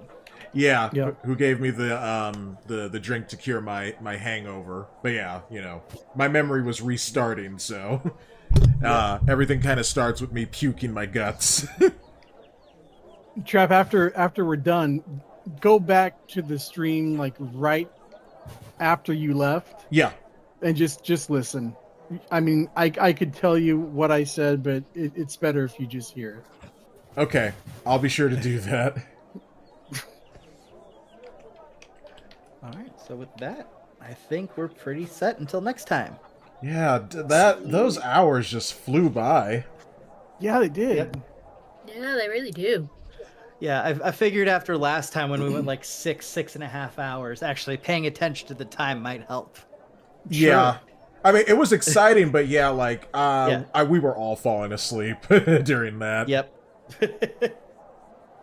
So we can do this and session. Yep.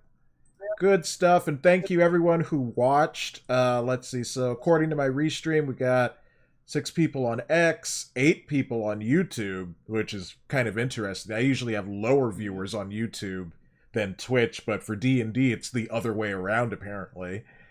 And 3 people on Twitch, so that's, let's see, 14, 17 viewers? So, Yeah. thank you all. Pretty good. Nice. So next Yep, time, I had about 4, but it dropped to 2 as soon as we said we were finishing up. So, yep. Yeah, Yep. people were just I'll listening. skip rating tonight. Yeah. And next time, Trap, we will remember to restream to my channel. Yeah, we'll so set that way up. We can get some. Yeah, because I know Terrence was there and he was saying some stuff, but it's kind of like he was role playing. I'm like, but I'm trying to listen to what Zach is saying and role play and react, accordingly. So I wanted to say what his comments were, but he was kind of really getting into it. So I was like, maybe that's not the best time for a Terrence D&D session. Right. Yeah. Although that would be interesting. Oh, most definitely. There would be a lot of sex involved. A lot. A lot of kung fu. Oh, and kung fu, yeah. So yeah, his would be like a martial arts fantasy with hookers. Have you guys ever seen the movie Black Dynamite? Yes. I love Black Dynamite. It would be Black Dynamite set in D&D. That would be amazing. Yep. But yeah, and then as far as the next session goes, so I'm out of town next weekend, so we'll shoot for the weekend after. Okay. Sounds good. That's, that's basically what we do like every other week, so. Yeah.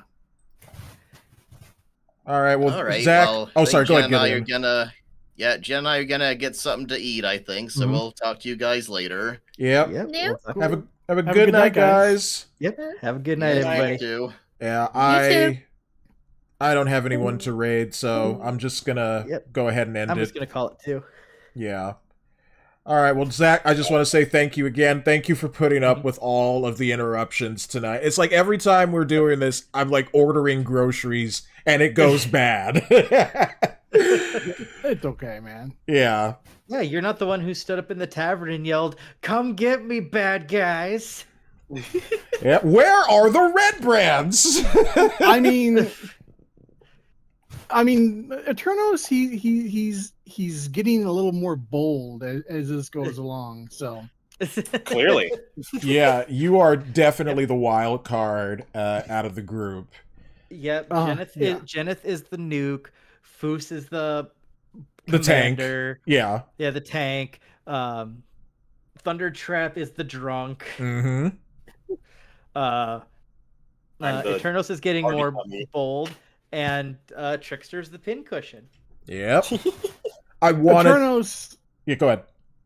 I was gonna say Eternos has kind of the mental instability of Martin Riggs, I think. Yeah, I'm too old for this shit.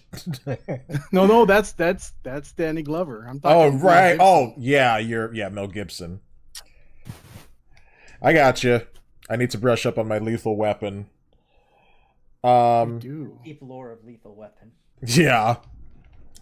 All right. Well, yep, that's it. So everyone, who's ever watching on my side, once again, thank you to Zach for being our illustrious dungeon master and putting up with all of our shenanigans, including Eternos trying to do a cool change of wardrobe, but ending up flashing his testicles to everyone in town. That was my intention, by the way. I wasn't really trying to do like a quick change of, sleight of hand. I was trying to flash everybody. You're gonna get arrested, sir. It's gonna be just like in Skyrim, and they're just gonna be like, caught you. Thought you could keep flashing the old ladies, did you? Well, time to go to the prison. and kids were playing near that hill. You gotta be careful, dude. Yep, man. Now you tell me. Now I feel bad. As if you knew what you were doing. I did. You're right. I'll be back on Monday doing more Blender stuff, trying to, further my skills, searching for the illustrious jiggle physics, which I've actually found them, by the way. I just need to learn how to incorporate them. Oh, yeah, and then we need to get with Dexter and discuss our stuff. Okay, we'll do that. Huh? I'm waiting for a time. Okay, so let's do that. Zach, if you need to go, don't let us keep you, by the way. No problem. I'll talk to you guys later. Yeah, see you, man. Thanks, Zach. Bye-bye. So yeah, maybe we could do that after my stream, because I'll do it in the morning. And then we could do that, in the afternoon. Maybe, what'll work for you, Dexter? 5 p.m. your time? Sure. Okay. You're Eastern, right? He's Eastern, yeah. Yep. So that'd be like 4 Okay. p.m. your time. That'd be 4 time, yeah. That's Monday at 4 then? Monday at 4 or 4. 5? Okay, that works. Okay, so yeah, that's what we'll do. All right. Oh, and yep. also, be sure to check out the D&D stuff that I almost got to go to that I posted in Discord. Yeah, Yeah, that looks really cool. yeah, I didn't get a whole chance to TV go as a over map. That is genius. Yeah, I know, and they use D&D Beyond, so it's really interesting. So good. Yep. All right, guys, have a great night. Yeah, see you, Shaun. Alrighty. And everyone else, thank you for watching. We'll see you on Monday. May the THICC be with you all. And D&D and nudity. Yes. Bye-bye. D&D. And nudity. Are you still streaming, Dexter? I am. I'm gonna end. Oh, okay. Well then, And- say your thing. And until next time, everyone. I swear to God, I'm going to break every single arrow in existence. All right, bye-bye. I tried to save you, buddy. Bye.